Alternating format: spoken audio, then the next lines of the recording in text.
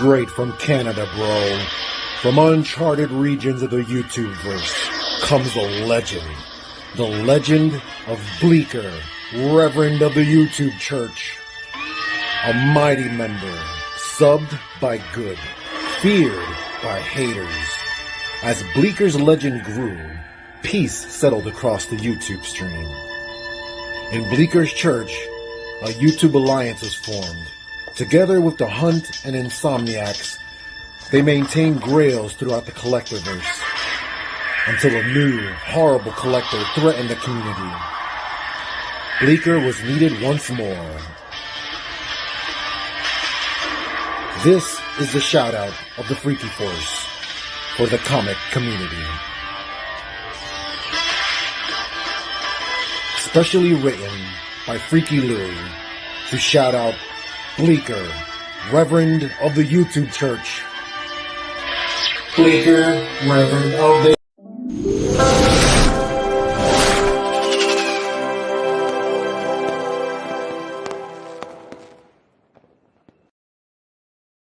Just like that, we are live. We got Boston Chris in the house. We got the immortal one himself, Biggie Shaq, in the house. How you doing, boys? Not too bad. Pretty good. Good. Glad to hear it. Before we went on, we were talking about slabbing a little bit. And I was saying, when it comes to slabbing, I've been doing more of it this year than in previous. But the reason that I think I've done more is just because of going to conventions, and it's just like, obviously, if you have good books that you want to, meet the artists and everything, might as well get a slab. But the other thing is that really, if you're going to look at it from the point of view of that, you can get it, verified later by CBCS. That's all cool, and there's nothing wrong with that. Like, I've done that too. The only issue that comes up with that is that, I'm thinking of it from a price-wise, where it's just like, to have a backlog of books that you got signed way back whenever that they can verify. It's going to take a while to do all that and be pretty expensive. So, it's kind of a, there's no way to avoid the expense, but that's why I've been doing a little bit more slabbing this year than others. But, yeah, I got a sense. There's a way.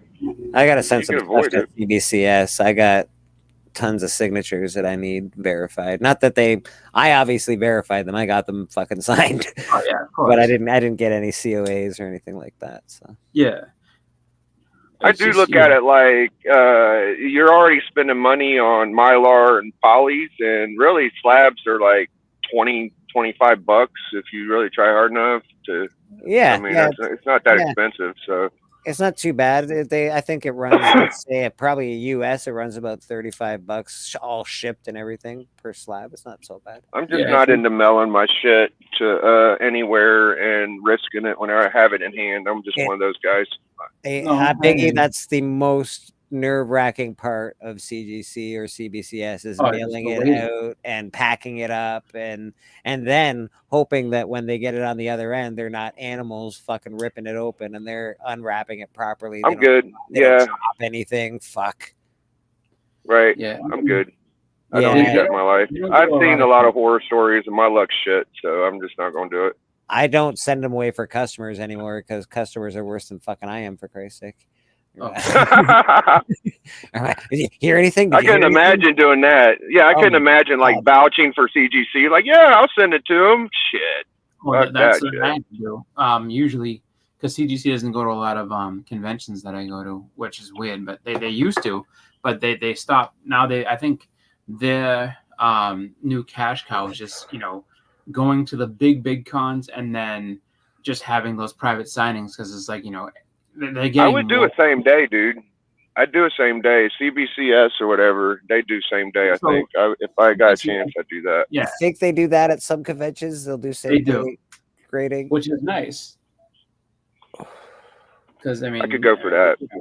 Let's say hello to a couple people in the chat before we get to it. It's not extraordinary. We won't be here too long. We got the immortal Biggie Shaq first in the house. got Las Crucius straight from New Mexico. We got 1063 Comics. I press a lot of 1060's books. He's a really good dude, actually. He's a really nice guy. Who else we got here? 1060. We got Gabe, Athos. We got Comic Cap Collectibles. We got Dares in the house. Dares has been Roscoe.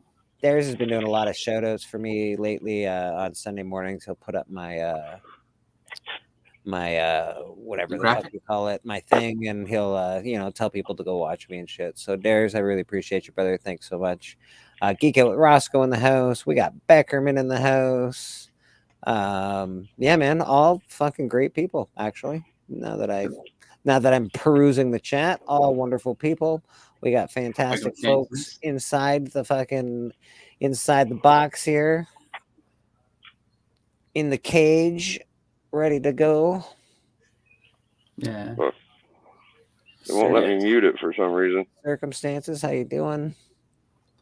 Yeah, CBCS has a lot of They actually, I haven't seen too many where they're doing the grading on site, but I wonder if they're doing it at Rhode Island. If they are, I'm gonna be actually kind of happy because I'm like, maybe they go ahead and. Yeah, I thought you were supposed to be hanging out with Beckerman's mom today. Circumstances, giving her the business and shit. What's going on, buddy?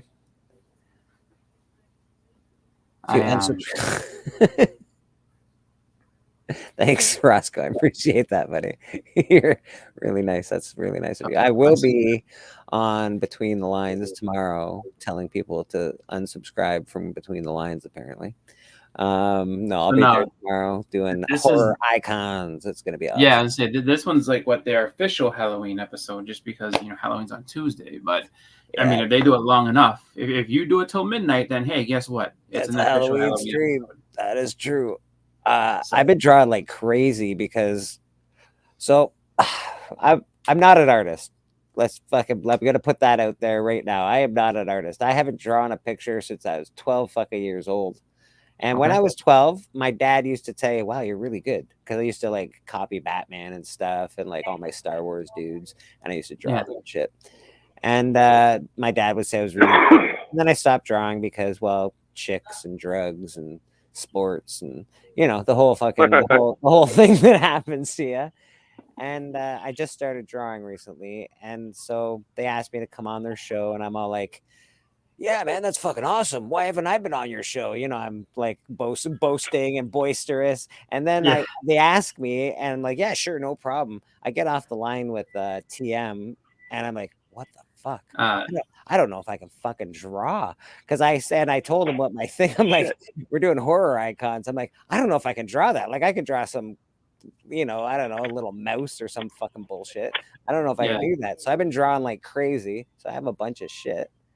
Thank you, John's Comics with Kids. Appreciate you. I'm gonna respond to Kate Pops, and these chicks will do it every time. Only certain ones. Not all of them. If that's the case, life would be amazing. But I'm in the chat. I hear you with that. Whereas there's a lot of times where you're into something like that, and then you just kind of lose interest from it and come back to it, which is fun if you find your way back to it. But one thing actually that you said that was actually interesting is that like when you talk to or listen to a lot of different what the hell am I? Oh, that's what I'm told. What have I done? I started a YouTube video. Hey, stop it. Why are you in my way? Stop it. Well, who's playing video games here? What's happening?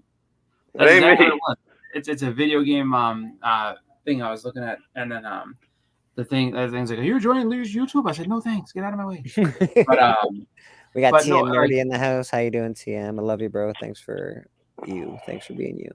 What I was getting ready to say before everything went crazy was a lot of the artists now will sit there and say like if you have action figures like pose them the way you want and then use that for reference. Like a lot of people do that. I need references, definitely. I can't necessarily draw off the top of my head. I definitely need references. No, I think everybody is like that. I mean, with the exception of like certain couple things here and there.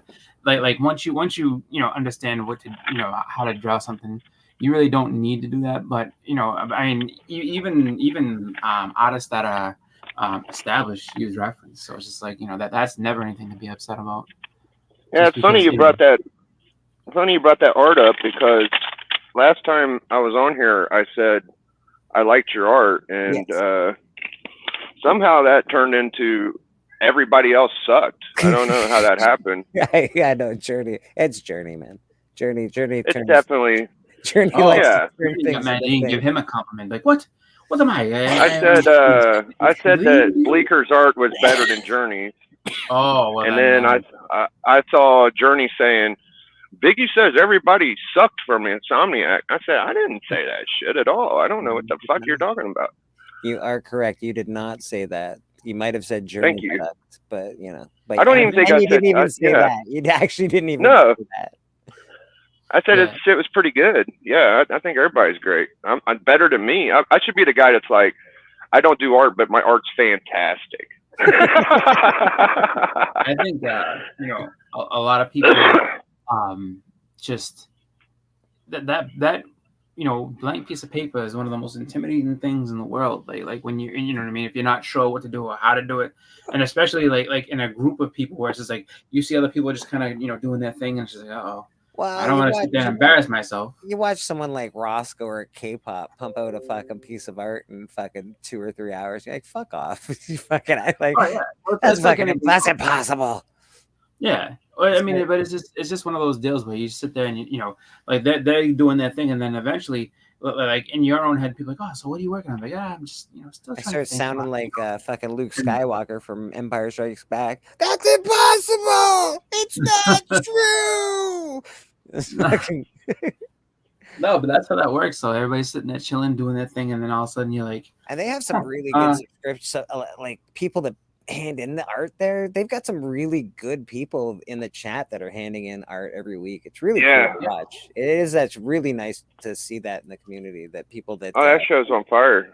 Yeah. It really is pretty cool, watching it. I've really gotten into it the last I don't know, 5, 6, 7, 8 weeks. Like, I mean, I know as a kid, like when we were in school, we used to get yelled at, like, because you sit there and be drawing on notebooks and shit all the time. Our teachers used to sit there like, what the fuck are you doing? Stop that.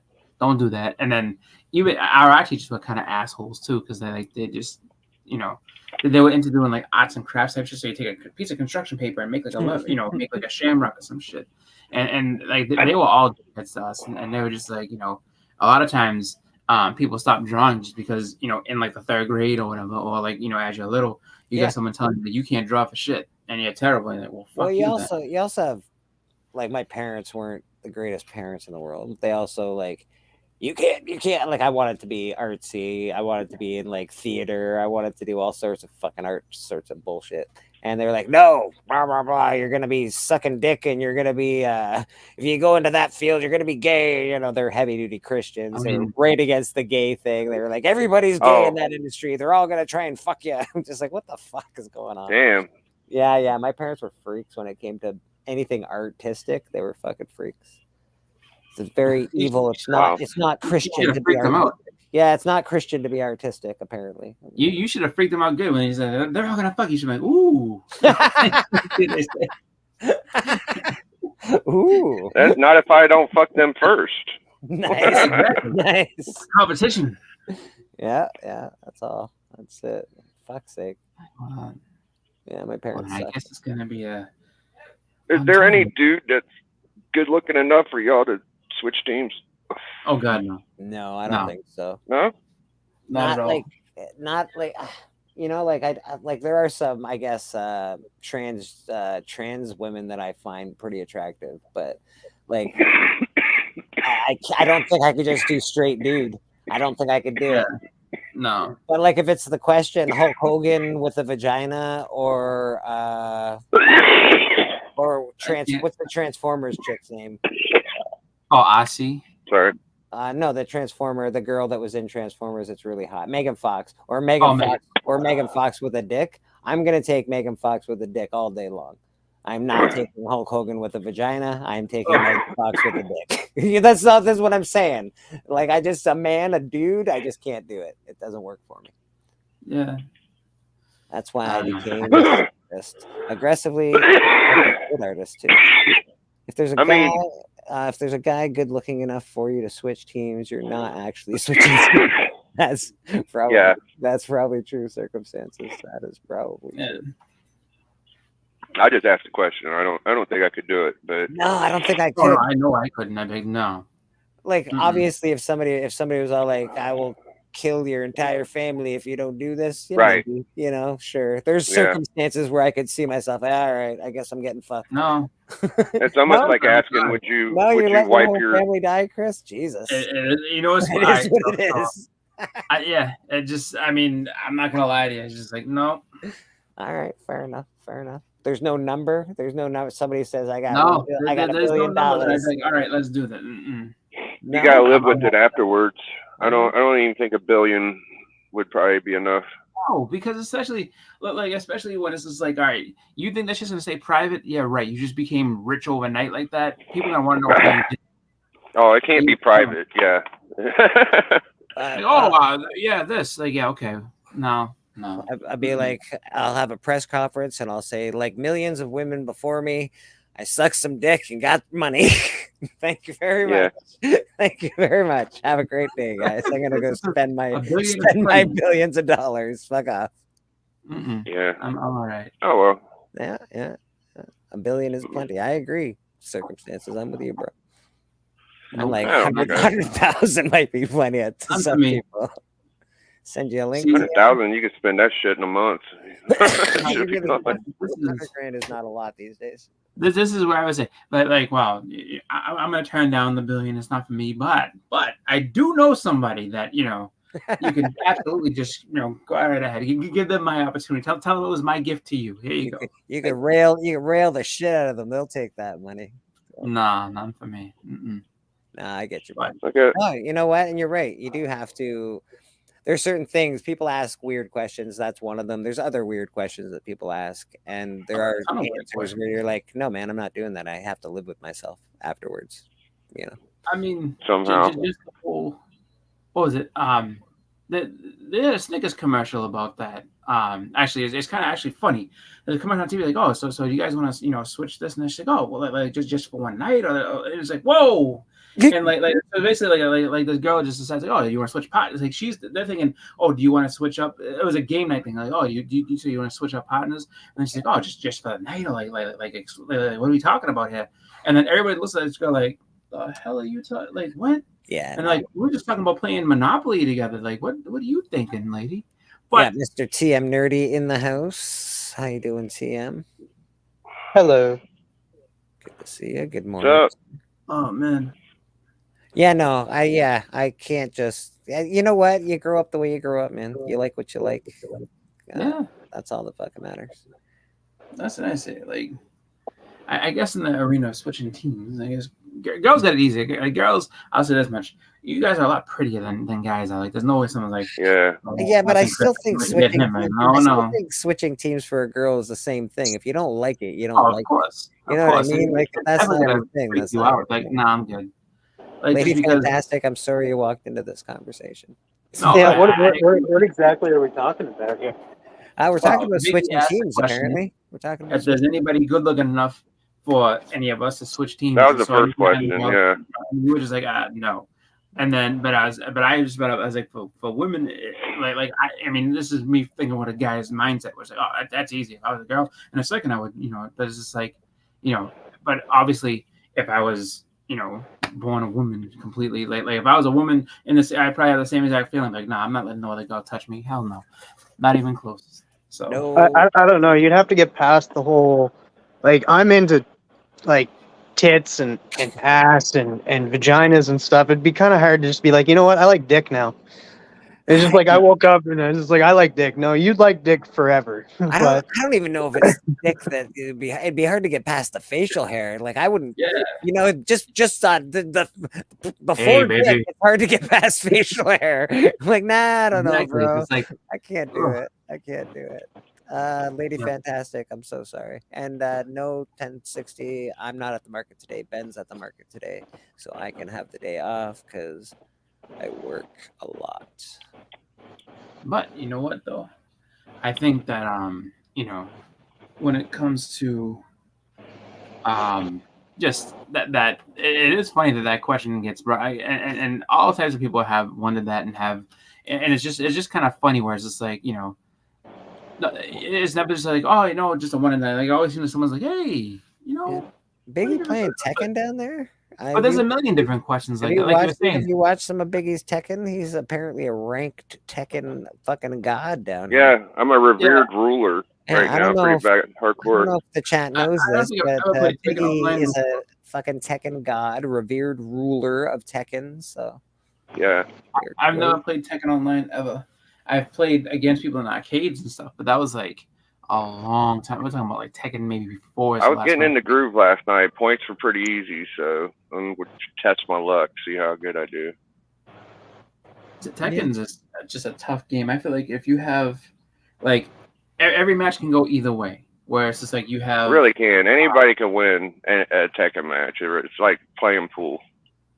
Well, that's the thing. It's like every time you kind of have it like that, and it's just like if somebody's kind of on a roll, like there's certain rounds that you just know you're not gonna win. Like I've seen people play against each other. Like one guy gets stomped out without even having to throw a punch, and the other guy, and then the next round, the dude comes back and just like, you know, wails on the other one. And then there's a couple. I mean, every once in a while you get a competitive where it's back and forth. Well, there's a lot of times that I run into these guys, Chris, that they got about 2.5 solid fucking games of Tekken in them, right? They can win those. They can win those 2 rounds, and then they can start off hot on that 3rd one. But sometimes they just fucking fall apart, and then I come with my 3, my consistent shit, and that's the fun part. So you do gotta win 3 rounds to win a fight. So it's technically pretty fair. Like you get a fair shot, but it is true. Like if you get a good break, like if you're playing pool, and you get those balls lined up perfectly, you know, anybody can win, dude. Like Street Fighter is different. Street Fighter is different like that, and Mortal Kombat's different than that. Because circumstances, I agree. I'm a huge UFC fan. I love the UFC. Aggressively. Everybody watch that. Aggressively relaxing says talking all that shit, but we'll see what happens when you and Ryan Reynolds lock eyes. That's fair. That's fair. Aggressively. My child is going to sleep. Did you watch that fight last night? Anybody see that fight? Yeah, I saw the fight. I did. Nice. I watch a lot of fights. It's just something I do. It was a meh. It was a really not too competitive. Francis Ngannou tried really hard. Tyson Fury just sort of boxed a bit, you know. I feel like Ngannou might have won. Well, no, I don't know if he won. I think Tyson Fury did a lot more to, like, Ngannou hit him a couple of times. He didn't hit him. Everybody that I read online was saying that, like, that Ngannou was the aggressor, and then he scored a knockdown. So people don't give credit to, you know, that's what Floyd Mayweather fucked up for boxing, dude. Is before his whole I'm a defensive fucking specialist bullshit, aggressors got points. Yeah. Like people that dictated the fight, but now it's like, people that counter are champions. So the guy on defense is usually the better. That's bullshit. You got to give credit to the aggressor. Circumstances, you obviously haven't watched enough fighting. The thing that I look at it was like if this dude, you know, scored a knockdown like that's a big deal. And I mean I can understand. That's one round out of 10 rounds. It's like I know. If you win 9 rounds and he wins 1 round, knockdowns used to count for more too. I mean, not technically, but he got knocked down, and I think in the third or fifth round or something like that. It was a good knockdown, but it wasn't like anything major. I don't know. I'm almost to the point if the other person gets knocked down, the other one don't, then the one that got knocked down loses. But Tyson not Fury with championship fight. It is a championship fight. So. It was a bogus fight. It was a bogus fight. It was meant to make money, and that's all it was meant for. Getting wrecked. Okay. I would be surprised if it's not a ruse to get a second fight with Ngannou. Oh, that's what you're gonna say, like, because he doesn't want to fight. He doesn't want to fight that other dude because that other dude might actually have a shot to kick the shit out of him. Well, I mean, saying that other guy's the money fight is why. Yeah, the other guy's the money fight. But Ngannou, if he fights again because of what just happened, because of how close everybody thinks it is, and Ngannou being the people's champion, if they fight again, they might actually, clear 100 million each. Like they might do a really good fight. That's 100% going to be the marketing for that. 100, like, just because when you look at it, and it makes sense, but like, as much as it sucks if people are like, oh, he got robbed, as much as it's a shitty thing to have happen, still, it makes sense for, boxing to sit there and be like, you know what, Tyson Fury won, because we're not going to let the world champion go down and be like, oh, the world champion lost. And, he didn't win definitively. Ngannou did far too well for being never a boxer. That's the problem. Ngannou did far too well for never being a boxer. Yeah. And but you know what? In a circumstance like that, yeah, I'd give him the fight just because of that. But I don't think he won it on points. The other thing, though, too. He won it in people's hearts, though. The people's hearts, they love him. Yeah. But like you said, now Francis can sit there and be like, dude, I knocked this motherfucker down. Like, we fight again, I can beat him. Like, I can legit go ahead and train harder. But then again, it's just like, and like you said, it's going to be to make that money now, just because it's like, now you can sit there, you have a chip on your shoulder, you have, I knocked it. He didn't do anything to me. I knocked him down. And this is a big dude. Francis is a big fucking big boy, dude. Did you see how? Well, like, he's fucking humongous. He's a big guy, and it's just. And his story is amazing. Like coming here, like living on the streets in Paris, like escaping where his village kind of situation. Like his story is a movie. Fuck, it's a movie for sure. Yeah. And I mean, the saddest thing that can happen though with that fight, like if they do a rematch, the saddest thing that can happen is that Tyson Fury trained, because let's say it was a thing, like, because I remember a long time ago there was there's two fights that Lennox Lewis had that he like that he basically ended up losing. He lost one and he won the other one. Yeah. But the only reason why he won the other one is because it was stopped by the ref.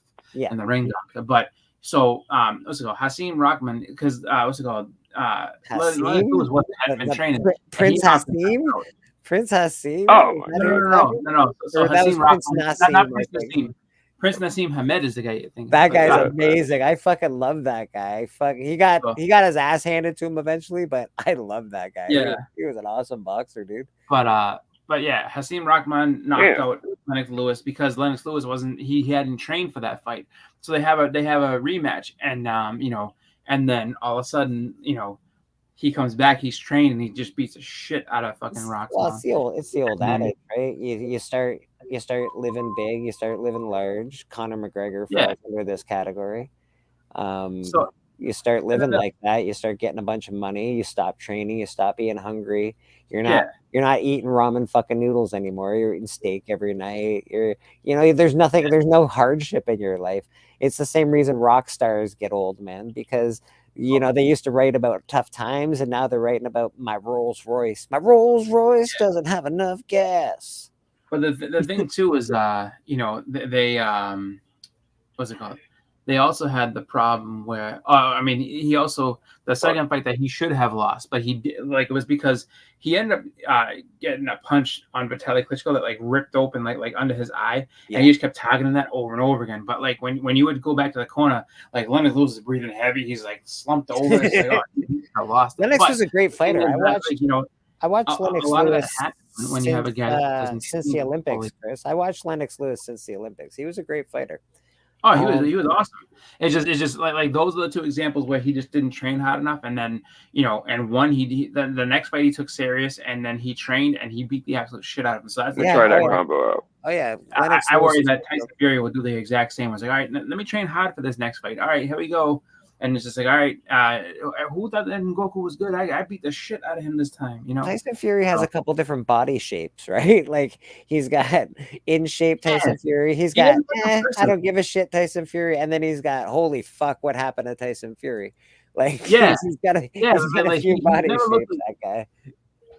Yeah. So there's a little bit of a madness. That's the hard part. People say he's the greatest heavyweight of all time. I don't know about that. I don't really. No, fuck no. Nowhere near it. And that's what everybody's throwing around right now is Tyson Fury's the greatest heavyweight of all time. I don't really think he's the biggest heavyweight of all time. He's fucking humongous. Guy's like, what? Is he 7'2" or some shit like that? He's fucking enormous, man. As far as the biggest, or as far as the best, I definitely think that is. Yeah, no. Like I don't think he's anywhere near. But he is. I think it's because he's almost got all of the belts, right? He's almost unified the heavyweight champ. He's got one more fight. It also speaks to boxing, the heavyweight championship belt, and it's never been done before. So I guess that's why they're giving it to him. Yeah, well, that's the thing. Like he's the right now. Like heavyweight boxing is not in the same spot. Like so, it's just like where it's like he's actually able to capture all these different belts. Like he's clearly like the best guy that's out there right now. But I mean, it's just one of those things where it's a down time though, because it's like if you can't be like, well, pound for pound, one of the pound for pound greatest heavyweight. Like hell no, like never ever. Doesn't know anything about people beating on other people. Only him beating on himself. Sorry, TM. Exactly. That's the only good beating you can that is out there. Like beating on yourself is like fuck yeah. I get it. I'm sorry. We just like walk into it's like, can you be attracted to a man? And then now we're on to UFC. I'm just like, frig. You're like, this is the worst stream ever. All right, that's fair. You know what we didn't do? We didn't do Biggie's intro. I like Biggie's intro, so we're gonna give him an intro. Biggie. Biggie.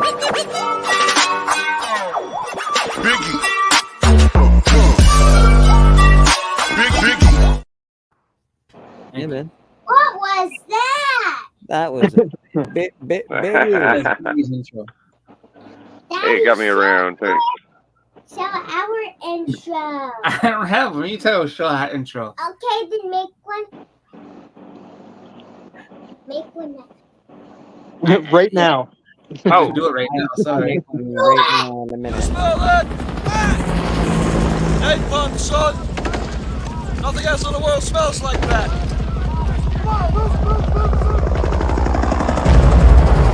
I love the smell of napalm in the morning. Good morning, Vietnam! Oh man. I watched Spine Ticks last night, and they're not allowed to use their fucking song anymore. I don't think. What song we've all watched Spine Ticks. If you don't know, they use the one where that dude's playing the organ, the "Wake Up, Everybody Wake Up, Get the fuck out of bed, wake up, bitch, go." That one, and that guy's starting to crack down on his shit. And he's starting to do claims with it. And so that sort of sucks because that's sort of been a Spine Ticks thing ever since I can remember. I wonder if it's weird. That big. Maybe he got an offer to use it for like a commercial or something like that. It's very plausible that that's the case. That guy has been on commercials and that doing kind of the same thing. So it might even be like the people, maybe not even him, but just people from those commercials being like, no, we own this IP now. Yeah. It could be. I mean, it's just one of those things where you never know how, like, all these things get sold and bought back and forth. So some people are just like, yeah, have fun. Other people are like, no, that's ours. You can't have it. I don't disagree with that opinion, Beckerman. That's a good opinion. I never really found Lennox Lewis to be, he's not my favorite boxer by any stretch of the imagination. I don't like Klitschko either, though. I think he's a super boring fighter. Oh, fuck me. But, Yes. It is what it is. It is what it is. I wish a lot of people had avoided being insane. Would save us a lot of hassle. Fair enough. Yeah. There's a lot of people that just, kind of just fell off and went off the deep end. There's like, Martin Lawrence did it as his show was getting, the height of its popularity. He just started having personal issues. And next thing you know, I wonder how much are the royalties, Evil? You got to pay royalties to use the song. Interesting. If I was Spine Ticks, I think I would just pay them. I mean, if it's only like $1 or something like that. Yeah, but then again, though, it's just like $1 a week. 1,000 subscribers or some shit like that. They're a pretty popular channel. That is they're only going to get bigger. They're only going to get bigger. Actually, it's a good song, and you've been doing it for years. I don't know. I think I would keep that. Just song. let's go. See if people will do it through super chats. Like, hey guys, $3 look. a month. They can make that in a super chat. $3 a month? Yeah. Look. Oh, dude, and then you just do it as a giveaway. Hey, who wants to be? What's it called? We'll give you a shout out for the song or something stupid. Yeah. Who wants to be the guy, the plaque on the bottom of the song this month or whatever? That's a good idea. You said health problems, but I kind of wonder if he lost his shit or something. I don't know.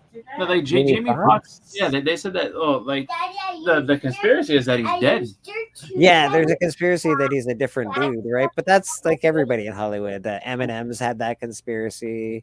Jackie Most Chan's recently, Eminem's been having that conspiracy saying like he's a cyborg. I was like, what? Why are people saying this? Like, what?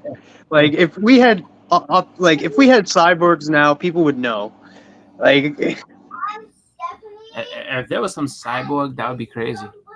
Like, you know what I mean?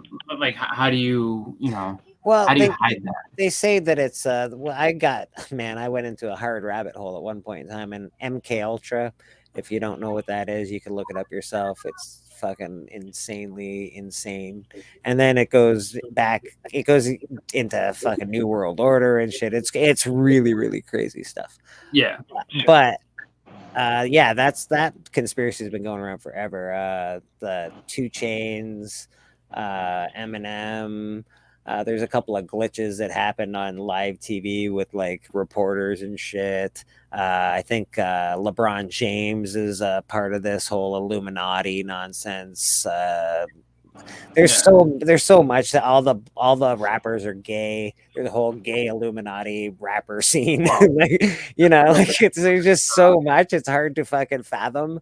So I don't know about all that shit. I don't know about like gay stuff. I do know that was it so Prodigy from Mobb Deep started speaking out against Illuminati being in music and this and that, and that he ended up having I think it was either a seizure or something from sickle cell because he was in the hospital, and then he ended up dying not too long after that. So they're just like basically his cause of death is choking on eggs. Evil said the last time that Jamie Foxx was online was July. That's a long time for it was a while ago. Like, didn't he get in a bad car accident or something like that? That is a really long time for a celebrity, because isn't he supposed to play I know, stop laughing, but he is supposed to play Spawn. Fuck's sake. He's been stated of that for a while, but I don't even know. Like, Spawn's been up on the dockets since the first movie came out. They'd be like, "Oh, we're making another one," and it's been like that forever. For number 2 for 25 years. I got you, bro. I get you, man. 100%. But TM's right. TM is absolutely right.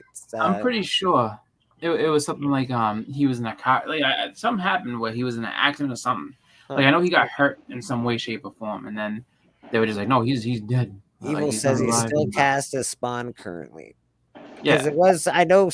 I watched Todd McFarlane, his live videos and stuff. He was very excited about him. So, and that was just this summer. So I'm wondering. That's interesting. I'm surprised they don't just get Michael J. White to do it again. This is like it's been long enough, and it's just like I don't. You get the much less background for it. I don't really like that guy very much. I like his voice though. He's got a really nice voice. Actually, what would be cool is unfortunate. You drew that, right, Modi?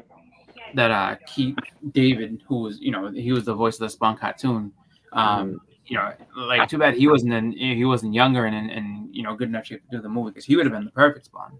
Like he's just got the voice and everything. Trev, the shipping gurus popped in here. How you doing, Trev, brother? Appreciate you, man.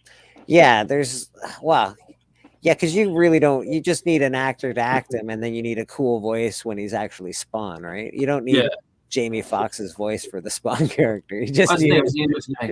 So when it come down to look here, Malbosia. I know. I don't know, man. I'm not sure. I like Jamie Foxx as an actor, though. He's all right. Like, he's not the best actor in the world, but he's pretty good. He'd definitely have to deepen his voice for the role. You would think, right? Because he's pretty high. He's pretty high sounding. I almost wonder if he's gonna do the same voice he did as Electro as Spider-Man. Yes, Jimmy. I'm gonna when he had the heavy voice. What? Apparently, Jamie Foxx had a stroke back in June. Didn't affect his appearance, but took a toll on his body. Oh, I'm doing this right now. Okay. No. That's really sad. Glad to hear that, Mr. Jamie Foxx. I hope you can recover. You are a bazillionaire, so you probably have enough money to recover. I hope you're all right. Well, that's one of the benefits of being rich is that you can afford the best healthcare in the world. So yeah. Oh, that sucks, man. Speech, memory, mobility. Oh, speaking of changing teams, I don't know what was it? Who said it? Aggressively Relaxing said it. I don't know if Ryan Reynolds, because I really don't like Ryan Reynolds, but if Thor, if I locked eyes with Thor, maybe like in real life, I'd be like, I don't know. You're pretty handsome, Thor. You're a pretty handsome devil, that guy. How can you not like Ryan Reynolds, man? I just don't. I think he's you're not Canadian at all. Well, he's a real shitty actor, bro. No, he's not. I did this for Ryan Reynolds. Ryan Reynolds. I actually could see him, going ahead and like, you know what? I could switch teams because I've hit the peak of what I can get with women. He was with Scarlett Johansson and he's with Blake Lively now. Like he was with all these good-looking girls. It's like, yes. If you're gonna talk to me about actors, I'm always gonna hate actors that just act like themselves in every movie. I'm not gonna hate them, and I'll appreciate them. I appreciate Ryan Reynolds as Deadpool. He is a perfect Deadpool. He is fantastic as Deadpool. I appreciate Clint Eastwood being Clint Eastwood because he's Clint Eastwood and he's Clint Eastwood in all of his movies. There's never a time where Clint Eastwood plays a role. He always plays himself and it's amazing. Yeah. But that being said, they're not great actors. You know what's funny? So Trev, he caught me talking about like Lively, this and that. You ever see what was it? What was that movie that not Gone Baby Gone? Oh my God, no, The Town. Right, Ben Affleck's in that movie and everything, and Blake Lively. It's about Charlestown and Boston and everything. Oh yeah, I have seen that movie where he says, when he says something to his buddy, he's like, "Yeah, you can't ask any questions, but we gotta do this, we gotta do this, and we gotta do this. We can't ask any questions." But one question. Speak on Zachary Levi right now. Zachary Levi is doing great though. Now I watch a few channels and stuff, and he has a upcoming appearances in like cons and that coming up and stuff. Or I think it's Flappers. I don't know. There's something with Christian Harloff. If you guys know who Christian Harloff is, he's doing okay. He got hit by the fucking plow, right? Oh no, that's you're talking about Hawkeye. Oh yeah, I was talking about Hawkeye. Yeah, Zachary Levi's Shazam. Oh, Shazam! What happened to fucking that guy? He got fucked up. He's going through depression and stuff, but he's doing good. He has upcoming gigs coming up and people are excited to talk with him and that. Christian Harloff is one of them, I think. You guys are and there's a few others. You guys are real nerds, man. I know, right? It's in my name, man. We got S. Yeah, I was saying about how in that movie. So Blake Lively's in that movie in The Town, and she's like, just like this trashy girl or whatever. Michael Baker. She's like, but it's just like, and Ben Affleck has a kid with her or whatever, but he wants nothing to do with her. He's like, God, no, we grow, yeah. And I'm just like, dude, though she's supposed to be like junkies. Is Blake Lively the same chick that played in that musical? Fuck. She was in the first Green Lantern movie. Yeah, I wouldn't recognize her from that because I hated that movie. She was, she I think also is the Baroness in the G.I. Joe movies. Oh. Most people know her from, I've never watched the show, but it was, she got her fame from Pretty Little Liars. Yeah, I never saw it, but she was in that movie. She's supposed to be this. Was she in Les Mis? Was she in Les Miserables with? No, that's Anne Hathaway. Okay, because Anne Hathaway needs a fucking sandwich. I just want to say that out loud. Anne, you need to eat some sandwiches. And I respect you as an actress or actor, whatever you like to be called, but you need to eat some sandwiches. That's all I'm gonna say. But yeah, it's funny though. Blake Lively is not famous at all. Okay. She's definitely not in a ton of stuff, but she is. What she's mostly known for is being married to Ryan Reynolds and Pretty Little Liars. And now more so, their relationship is public knowledge because they blast each other. They riff on each other through social media, calling each other idiots, Ryan and Bleek, Okay. and just being like lovingly, jokingly towards each other, and just like kind of,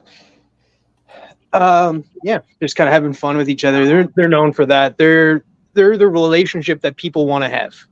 Okay.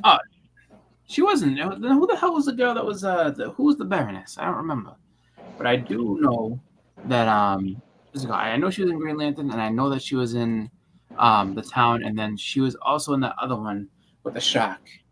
Blake Lively is gorgeous. Amen. Yeah, well, that's the thing. Like, they try to make her out to be like she's a junkie and this and that. And Ben Affleck's like, I don't want nothing to do with her. Don't come near her. And I'm like, dude, she's smoking it. I don't give a shit what drugs she's on. She is amazing. Oh no, you would care. Trust me. If you prettiest crackhead in the world is still a crackhead. Well, that's pretty much. I definitely can vouch for that. They're terrible people. They are not. I've dated a crackhead. I used to be a crackhead. Let's say they're terrible people. Let's just say the drug is a terrible drug and it does terrible things to people. Yes, exactly. If TM keeps calling Gossip Girl Pretty Little Liars, I'm gonna fly to Canada. Beckerman's coming to get you, TM. You better watch yourself, bro. Oh, is that why? Is that what she's from? Gossip Girl, not Pretty Little Liars. See, I never watched either or, so I don't know. Sienna Miller. Okay. And Sienna Miller is Baroness. I forgot about her. I thought she was Blake Lively. She was in the Pants movies in that one show, like the Traveling Pants. Is that the Pants movies? Apparently. I never watched the Traveling Pants, but I hear see, Sisterhood. That's probably why I didn't watch it. The Traveling Pants. Yeah, I knew there was a Traveling Pants movie because I know girls that have watched it. I've dated girls that have watched it with other girls. They all seem to watch it together. Well, I mean, it's a sisterhood. They gotta sit there. I know they gotta watch Traveling Pants all the time. Right off, little pussy. It makes sense, you know. You got a bunch of girls and they all borrow each other's clothes, so there you go, Traveling Pants. That's how it happened. And all I know is that they're like special pants because there's this girl that was a different size than the rest of them, and the pants still fit her. Oh, that's all I remember. All I know is the girl from not Gossip Girl. Don't come at me, Beckerman. Gilmore Girls. Gilmore Girls. The daughter in Gilmore Girls, because my foster mom used to love Gilmore Girls, so I'd always watch that. I always thought the daughter was hot. She was in Sisterhood of the Traveling Pants. You know who I find really attractive? The Fuck Me Santa chick from Bad Santa. Fuck me Santa, fuck me Santa, fuck me Santa. That chick is fucking hot. I've never seen Bad Santa. You better watch it this Christmas. That's an order from Santa Claus. That's an order from Santa Claus himself. Jesus. Actually, no. The one movie I make it a point to watch at Christmas time is Christmas Vacation. That still is the greatest Christmas. Yes, it is the greatest movie of all time for Christmas. Pretty good. What did you guys think of the second one? The second Christmas Vacation? I don't remember it. No, Bad Santa. I was going to say, they didn't make no second one. I hope they never do, because the first one's amazing. I like the Bad Santa too. I thought it was pretty good. I've never seen any of those movies. I hope. I know that one of them, John Ritter, is in. No, I've never seen him in the preview. I think that was his last movie. His mom is like one of the most. What is it? She's one of the most famous actresses in the world. It's awesome, man. They always get really good actors and actresses to play in that, or actors. I guess they're all actors. I'm sorry to all the actors in the world. I apologize. Oh well. You're all actors. All right. Well, I gotta get ready because we're gonna go to this video game today. Going to church, aren't you? So I gotta get ready to go so we can go and play some video games, this old school arcade type thing. That sounds fun, buddy. Yeah, it sounds fun. Should be fun, hopefully. We'll see. My wife is worried that my daughter's gonna get bored real quick. She's like, "Yeah, it's not gonna have fun in this arcade with all these games." I'm like, watch this. Play it. And it's pretty cool. It's like $20. You can play and you can, I guess, get unlimited games. Like you're just paying admission to go in. And so I guess all the games are basically free. You just pay to get in the door and then just play as long as you want. I would definitely do that. I could out fucking play $10 or $15 fucking door charge, no problem. Yeah, absolutely. And that's the thing that's crazy with that. Because it's like you go to place like Dave and Buster's and all that, and this other place that my wife was suggesting. She's like, it's just like, okay, you go in there and you gotta buy the little card, and she's like, all right, and it's like, oh, it's credits, so it's like, oh, this will be 19 credits, and it's like, all right, you only get 100 of them, so you play 5 games and then you gotta re-up again. Like, I don't think so. Got Mr. Cali Comics coming in. We're saying goodbye to Mr. Chris. Chris, you got anything coming up this week you want to talk about? Wednesday's gonna be graphic content, and Friday is the hunt. So, and Friday's gonna be kind of funny just because I'm going to a convention during the day, and I'll be back for the hunt after. So, you know, because this weekend's also Rhode Island Comic Con, so I'm gonna go and do that, and you know, get some stuff signed, send some stuff out to get graded, unfortunately, and wait months and months for it to come back. But it's gonna be fun to go ahead and new stuff. So you're going to be potentially losing big books instead of getting them, is what you're saying?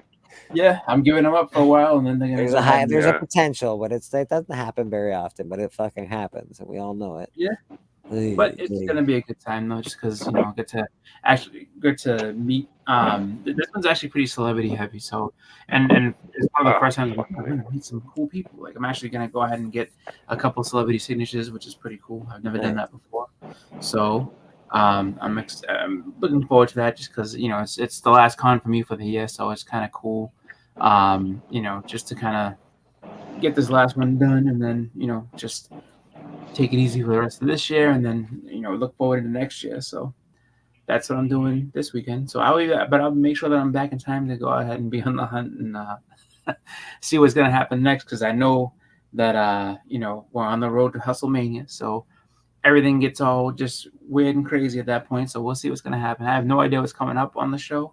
I just know that, you know, people are excited about Hustlemania. So I can only imagine what that show is going to be like. So I'm looking forward to it myself. But that's all I got. All right, buddy. Well, it was very nice having you on. We appreciate you jumping on, buddy. Booyah. Have a wonderful rest of your day and enjoy your video games. Maybe I'll check in from the road. We'll see what happens. Anytime, brother. You know you're welcome here. Nice, guys. Just as take it easy. Cheers, brother. So what we got? Cali Comics chatting in the pack. Glenn, how you doing this morning? Good to see you. Oh, I'm so. We did lose an amazing Canadian. He did go through some rough shit through his years, but he still came out on top and that. But he died, and that's rest in peace, Matthew Perry. Matthew Perry, yeah, he did die. That is the facts, Jacks. He was a Canadian, yeah, he was a good dude. K-pop still trying to wake up. That's fair, K-pop. I think we're all still trying to wake up a little bit. Yeah, Matthew Perry. I didn't. Oh, there goes Biggie. I didn't. You know, it's not. I didn't love a lot of his work, but I appreciate him as a human being. He definitely has a crazy, alcohol-induced story to tell. It's too bad that he's passed away.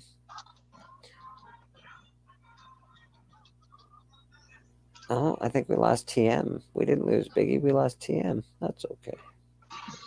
I hope you're okay. I hope your internet's all right. Yeah, he was only like 55 or something like that. He wasn't old enough to go, that's for sure. Drop the link. No problem, TM.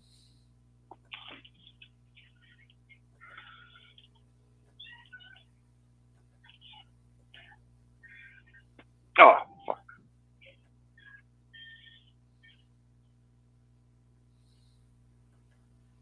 The whole 9 yards, yeah. That was, and the whole 10 yards, I think, after that. Which, wouldn't that be something else after 10 yards? Isn't it like a meter or something? I don't know. You got no real connection with Matthew Perry. Yeah, I don't have a real connection with Matthew Perry either. There's nothing that, you know, Friends was a great show. I didn't hate Friends or anything. It was pretty awesome. But nothing crazy crazy connection with Matthew Perry. I wish his family well. I hope his family is not struggling too badly. It's gotta suck. Yeah, he just like last couple of years. I guess it was kind of controversial because he did call out what's his name from The Matrix and stuff in that book, saying it wasn't that great. But other than that, Matthew Perry was great. And speaking of the whole 9 yards, the whole 9 yards and the whole 10 yards were probably my favorite movies he was ever in. I love those movies. Blowing it. Which movies are those? Sorry. The whole 9 yards and the whole 10 yards. Yeah. I like that one where he was like fucking with money, or he was a dentist or something. I don't know. That's the whole 9 yards. Yeah. Oh, okay.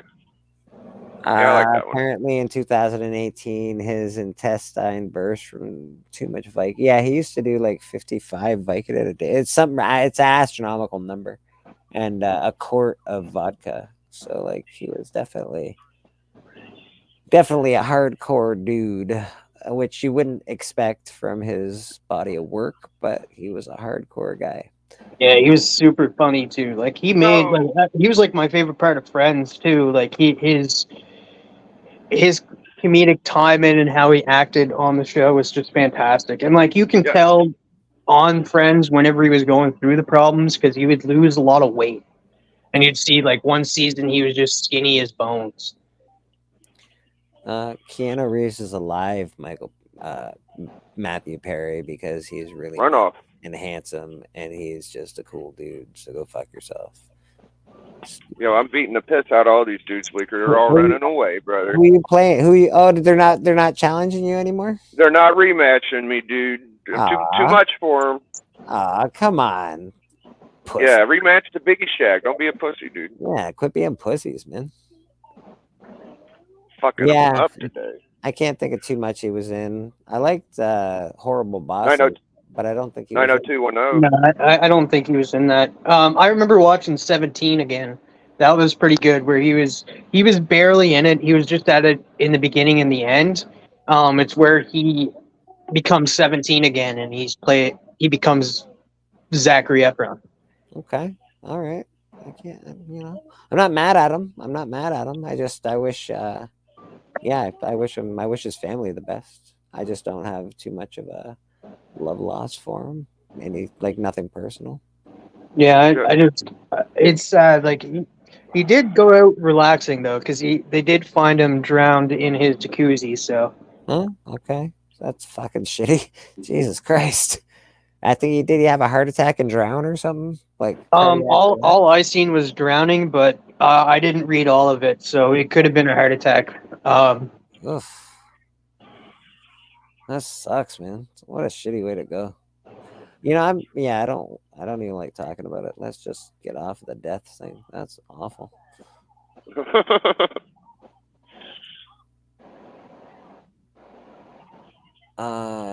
Glenn, I don't know if I've ever called you handsome. I've called Glenn handsome. You've called Glenn handsome? I call him sexy all the time. Sexy, eh? Wow. I might have, I think he's mistaking when I say hard to look at as handsome. I know they both start with H, but different things, Glenn. My controller finally shit the bed, dude. I think it finally shit the bed. I can't even do what the fuck is wrong with it. Yeah, I guess he fucking Jim Morrisoned himself, eh? Fuck him. Jesus. Get off here. No, having a heart attack is no. See, I didn't know the heart attack part. All I was saying was he was relaxing before he died. Yes, yeah, no, that's fair. No, but having heart attacks really do hurt. Apparently, I haven't had one. I don't want one. I'm scared every day, because that's how in Empire Comics, he died of a heart attack, and he was only he was young. I think he was he had to be at least 40, 41. That's so scary. I'm just scared as shit. You gotta not worry about that shit. Just don't, you gotta live your life, bro. Live your life. Don't be scared. Go about your day. Be awesome. be your best yourself, and then fucking that's all you can do. That's all you can do, and hopefully you leave a lasting impression. Well, you think, but the lasting impression is like, just think about it. The person that finds you is going to find you, like, because when you relieve your bowels and all your bodily fluids when you die, so that's the last impression anybody leaves. That's always on my mind. It's just like, when they find me, they're going to find me with shit all over me. Yeah, well, that's the last impression you leave to like some nurse or like, you know, but your family is going to remember the good times that you had, or your friends, or whatever kind of life that you, like. I don't have much of a family, so like I would hope that my friends would be like, you know, oh, remember that time, or remember how fucking idiotic that dude was, or whatever the fuck they say. I don't know. I hope some, you know, that it's that as opposed to not that. There goes. What the fuck? Aggressively relaxing. How are you again? Good to see you. On lighter news, the SAG strike might be over. Is it going to be over before Christmas, or is that? They're thinking that it might be over before Halloween. Well, it has to be. If it's not over before Halloween, then it's got to be after Christmas. So it's going to be in the next year. Yeah, they're thinking of they're in talks now and stuff, and they're thinking of just ending it. And they're getting pretty silly with some of the stuff. Like the SAG was just like, all right, if you're part of SAG, you can only dress up as like one of the normal costumes. Ghost, a vampire, Frankenstein, any of the Universal monsters, go free. But you can't dress as like one of the Avengers or anything that's in the media if you're part of SAG, because then you're just like what do they call it? A scab. You're a scab. So like, all right. That's why I like that. I like Ryan Reynolds, because he went on. He flew back at that whenever SAG was like, yeah, you can't dress up as like superheroes. And he's like, I can't wait to start calling my daughter a scab for dressing up like a superhero. That's what Ryan Reynolds would do. He'd look at his daughter and be like, "You're a scab, you know that, right?" Michael Baker, you did win some comics on Who Dat's auction. Thank you so much for your support. I really appreciate it a lot. That's very cool.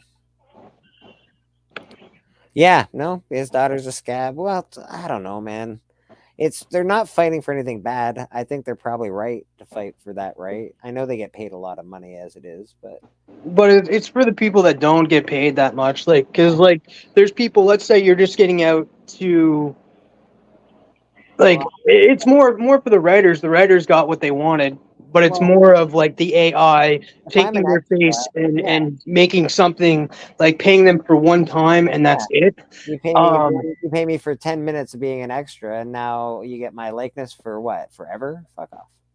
Yeah, and you got to understand, these actors, they do go. Some actors go 3 months, 4 months without finding another acting gig.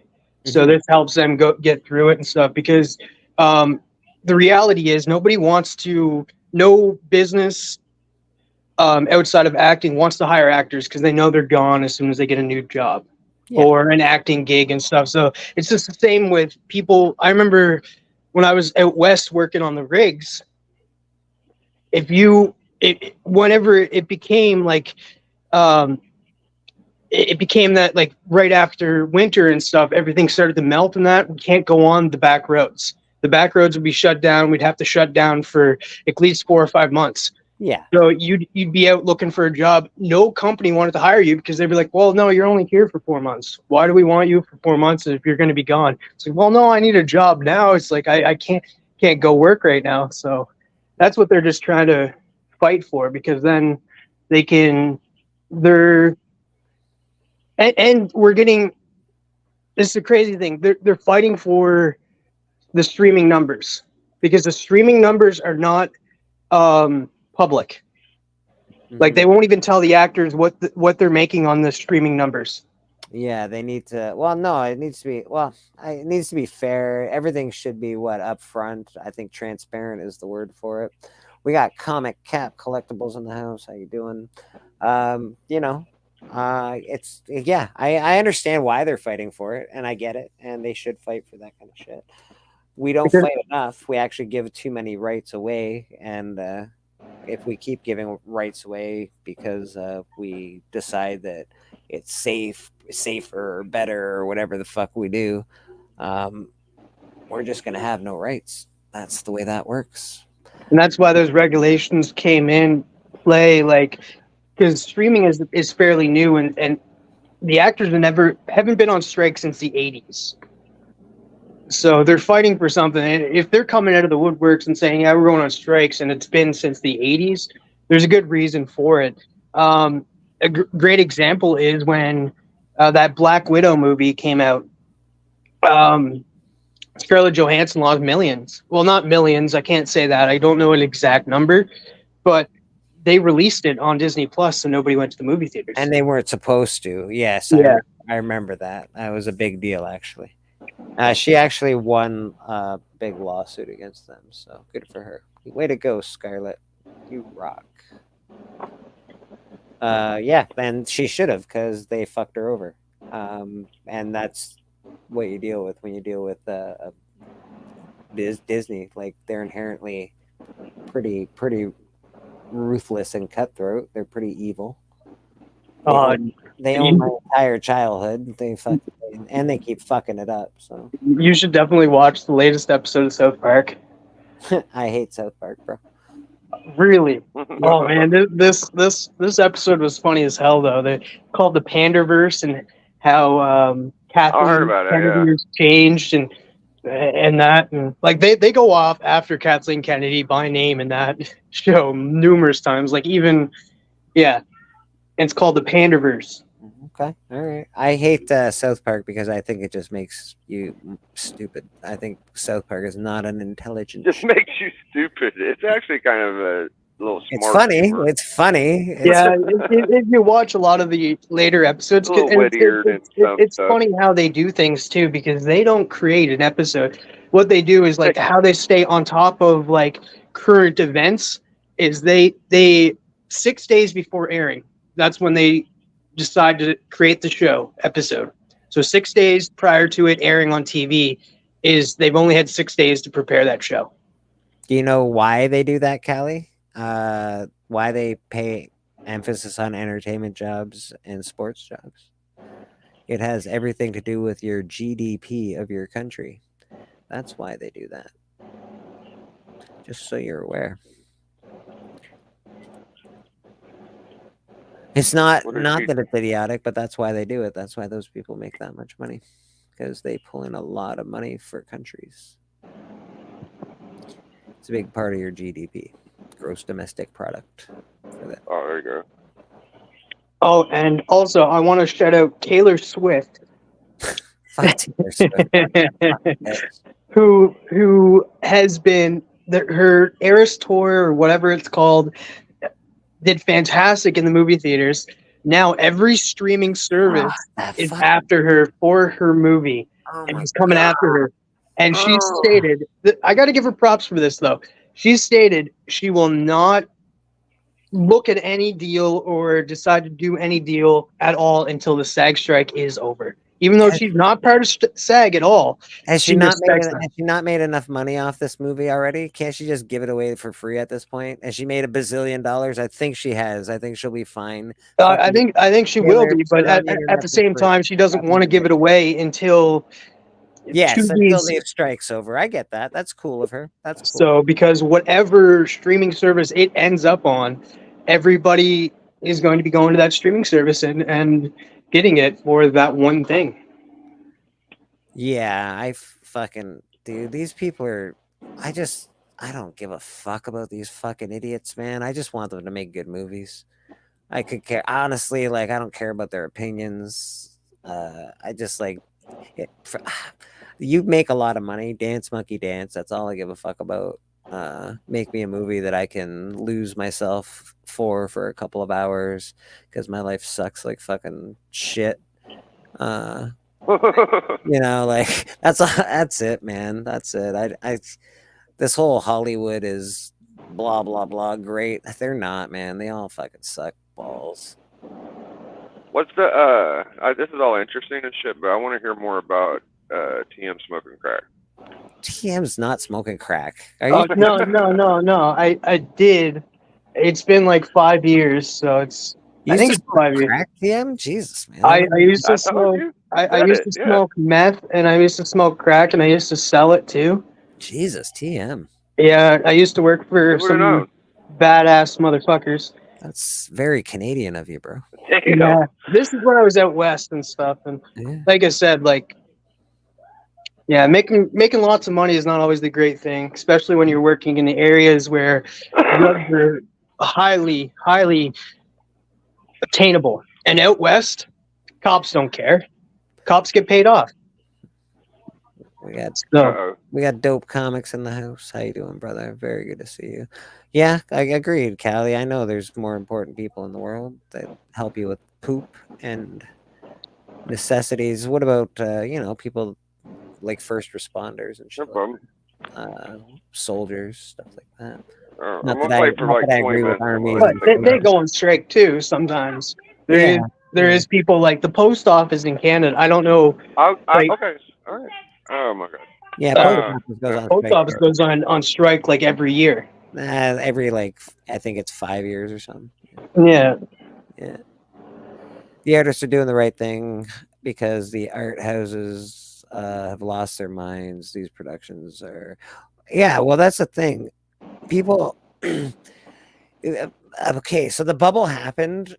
And people started investing. People from this fucking asshole world started investing in art and comic books, and it's super fucking annoying because all they're doing, it's all money. It's the same. CGC is the same way. It's all about money. They are not your friend. They're not like, oh my god, these books are amazing. They're so cool. We're all about the collector or the hobby. It's not that way, man. And that's why all the books are up. That's why it's like that. I fucking hate these people. I hate these people, man. They suck. I wish it was different, but it's not. So this world we live in. I'd rather pay the person saving lives $1 million a year because hey, maybe they wouldn't get so jaded with their jobs. Yeah, you're not wrong, Callie. Avatar 2 didn't turn a profit. Did anyone even ask for fucking Avatar 2? Mark from Legion of Comics did. Like, fuck's sake, why did we even fucking get a fucking Avatar 2?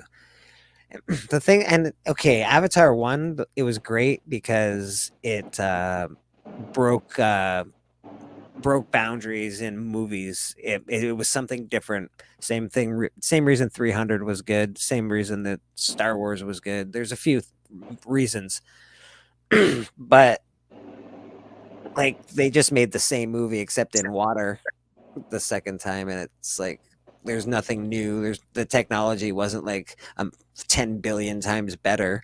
It looked like the same fucking movie in water. Like, fuck off with your fucking bullshit. Yeah, I didn't see the second one. I did watch the first one, but like, I remember a little bit in it.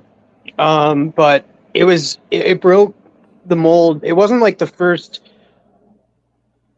I don't want to say it was the first because I don't know for a fact, but I know it did. It made 3D advance in the future. Okay, all right. Michael Baker, I'm with you. Nobody asked for Avatar, period. I didn't. Well, after I saw the first one, I didn't hate it, but I didn't want to see the first one. But I did. I eventually saw it. A movie I do want a second sequel to.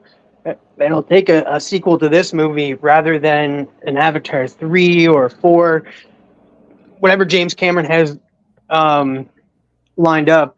I want to, because I recently watched this movie and I absolutely loved it. Alita Battle Angel was freaking fantastic.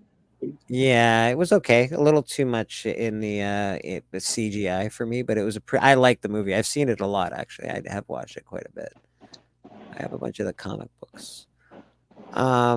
I'd like to see a Titanic too. Do you think they could make a Titanic too? That would be. I don't know. Like they'd have to make it like supernatural. Like this is what happened to them after life. What happened? Let's go hang out with all the people that died down. Are you telling me something bad happened in Titanic? Is that what you're trying to tell me, TM? Oh man, now I gotta watch the first one. Oh, Glenn, get out of here, man. Glenn probably never sees it. He's probably not seen the Titanic, actually. Have you seen the Titanic, Glenn? If you have not seen the Titanic, it wouldn't surprise me.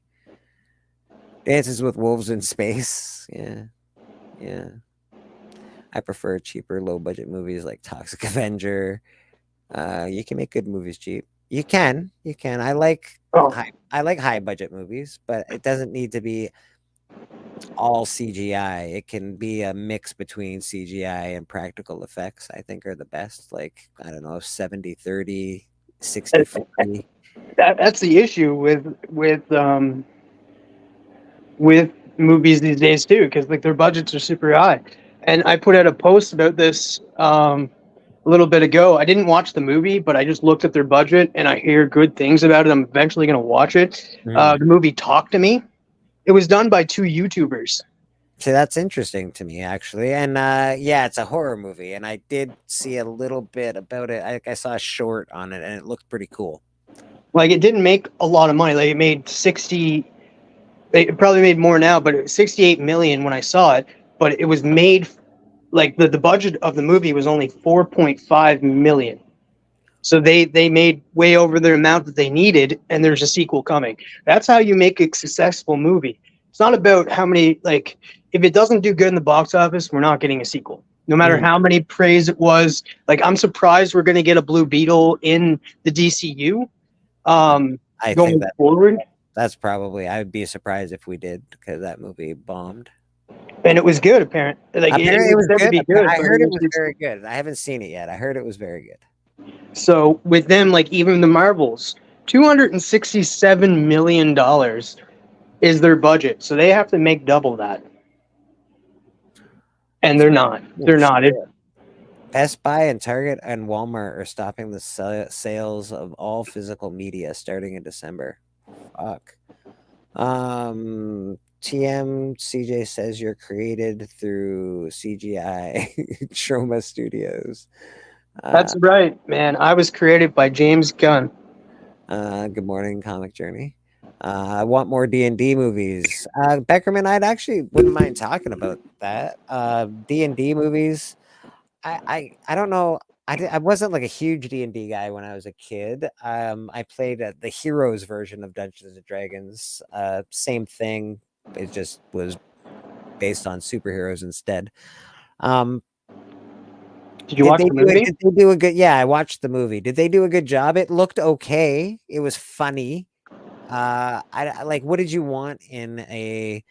I guess if I was a D&D fan, I'd want something a little more serious, something cooler, not quite so jokey and hokey. Yeah, I was not like into Dungeons and Dragons either.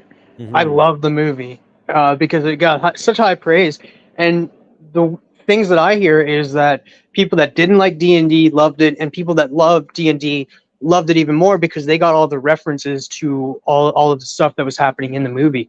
So they enjoyed it even more. So I really do think that we will eventually get another Dungeons and Dragons movie in the future.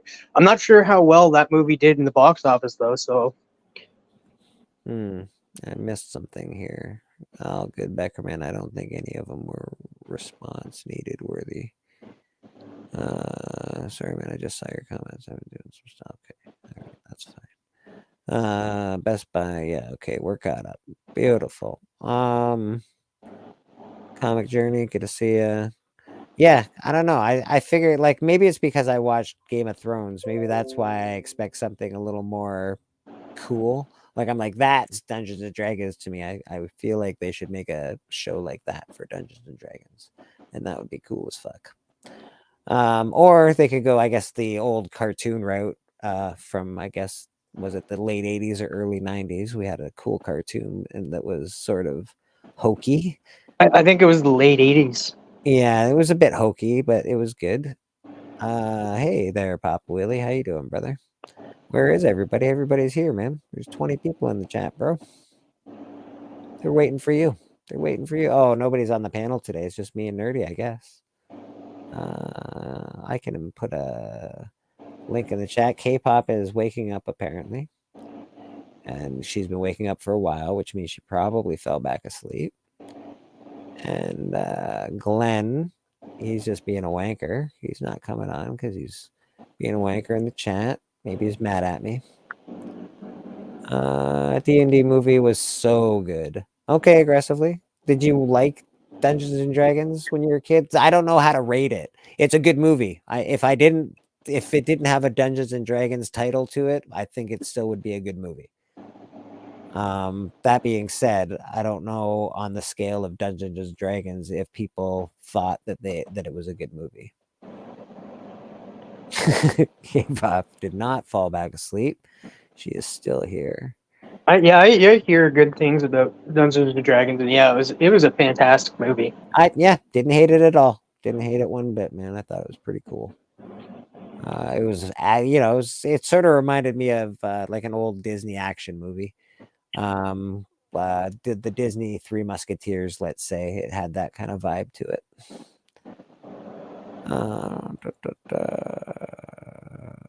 Let's say this to the people. I don't even know. I want to see you. You want to see me. Anyway, what matters is we're here. Sorry about that, TM. I cut you off by accident, buddy. Oh no, it's all right. I don't know what next movie I'm gonna go see. I was gonna go see the Marvels, but I may still go see the Marvels. It's the shortest MCU movie to date. An hour and 45 minutes, I think. Yeah, and aren't people mad about it because it's not like it's not woken or something? It's not like they did something and people are mad. No, I don't understand why people are mad because, it's a shorter movie, but haven't we all been crying for the movies to be a little shorter than they are? Because I know people are saying like, oh, we need to bring back intermissions because movies are so long. They're not wrong, actually. I was looking through a list of movies the other day, and they're all new movies. I'm like, 3 hours, 2 hours and 45 minutes. I'm like, what the fuck? Why are movies so long? I guess we're paying a big buck for them, so they should. Well, that new Martin Scorsese movie, 3.5 hours long. Yeah, it's insane, bro. It's insane. Good morning, Hoodat. How you doing, brother? Good to see you. That doesn't matter. It doesn't have to be long. That's not what she said. That's not what she said. I don't mind a long movie, but it's got to actually be long for a reason.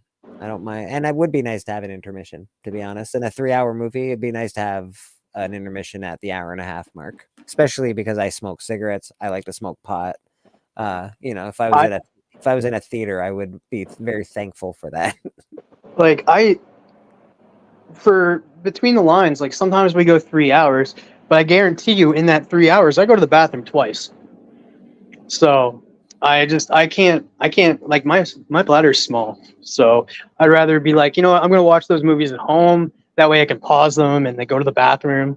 I love the whole movie experience, but there is something to be said about watching one of those movies in a big theater. I've watched all the Lord of the Rings in the theater. I've watched all the Star Wars movies in theater. I've watched all the Matrix in theater, and there is definitely something to be said about seeing them live and in fucking color like that. It's pretty cool.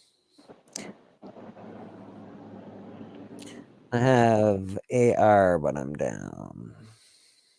See, I might go see the Marvel because, like, the only saving grace for me for that movie is Miss Marvel, the actress that plays that character. She's so charismatic and pulls you in, and she's just a likable character.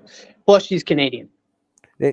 Did you just say Brie Larson was a likable character? No, Miss Marvel. Oh, okay. Sorry. Like TM, you disagree with 99.9% of the fucking comic book community at this point. Oh, yeah. Yeah, we definitely do need to go to the theaters more often. I don't like. It is going to be a weird day when we go. The day like there was movie theaters that closed down, and I'm going to mention one guy that you don't like, but he in his town that he grew up in, a a movie theater closed down, and he was like, you know what, it's closed. It's the movie theater I grew up with. I'm going to buy it. Kevin Smith did. He's not doing too well in that movie theater. The only thing that's bringing people in is his movies. Did you just say did you just say Kevin Smith? Yeah, I stated earlier that I was going to mention somebody that you didn't like. Yes. Shame. Shame. Shame. Shame. Shame. Shame. Shame. Shame. Shame. Shame. That's what you get when you say Kevin Smith on my show now. Yeah, and the only thing that's bringing people in is Q&As after his movie has played. Other movies, like Shazam, he had nobody in the theater for Shazam. He's playing his own movies? That's the only thing that's making him money in that theater, was playing his own movies and stuff. Narcissistic piece of shit. No. How is that narcissistic? He's trying to make it. Okay, let's say if you were to play Shazam and it wasn't doing good, but one of your movies did do good and you were making money off of it, you're going to play one of those movies rather than one of the other movies. Charge less than $20 a ticket. Stop trying to make $1 million off of everybody. Movies are supposed to be a family form of fucking entertainment. You're not supposed to have to pay $800 to take your fucking kids and your wife to see a fucking movie. That's how I would start if I was Kevin Smith. But hey, maybe that's just me.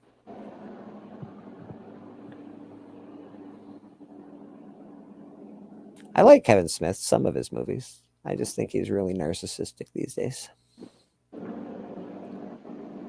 I saw him on a thing that said, if you don't deserve me at my whatever, if you don't like me at my Kevin Smith, fuck yourself, man. Mr. Real Rude, how you doing? I think I lost TM. TM's mad at me because I don't like it. No, I'm good. Everybody has their own opinion on people and things. It's not going to change my opinion on those people. And it shouldn't. It shouldn't, TM. You can like, and I can like, and we can like whoever we like. You know? That's why we're awesome. Yeah. Have you been watching, I don't know how much you keep up with the MCU stuff, but one show that I absolutely love and it's continuing to impress me is Loki. Have you been watching Loki? I haven't seen it yet. I want to watch it, but my TV thing sort of crapped out. I got to figure out a way to watch it. So I'm going to probably try and do that sometime today, actually. I loved Loki season 1. I know I liked most of the Marvel TV stuff. I didn't like their early stuff like Shield or whatever. I thought that was sort of shitty. The power whatever his name was, I didn't like that. I thought that was pretty crap. You mean the Powers? Yeah. No, there's a bunch of whatever. You mean the Netflix shows? Yeah, the Netflix were all right. Like Iron Fist, I hated that. Yeah, not a lot of people like that show. The only I want that character to come back, but just be played by a different actor, because even in the show, he was not trained in martial arts. He did not show his martial arts off on the thing, and it was like, well, come on, we need Power Fist. He's a trained martial artist, and that's why he got the dragon. He beat the dragon. I did like the Falcon. I did like Wanda. I didn't like She-Hulk very much, and I didn't watch. Was it Ms. Marvel, the kid that with the See, I thought I wouldn't like that, but she's so charismatic and so fun, and like if you're a fanboy, you can resemble what she's acting like, because she's a fangirl. Like she's super excited for well, I guess we can't be exactly like her because she's a huge Captain Marvel fan, and most of us are not. Mm-hmm. But you can relate to her. Well, I just figure it's not made for me. I figure it's probably made for a younger audience, and I'm fine with that. Marvel can do whatever the fuck they want. I don't have to watch it. I'll watch what I want to watch, and I'll enjoy what I want to enjoy, and that's perfectly fine. She-Hulk, I didn't love it. But that's okay. Other people did. That's fine. Yeah, I'm liking Loki. I love how it ended Loki's too. very- This episode. Yeah, Loki's very good. Loki's always been good. Like I want to. Yeah, there's some things in Loki I want to see happen still. So I'm interested in Loki. Like episode 4 was probably, it's getting critically appraised. Episode 4 for just how wild it was and how, yeah, it was great. I love it, and there's more of a horror. It's a new director, and it's shot more like a horror show than anything else. We got Papa Wheelie in the house. How you doing, Papa Wheelie? Very good morning to you, sir. We got Big B McFly.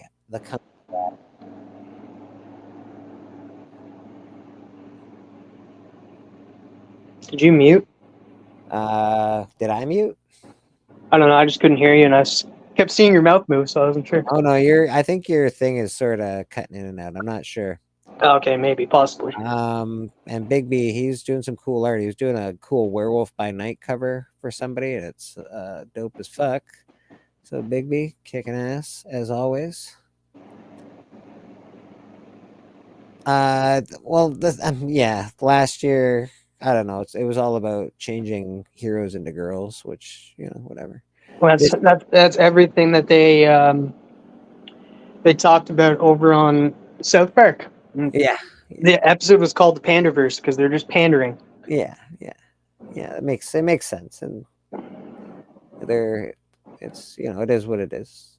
But again, I don't have to like everything. I can like what they make for me. I can enjoy something. Well, you got to look at it this way too. Comics are the same way. You're not going to like everything that comes out on a Wednesday. You're going to pick and choose what you pick up. It's just like the TV shows. Like any TV show, you're not going to like everything that comes on air. Yeah, and Chris, you're right. And TM, that's definitely right. Chris is also right. I think the biggest hurdle people need to get over is allowing for new characters to be in the focus in the MCU movies and shows. You're not wrong. We don't like it. Nobody wants new characters because the people that spend the money to go fucking watch these movies are 28 to 48 years old. We want our characters. We don't want stupid other characters that like fucking Safe Space. Snowflake. And Snowflake. We don't need that shit.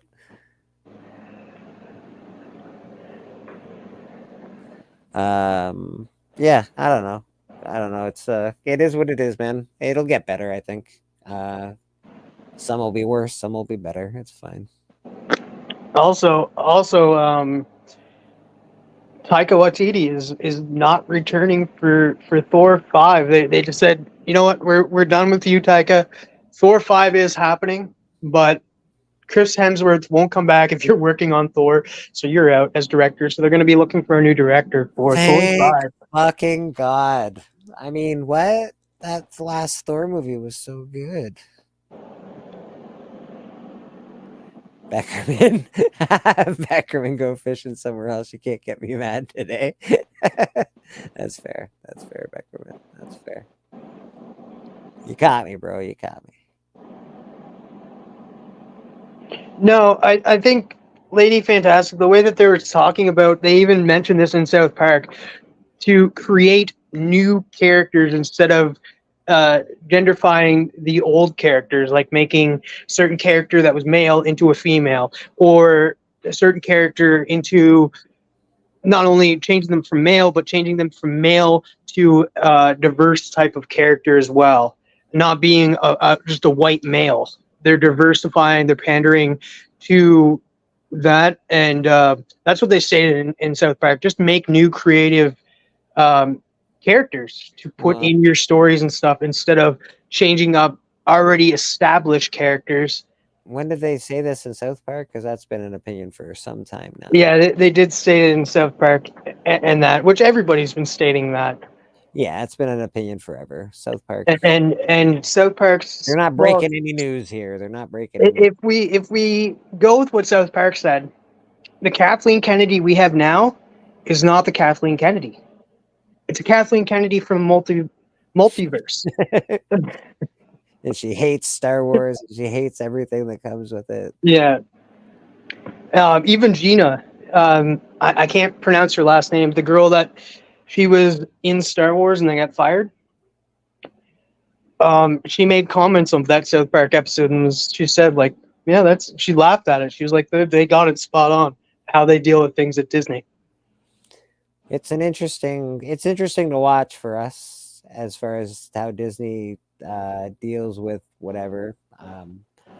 They won't fire what's her face no, that's not Disney, that's DC. They won't fire that chick from whatever, but Johnny gets fired for nothing. It's weird things. Disney deals with that shit weird. But they've always been weird, man. They've had a history of like weird things with kids, and their whole brand is sort of poisoned. Which sucks because I like Disney. It really does suck. I actually do like Disney, But yeah, I like certain things that they come out with. But it's just, it's hard. And lady, I'm not talking about Carol Danvers or Jane Foster. I think Thor sucked because it had nothing to do with Jane Foster. That story was actually good in Thor. I'm not going to lie. I specifically like the Jane Foster story in Thor. The Foster story should have been done by itself. It should have been a standalone movie. It was amazing. They had a perfectly amazing, awesome hero story that would have been fucking truly epic, and they fucked it up by sort of touching on it. They're like, we're just going to sort of touch on this. Meh. And speak on Disney. There's I still have Disney Plus because Disney Plus in Canada is fantastic because we get all of those Fox programs too. I'm watching American Horror Story on Disney Plus right now. And they recently came out with the show that I'm absolutely loving. It comes out every Friday now called Goosebumps. And it's actually really good. I love the new Goosebumps series. Gina Carano? Yeah, she's fucking awesome, dude. I like Gina. She's got some fucked up opinions, but she's all right. They fucked over the whole cancer aspect that would have connected. Yes, yeah. They totally fucked that up. You're not wrong, Callie. They fucked that right up. It was an amazing story, and they fucking fucked it up. You know what else was a great story? The Gore story, and they fucked that up. So it just is what it is. They wanted. Yeah, I don't think they should have used that villain. Well, they did what they did in Spider-Man 3. They wanted all the villains. They wanted everything all in one movie. And it sucks. It sucks when they do that. I just don't think that you could, because they have to keep the ratings down over Disney. So I don't think that character who was Gore the God Butcher was a good choice for them, because they'd be like, oh, well, we're not going to watch him kill anybody because we have to keep the ratings low. Then pick a different villain. Pick a different villain that plays chess with you, theoretically plays chess with you. He's one step ahead of you. He's not out killing people. You don't have to worry about him killing a bunch of kids or something like that. Pick a different villain, because you can't have that villain on screen killing people because you want to keep the ratings low. Well, and that's the problem. It's because Disney owns everything, right? Disney doesn't want to fuck up their brand by starting to kill people on screen and shit. That's not a Disney thing to do. Even though they used to blend dogs and do all sorts of shit, but they don't want to have that kind of. They've already had enough issues, man. Everybody sues everybody for everything. So if Disney does anything stupid, someone will sue them and say that Disney made them this way. Disney made me kill my parents. So, they just got to play everything by the book. It's stupid. It sucks. So I imagine getting a movie made nowadays is really difficult. I would hate to try to make a movie because I don't think I would be allowed to do anything that I would want to do. Well, there was a good documentary about getting your film made and stuff, and if you, it was called "This Film Is Not Yet Rated," and they go into the whole rating problems and stuff, and saying oh, if you ever get an NC-17, chances are your movie's not getting made. Yes, yeah. And it was a great documentary. You guys should definitely check that out to learn about the ratings and stuff. It's an older documentary.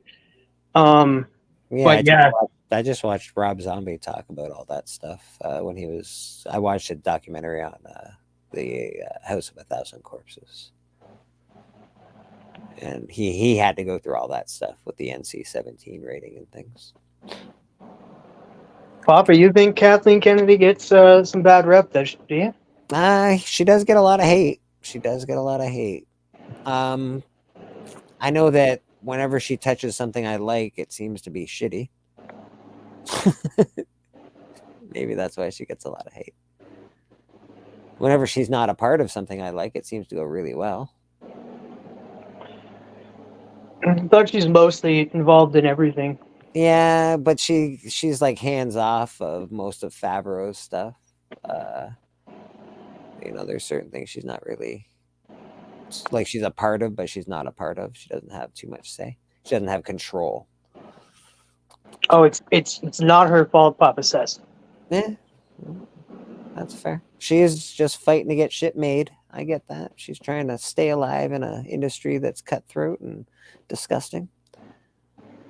We need to, I forget who was saying it, but we need to go back to the point of where not a lot of stuff is getting announced. Like that we're getting, like there's too much stuff that's announced and stuff. And like, I believe that they were forced, some of them were forced to like, who was it? Bob Chapek was like telling them, let's get the announcements out there. Let's get people excited and stuff. And I think that was the wrong thing to do. Like, we used to not know where things were going until like the end credit scene or the end of a movie and stuff, like what was going to happen next, and got us excited for the next movie. We all know what's going to happen now. We know where it's leading. We don't know if there's going to be cancellations, things getting pushed back now. It was better than when we didn't know what was happening next. Boston says something that is actually, it's a fact, man. Okay, so things gotta movies have to change stories because Magneto having a World War II origin story is hard to keep in 2023. You can't have a modern actor play somebody who's born around 90 plus years ago and have it be fully interesting, unless obviously there's a reason the guy still looks young or blah blah blah blah blah. Like, you've got to build that into the story, and that's not easy to do.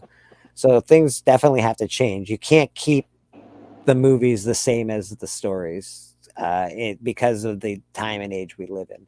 But you can make them you can replace some of the problems that they dealt with back then with problems that they're dealing with today, I suppose.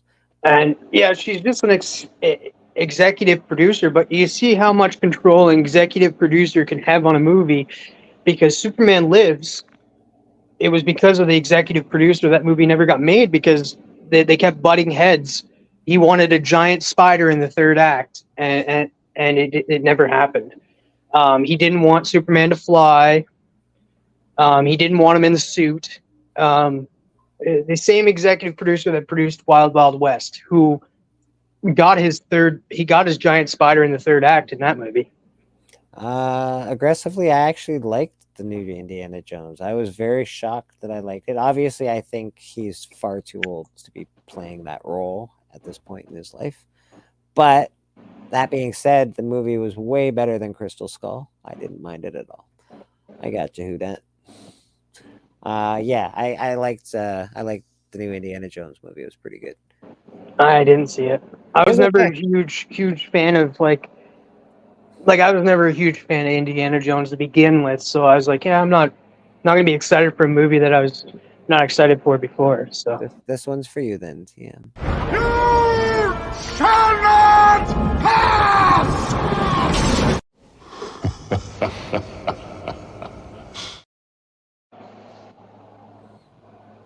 Come on. How can you not like Indiana Jones? Hello, Mr. Hoodad. How you doing, buddy? what's up, man? I was here for a few minutes. Gonna watch some football with old dad. Are you ready for some football? Gotta pack up some books for CBCS. Watching the Saints game, I'm guessing. Saints game. Yes. Yeah. 90 minutes is perfect.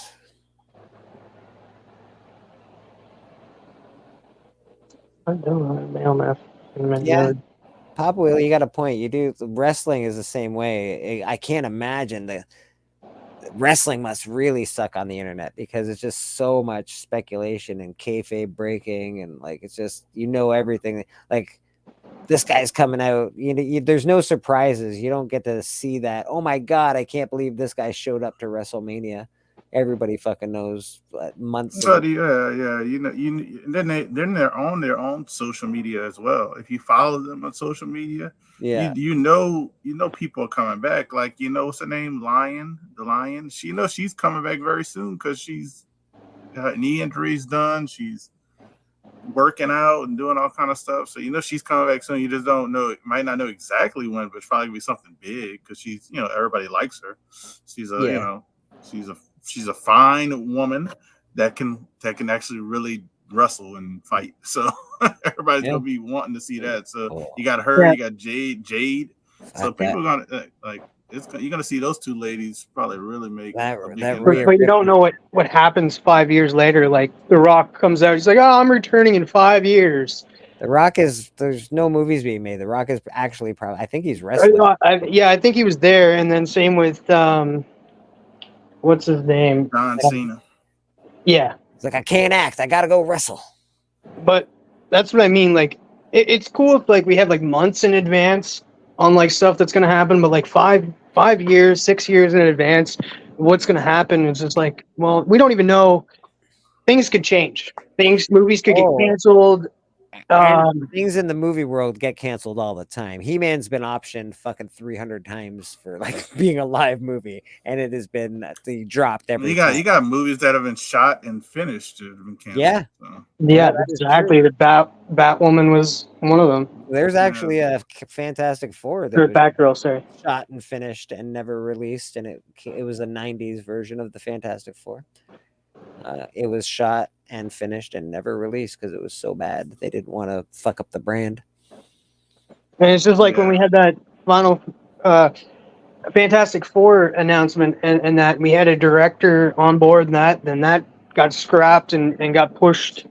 They didn't even give us a new date for that, which is fine, and they just still don't have a director for that movie.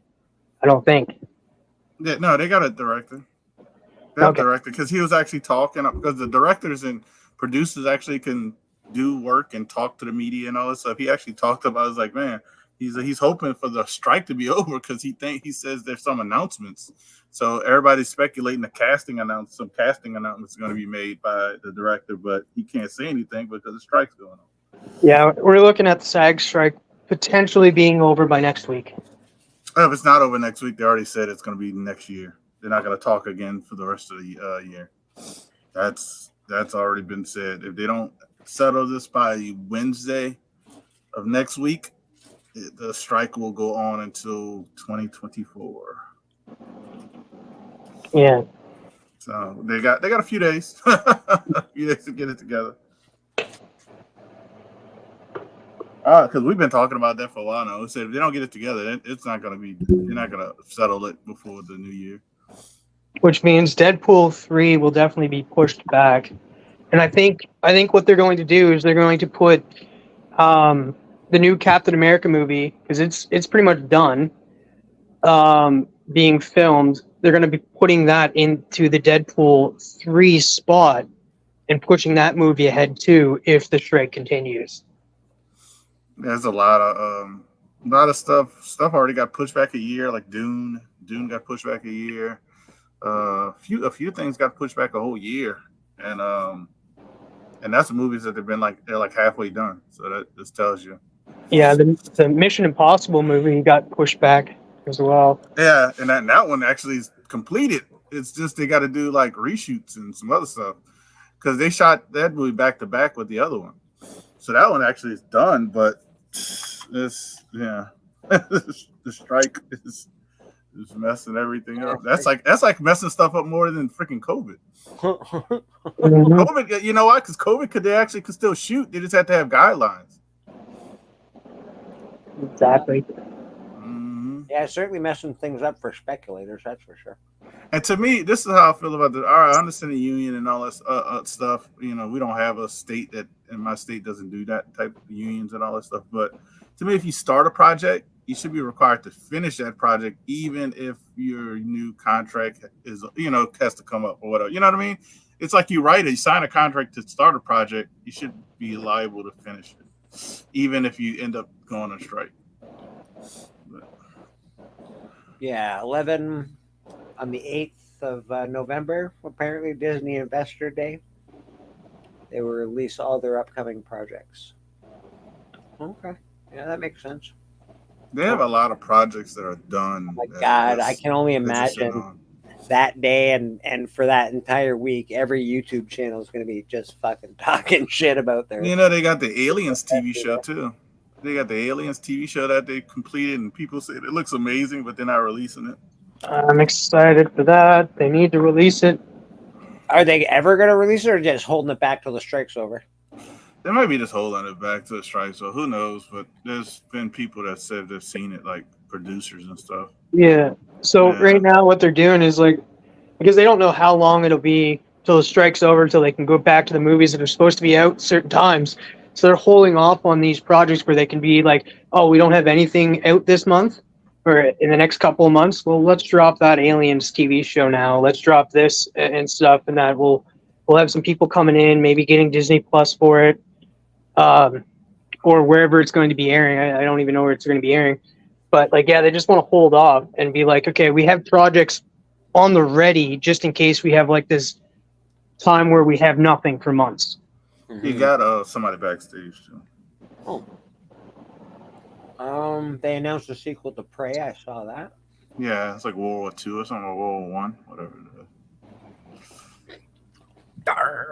Come with my feminist agenda.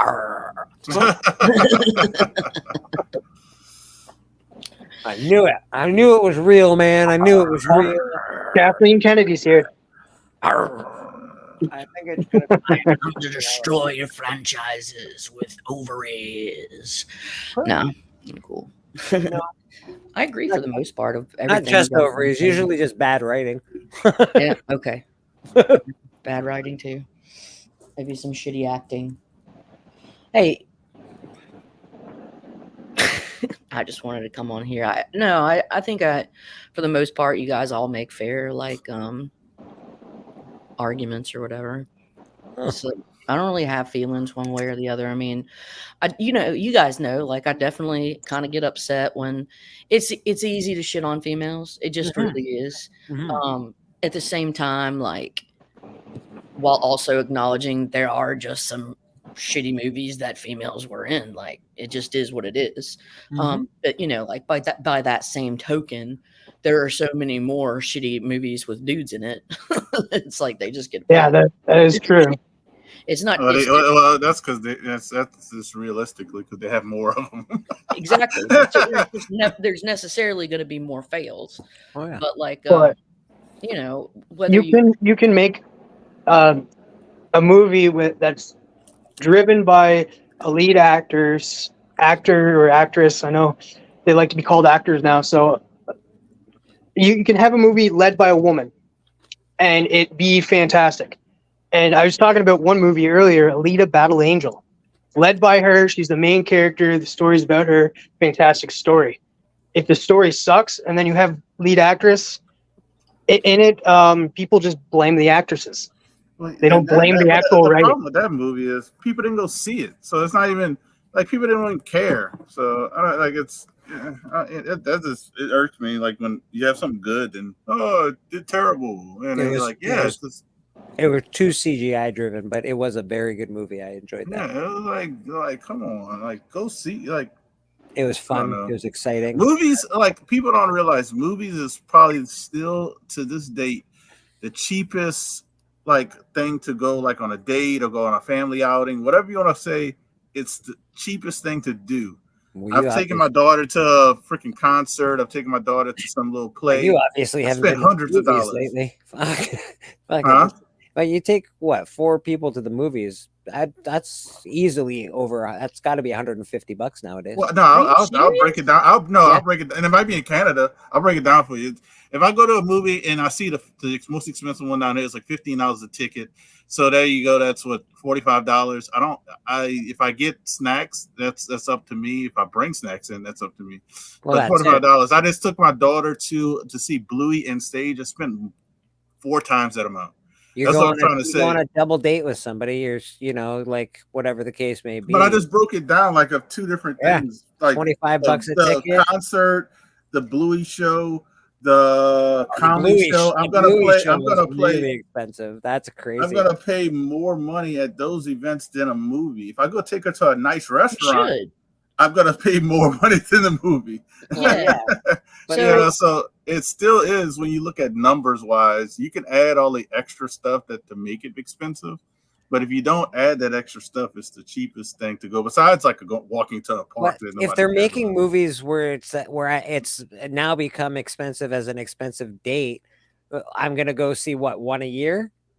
They're pricing themselves out of fucking making money is what they're doing. But these are the same people might say they'll go to a fast food restaurant and get a meal and pay $20. So yeah, at least I'm getting something. I'm getting a fucking meal. I can get up. I can do whatever I want. So Papa Wheelie's making a good point here. He's saying hey, Wonder Woman 84, like nobody shot on Gal Gadot.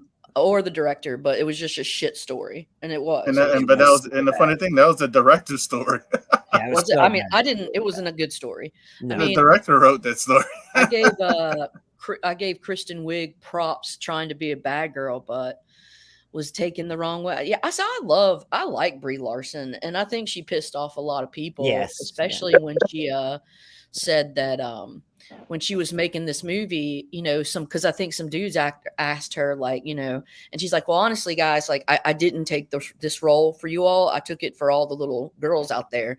So really, it's like, however you feel about it, it really doesn't matter because I'm not doing it. It went even more because she's just like she stated it's like it's not for just the plain white male, and then it got taken out of context, being like, no, she just wants the industry to be all about women now. It's like, no, she meant it. She wants to see more diverse people, more women, more different races out there than just the plain white male. Exactly. And it got thrown out of context, and everybody attacked Brie Larson for it. In the hearts of everybody, it doesn't matter their gender or what color they are. There's a superhero, and we all need to see that. We all need to see a reflection of ourselves that can be the best version of ourselves. And I think it's so important. Does that mean getting soft and diversifying and turning boy characters into girl characters? No, but it also means dude, we have so many awesome characters out there that we could also prop up and give their just desserts too, man. That's all I'm saying. And she pissed people off. Yeah, it probably never had anything to do with her saying that she hated the fandom and hated all the fans and hated Marvel movies. Probably she didn't say that. Probably had nothing to do with that. She didn't say that though. I agree with a lady. I never seen her say that. Yeah, I think people put those words into her mouth, and without doing research, we all believed it. And she's just like us. She had her own YouTube channel where she would game and just be a nerd. And it's like, man, I just see this person, and it's like, she really doesn't have much malice towards dudes or anything. I think she was just gonna say she just said hey, I'm not concerned about you as a demographic when I chose this role. I was concerned about the little girls out there. And that's okay to say, I think. I don't think it's a bad thing. And one of her fans actually became an actress and got into the movie with her. The girl played Kamala Khan. It was actually Amani Villani. A regular person who was really a fan. That's why she played that role so right, because she was she was playing herself. Okay, Beckerman. We need a speedball movie for Beckerman. Come on, Marvel. You're fucking do your part. Beckerman needs a goddamn movie. But you know what I'm gonna do? You know what's funny? I'll do a speedball movie, but it's where he's gonna be the one that you hate, Diamond or whatever you call it. not Penance, where he turns into Penance, and it's going to do the cat scene, and it's going to tear you apart because you're going to. I'll do a movie, and it's just going to show the cat getting poked. See, that's what a girl will do to you. That's what they do. They wreck your shit. Do that to you, Beckerman. Break your heart. Do that to you. Beckerman, I'll do a Speedball movie, but it'll be based in the 70s, and it's not going to be pretty. They are crazy people, Papa. He says comic book fan people are crazy people. Yeah, if people look at the history and remember what the fanboys, they hated Hugh Jackman. Let's be real. The people hated a Broadway star gonna play Wolverine that was 6 feet tall. Oh my God! Like because that's the only thing he ever did social before media. that. Could you imagine if we had social media when he got cast? You know how many people hated fucking the first Batman? There was Beetlejuice. Oh, Beetlejuice. It was so bad. It was so bad against Michael Keaton. Oh, we're gonna get Mr. Mom to play Batman. Like, dude, it was the media was so hard on him, and that's again before social media. If we fucking had internet back then, oh my God. I like when I forgot one chick. She's on Fast and Furious. She says, "Man, I'm tired of making superhero movies," and she's going into to her 10th Fast and the Furious. You're like, wait, you talking about making superhero movies? Yeah, and you made Fast and the Furious in the last 20 years. Here's the thing: I got pissed at Martin Scorsese because he's like, "Oh, these superhero movies, they just trash. They're not real cinema." And it's like, yeah, but he does that every time that he has a movie coming out. Yeah, but it's like you've made the same thug movie for 40 years. He's an old guy. He doesn't know what else to say. Same people. You've He's made the old the guy. same Get off my movie lawn. with the same cast 100 times. He was part of the Joker movie. Just saying. And that was fucking brilliant. Well, you just need to calm down. I did really like the Joker movie. I did like the Joaquin Phoenix one. That's because it was cinema, and but see, that wasn't Dark Ride. That wasn't a superhero movie. Yeah, so. I saw that as an that was indictment a movie about a psychotic person. That was like an indictment on our mental health system and how one dude fell through the cracks. That's how they fall through the cracks movie. But it just shows what can happen when you have somebody like that work on a character, work on a movie with a character like that. Look at Trev telling us how he really feels. Trev says the Joker movie was ass. What are you gonna do? You were ass, Trev. You were ass. Hey, Trev. I've never watched it, so I'm not even gonna have a comment about it. I saw it like 3 years after it came out. Not my type of movie. It's very good. It wasn't a superhero movie. It's not my type of movie. I deal with crazy people. I deal with crazy people in real life. I don't need to watch it. Yeah, about a broken man, but it's a good movie. I deal with it in real life. You have to deal with the public sector. You see some shit you don't want to see. Yeah, I've seen the stuff he was doing in the trailer and stuff. I don't need to watch that. Yeah, that's the thing. When you compare a movie like that versus a movie like Thor: Love and Thunder, you can see what Martin Scorsese is talking about. I love the concept that a genre would just disappear. I could believe all movies would disappear before a genre. I'm not sure I follow, but I don't know if superhero movies will ever disappear as a genre. Somebody will always bring it back. The Joker movie was great. Yeah, so Evils. I agree that Joker movies was great. I just don't see it as like it could have been any character, and that movie would have been excellent. You know what I'm saying? They didn't have to be a Joker movie. Exactly. It could have been Life of Joaquin Phoenix. Yeah, right. Well, you guys are saying it doesn't have to, it doesn't this, it doesn't, but it was. It was, and that's fine. That's what makes it fucking. That's what made it fucking brilliant. I mean, no. What made it brilliant I think it would have been. It didn't have to be. That's the thing that made it great. It didn't have to be. No. When you can say something didn't have to be, that means it's even better than. I don't think so. I think it needed to be a Joker story. I think that him putting his spin on a super villain per se. I know he's not super. He said Michelle Rodriguez is jealous of Vin Diesel. She probably is jealous because Vin Diesel got into the superhero game and she didn't. And all he did was I'm Groot. I'm Groot, and now he's like a billion. Made millions. He sucks, man. You have a good single. I'm pumped in for a second, but I don't think I have a good single. And good chance Vin Diesel is definitely going to be probably in a future DC project because of James Gunn. It'd definitely be Kamala Khan, maybe just as easy as the Joker, because that is relevant, and I have no idea. How you doing, Legion? What's going on, buddy? And actually, you could, but it would be about social. It would be like cultural nuance and not madness. But you know, Tom Cruise loved The Flash, and he's one I would listen to. I don't know, man. I wouldn't go that far because there's certain things I would not follow Tom Cruise into, like Scientology. That shit insane. Yeah, he is fucking crazy. James Cameron and Ridley Scott. Yeah, James Cameron's fucking annoying. And, you know, look, do I like early Ridley Scott shit? Yeah, fair. Yeah. And now I think you were being a little sardonic, but, you know, that's super annoying James Cameron that's put so much money into research and development. Yeah, I think, honestly, he's a better underwater, like, he is basically an expert now. And I think that's cool. That he is. He's like one of the top experts in the world. He's got one of the best craft for deep sea. He's got records. The man has made records. He got fascinated with it. And I think that's awesome. Like, if you care about something, fucking run away with it. I love all Ridley Scott. What? I haven't seen the newer Ridley Scott movies, to be honest, just because I've missed a lot of the. Did you like Ridley Scott? He did Legend and he did like Aliens, right? Yeah. Did he do the newest? Did he do the first new part? Covenant, Aliens Covenant, was it, or the one before that? Prometheus. Yeah, Prometheus. Because there's some real big problems with that movie. I'm just gonna say. Yeah. I love the movie. Why I'm pumped for the Alien series, and hopefully they can bring me back for my love of aliens.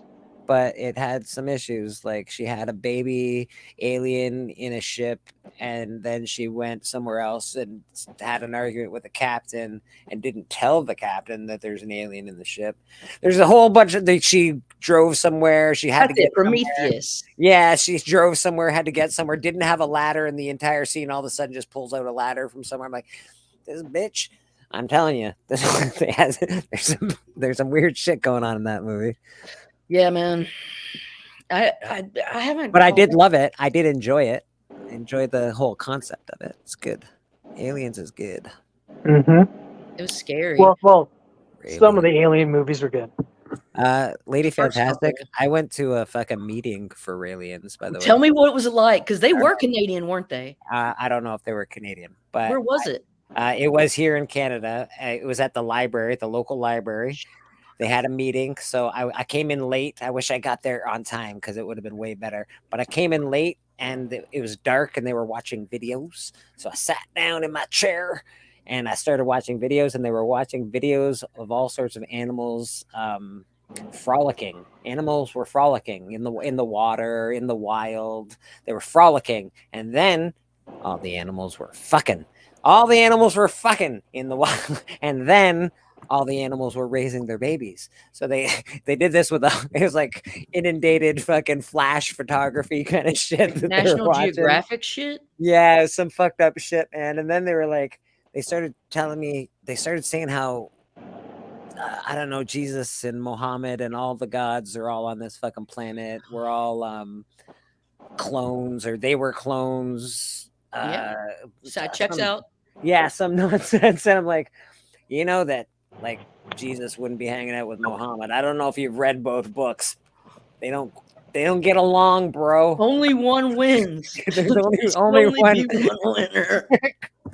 I'm like, I think you may have something wrong with your religious ID. The guy was an ex-race car driver who had like some weird flashback in a fucking tree. I don't know, around some fucking trees. It's like, I'm a hippie all of a sudden, and then now he's fucking alien. I don't know. They were special, weren't they? Who Dat's leaving? Love you, Who Dat. Have a great rest of your day, buddy. too, buddy. Take care, man. Enjoy the game with your pops. Yeah, y'all be good. Y'all have a good one. Appreciate everybody. Later. See you guys later. Later, bro. Fuck James. Who's James? Oh, Cameron. He's a baby because Avatar didn't make as much money as he wanted it to. Since Mark is here now, I was just talking about earlier. I was talking about the South Park episode, the Panderverse.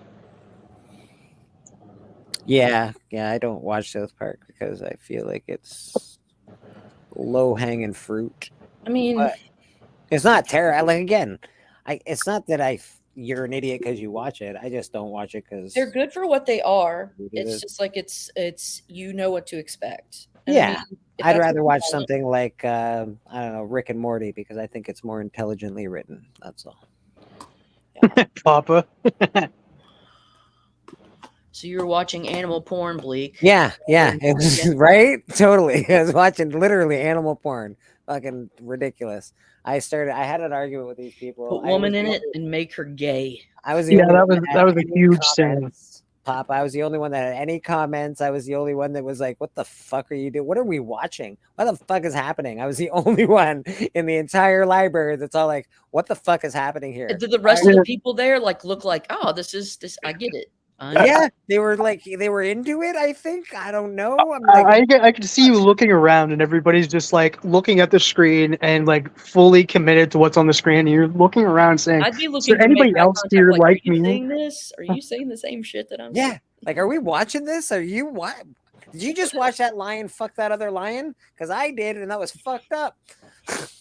I just can't believe what prompted you to say, "Hey, I need to go and see what the fuck these motherfuckers are up to." I read it in a news. I read it. I kept reading in the newspaper that they were cloning sheep and shit. I was like, they claimed to clone the first human. That was and that was the last one that I read. And then I was like, I gotta go check these motherfuckers out. They're cloning people.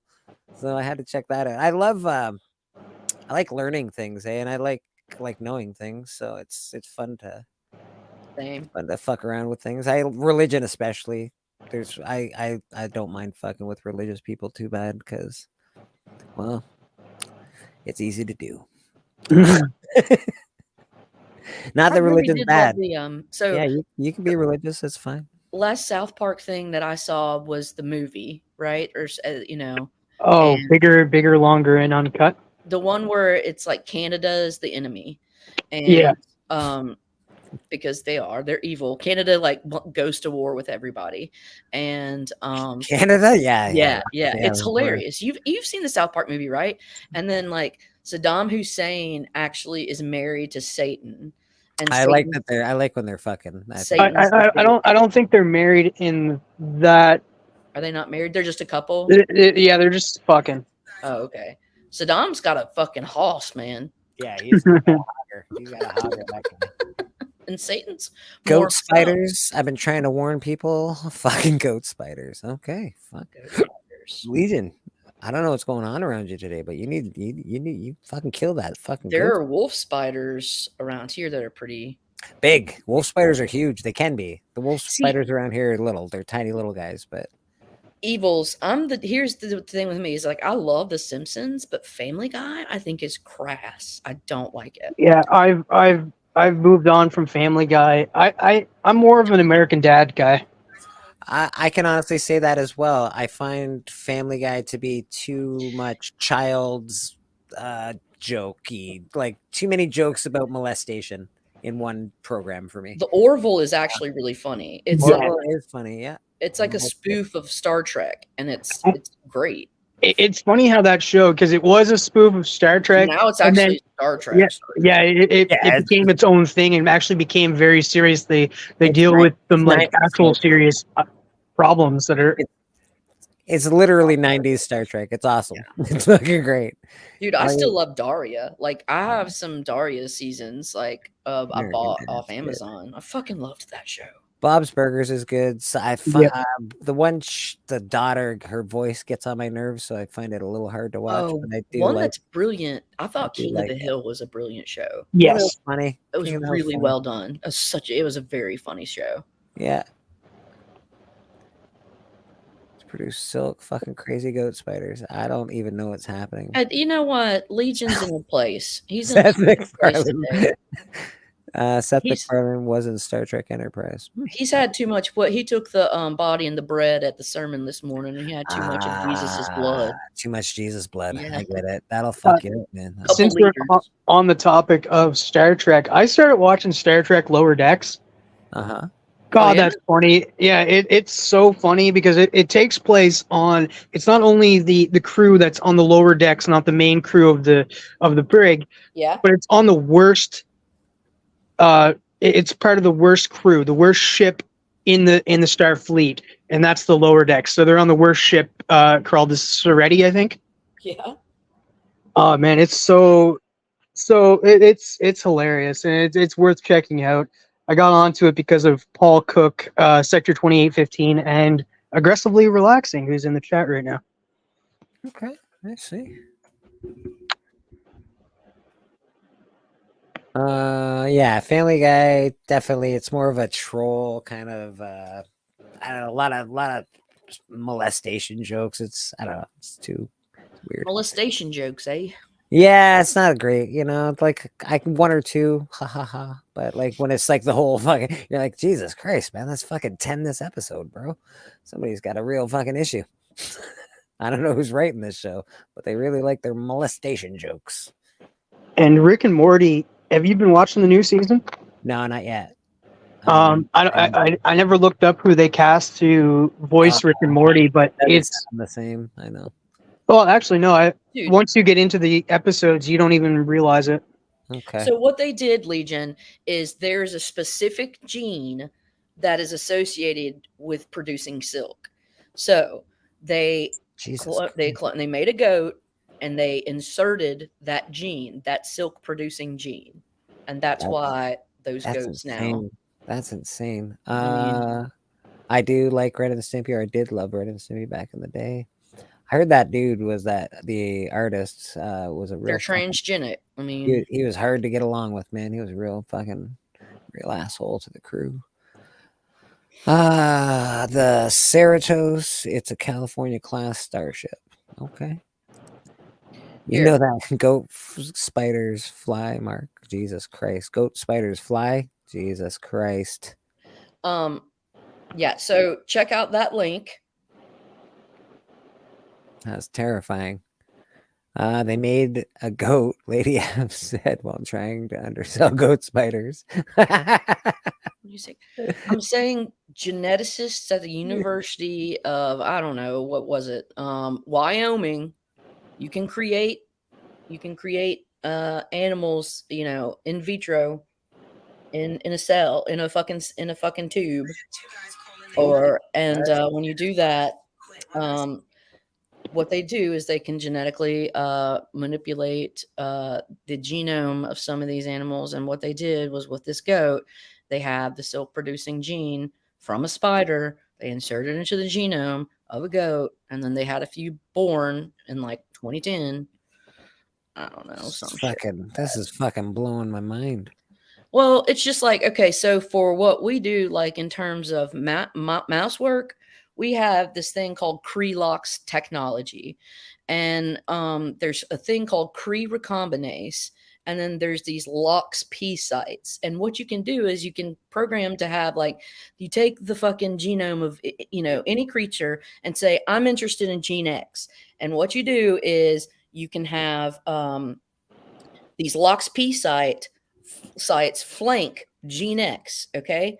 And then if your animal also expresses the Cre-recombinase gene, what it does is it recognizes LOX-P sites, excises them, and then anneals that DNA together, completely taking out a gene. So you can do whole knockouts using that technology. And so this is what they would do, I don't know if you know this, but Lady Fantastic is actually a super geek in real life. So that's what she does. How insane Goat Spider is. It's not a goat spider. It's a goat with a silk gene. Yeah, it's a goat spider. You think it's pretty disingenuous to use the name of University of Wyoming? Well, everything's his name. University of Evil, Thunder Crashes. Yeah. UE has a long set. Okay. Yeah. You know who we need? We need this guy right here to deal with goat spider.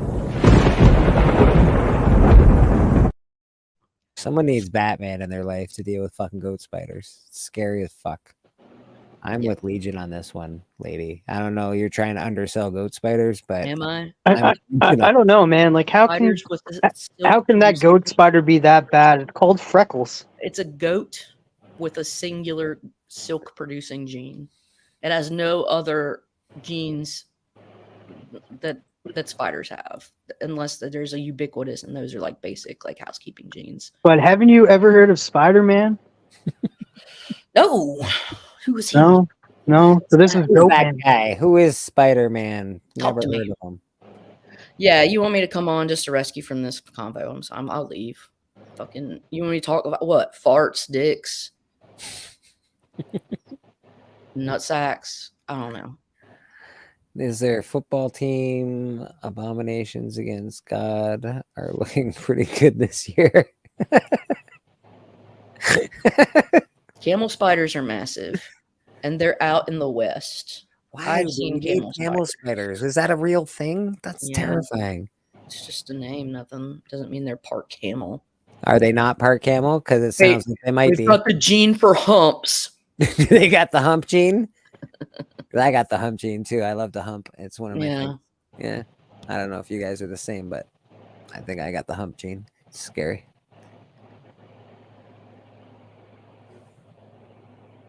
Are they the same?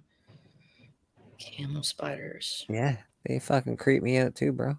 They're huge. Aren't those the ones that like can fit in your whole hand and shit? Like, fuck. That scares the crap out of me.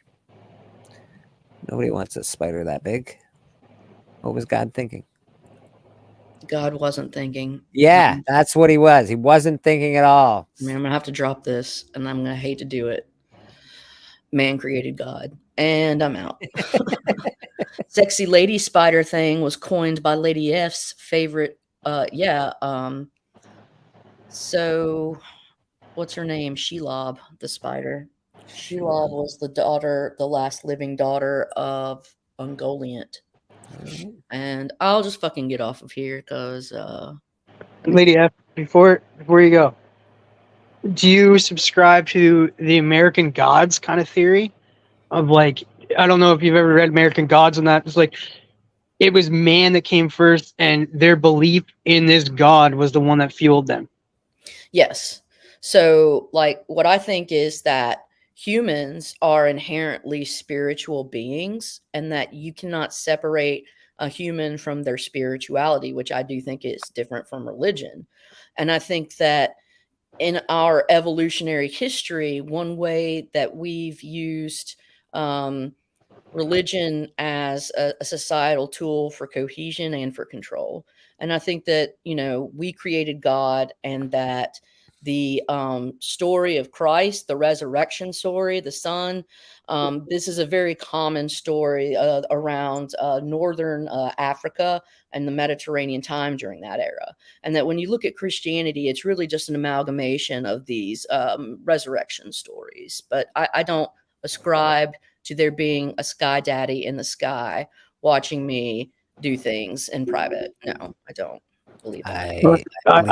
My sky daddy watches me when I do things in private. What's my definition of spirituality?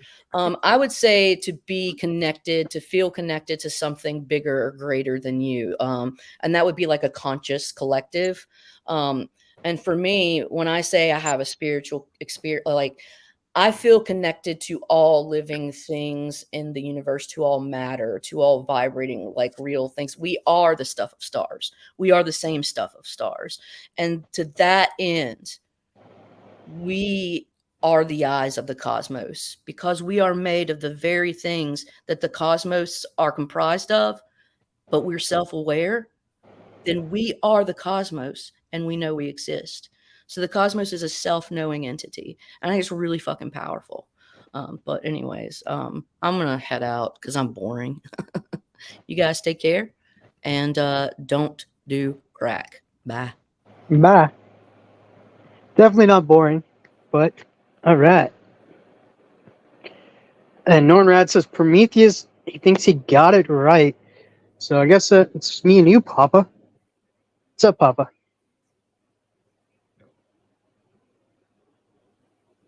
Like a universal consciousness.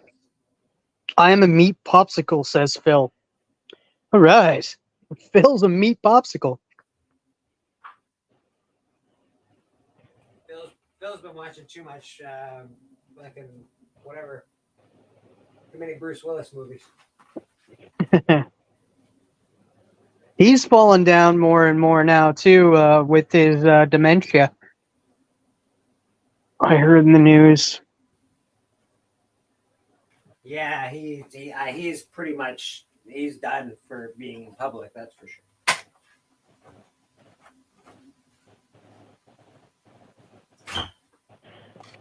Oh, there's somebody else here. Oh, it's just me. Don't worry. It's just you.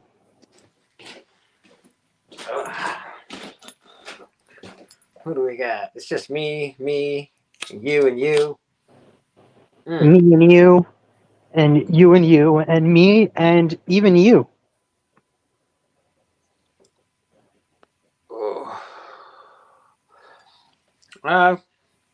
Lady, that's fine. I don't like fucking with people's religious beliefs too much. You can believe what you want. Again, his church here, Reverend Bleeker. All creeds are welcome. I don't really give a fuck either way. And yeah, most religions are along the same lines. Like I agree with you. Like studying religion is kind of cool to learn how they got started, and then you can really wean out the ones that are like, okay, that one really does not make sense. Well, like none of them make fucking sense, but it is what it is. Well, there's certain things that are just are said just to be a good person, and they're just like the whole do well unto others, and good things will happen to you. That's same with paganism. Yeah. Paganism's the threefold rule. You do something bad, it'll come back threefolds onto you. If you do something good, it'll come threefolds onto you. Yeah. But then there's like Scientology. Says if somebody hits you on one cheek, smash them on the other. I got you. But then it comes to Scientology, where this guy that created Scientology was a science fiction writer that created. Like, just think about that. A science fiction writer came up with Scientology, and then said that it was a spaceman. Or I don't know the whole details of that because I don't. What's his name, Hubert or some bullshit. Yeah, and I knew all of the history on it, but like I just was like, you know what, I just don't. I'm clearing my mind for some better shit. He wrote some really good books. One of them got turned into a movie. It was real shit, but the book was really good. I think what's his name? Grease guy. The guy from Grease played in it. Oh, John Travolta. That's the one. Ooh. It's fucking chilly out today, eh? Yeah, it was cold. It's cold here too, but still hot in my place. That I got the AC on, but it's cold outside. I went downstairs to have a smoke because I don't smoke in my apartment. But fuck, it's cold out. Oh. My nipples are getting hard. No, he didn't claim to be the deity, but he did create it. Oh, Ron Hubbard, that's the guy. That's the one. I guess there's a foot of snow where evil is. Evil, I'm sorry, bro. Unless you like snow, then I guess I'm not sorry. Rad, one of the great artists in the community. How you doing, buddy? I got 3 pieces to show tomorrow, by the way. PM. What? I said I have 3 pieces to show off tomorrow. I'm trying to draw something, but I drew the eyes, and I was like, oh, this sucks. Yeah, that's usually how my art starts. Yeah, but you can actually draw. I can't. Yeah, sort of. I don't know how it happened, but I guess I can. I'm not even going to say I can't anymore, because apparently I can. The character that I'm trying to draw, and it'd be super easy, barely an inconvenience to like most people, but I'm like trying to draw it, and apparently I tried to draw the eye, and it turned into a star. I don't ask me how, but I'm trying to draw Ghostface. Oh, nice. Ghostface, nice. And I don't know if you got a star eye, but you can try drawing Jen, I guess, if you got a star eye. She's pretty hot. Or what's his name from Kiss? Holy shit! Oh yes, Farlier or Ace Furley or whatever the fuck his name is. K-pop. Phil's Treehouse. I don't know if I've said hi to Phil. Phil's awesome. How you doing, Phil? Brr. I got chili there for a second.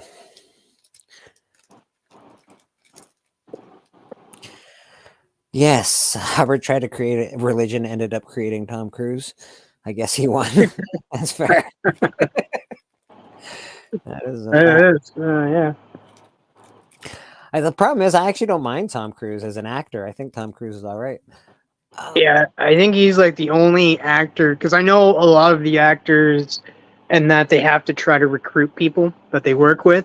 We got it happened with Kings of Queens, that the wife on Kings of Queens was trying to recruit James or Kevin James, right. and that, but she ended up leaving it because of certain things that Tom Cruise would get away with. Yes, that were not under the lines of like how the religion should work, and she went and she ended up leaving it, and it's so sad to hear that, because once you leave, you get shunned by everyone. And her mom is still in it. She can't, to this day, to the day that she left, she still hasn't talked to her mom because her mom isn't allowed to talk to her. We got Mr. Biggie Shack in the back. Big Biggie. Biggie. Biggie. Big Biggie. And there he is, the man, myth, legend himself. He was here, and now he's gone. Hi, bye, Biggie. Hi, bye. Good to see you, Big. Yeah, no, I've seen her interviews for that stuff. She's come out on a campaign against Scientology. It's not going to work out well for her. It never does for anybody that goes against really big religious factions. Well, yeah, and the whole thing is, I don't know who's leading it right now, but there was a saying like that the wife of the guy that's leading it is dead because she hasn't been around.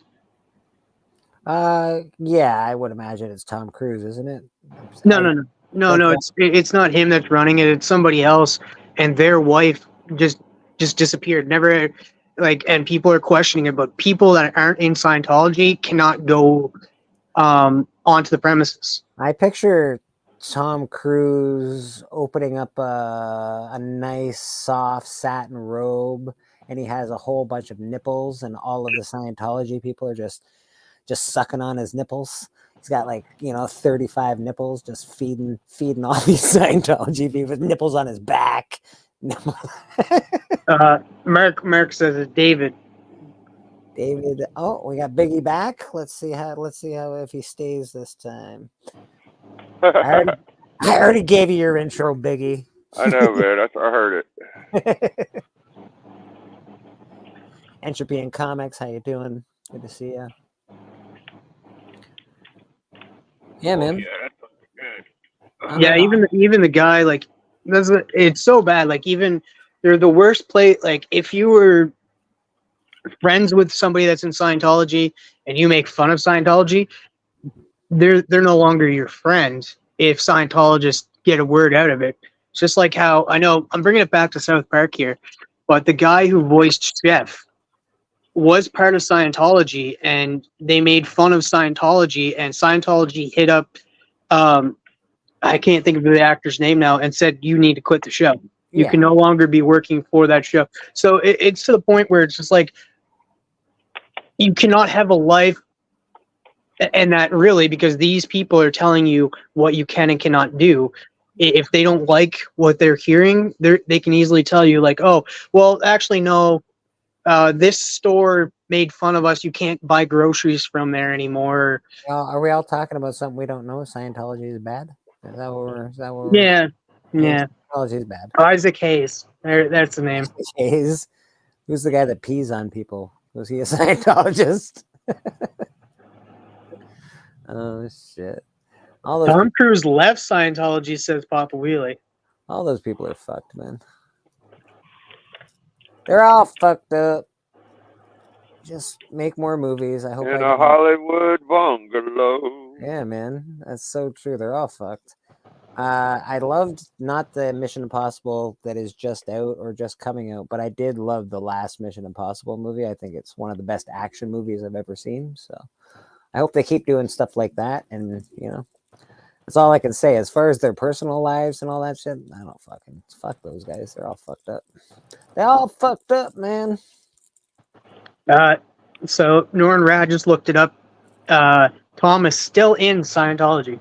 I would imagine, yeah, I would imagine. It's hard to get out of something like that. I think he's in for life. I wonder if they ever have like dirt on these people. Like I'd be so, like I would think like, yeah, we'll protect you because, but at the same time they didn't protect what's his face from being put in jail for 30 years, Danny Masterson. They tried. But and that was screwed up too. Just like as soon as he went to jail, his wife filed for divorce, and Scientologists already have somebody ready for her to marry. Yeah. Well, yeah, and that was all. It's so fucked up, man. Like that. He's fucked up. What if? I think women just could get a man quick. You know, I don't know that the Illuminati got her dick. Like she probably was dick seeking missile by herself.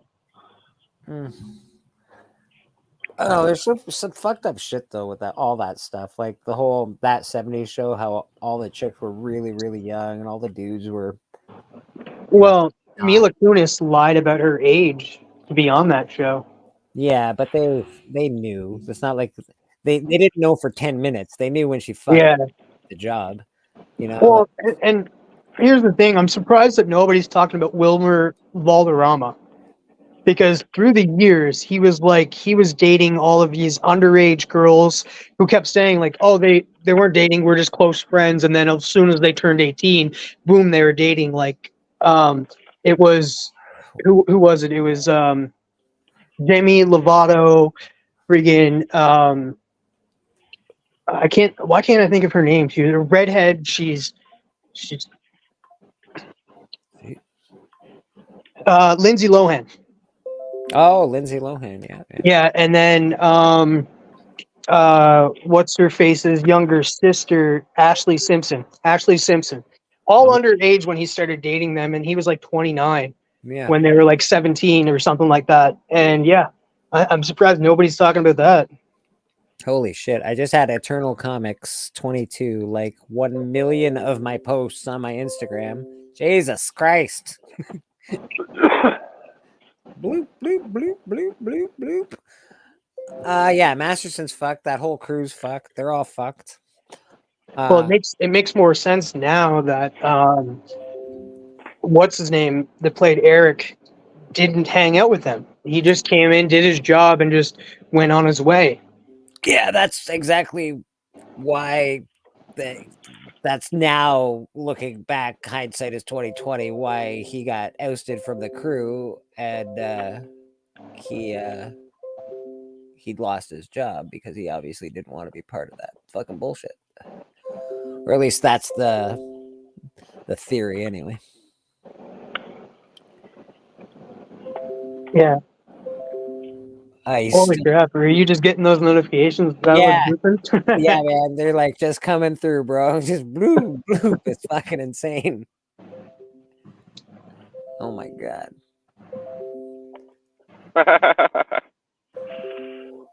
That's one person liking all of my Instagram posts that I've ever done. One. Yeah. You get that quite a bit sometimes where somebody just like, yeah, I'm gonna like everything. Yeah.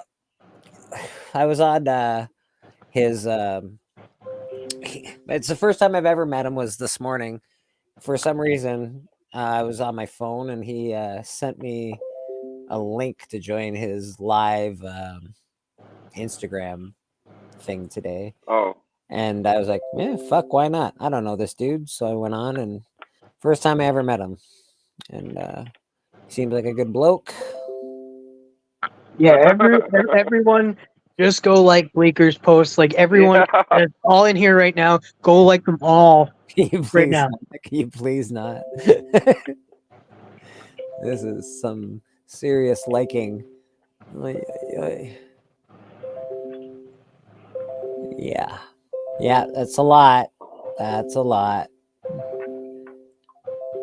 Oh. I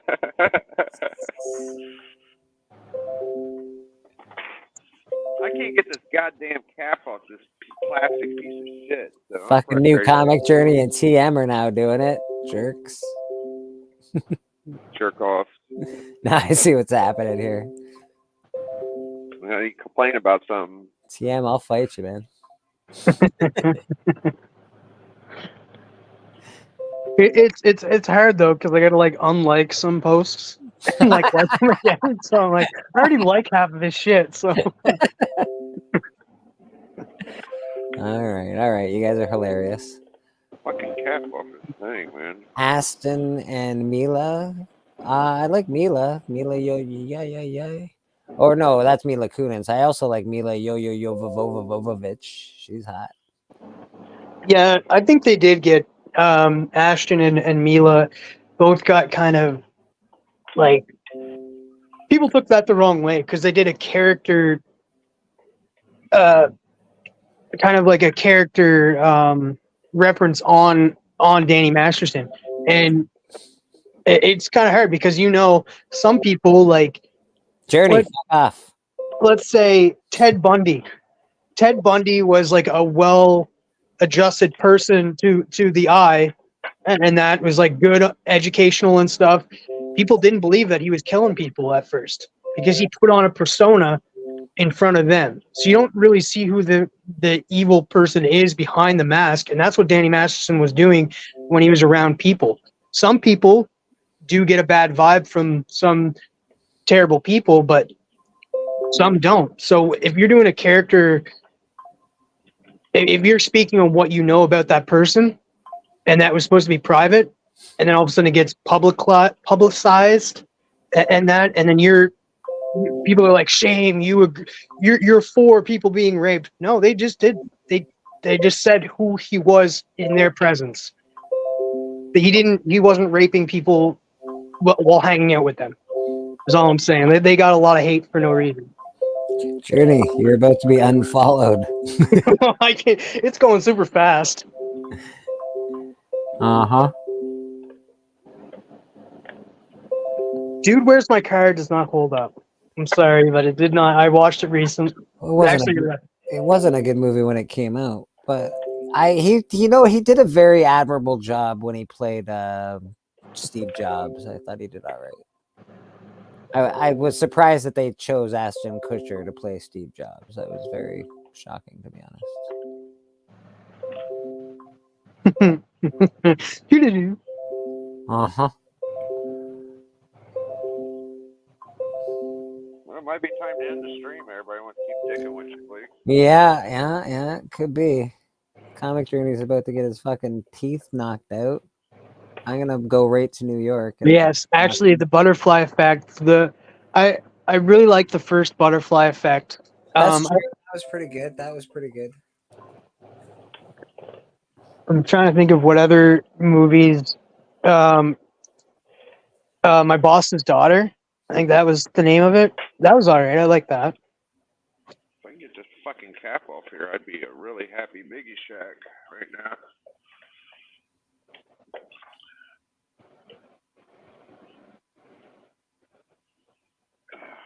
Glenn can't get on today. He's having internet troubles, apparently. And then.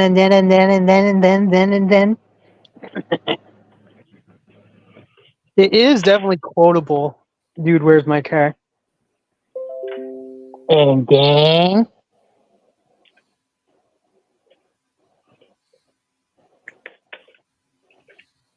I'm trying to think of what other movie he was in that was really good. Just Married was another one. It's all right. I didn't mind him in 2.5 Men.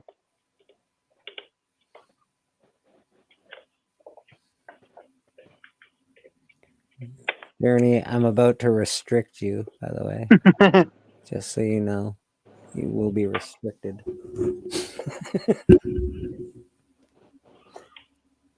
Yeah. I think you could just hit Do Not Disturb, Bleek. No, I don't know how to exactly do it. You can just go to your settings and hit do not disturb. I think that'll do it. Journey's like, I like you. Do you like me? Uh-huh.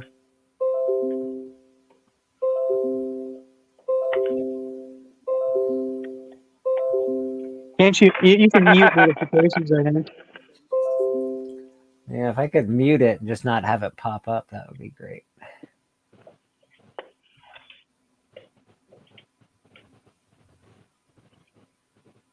Come on, you piece of shit. Oh yeah, there we go. There we go again. There we go. Now I don't have to listen to his bullshit. Perfect. Oh, and you hunk of shit. See, easy peasy, lemon squeeze. Yes, I got it off. I am a man. Is there any fucking doubt? Says he likes you this many, holds up all fingers. All right. No strings attached. Yeah, that was a good movie. Don't get rid of the ding ding. No, it's gotten rid of. Journey. Thanks for that. Yeah, fuck off. Fucking Journey and his bullshit. Susie Q. Smith, how are you? I'm good. Thank you very much. I tried my best. Yeah, man, that's cool. Journey has interrupted. Now I don't know what I'm talking about. Journey, why don't you just hop on? If you just want to annoy me, just hop on. I'm sure you could do that. Yeah, really. Phil's Treehouse. God hasn't spoken to Phil yet, so he's waiting until God speaks to him before he starts back up his show, I think. Yeah. Cat back on. I think he already has. I think he already has 2 people lined up for Phil's Treehouse too. He's got some people lined up already. I think so. Good. CJ's working.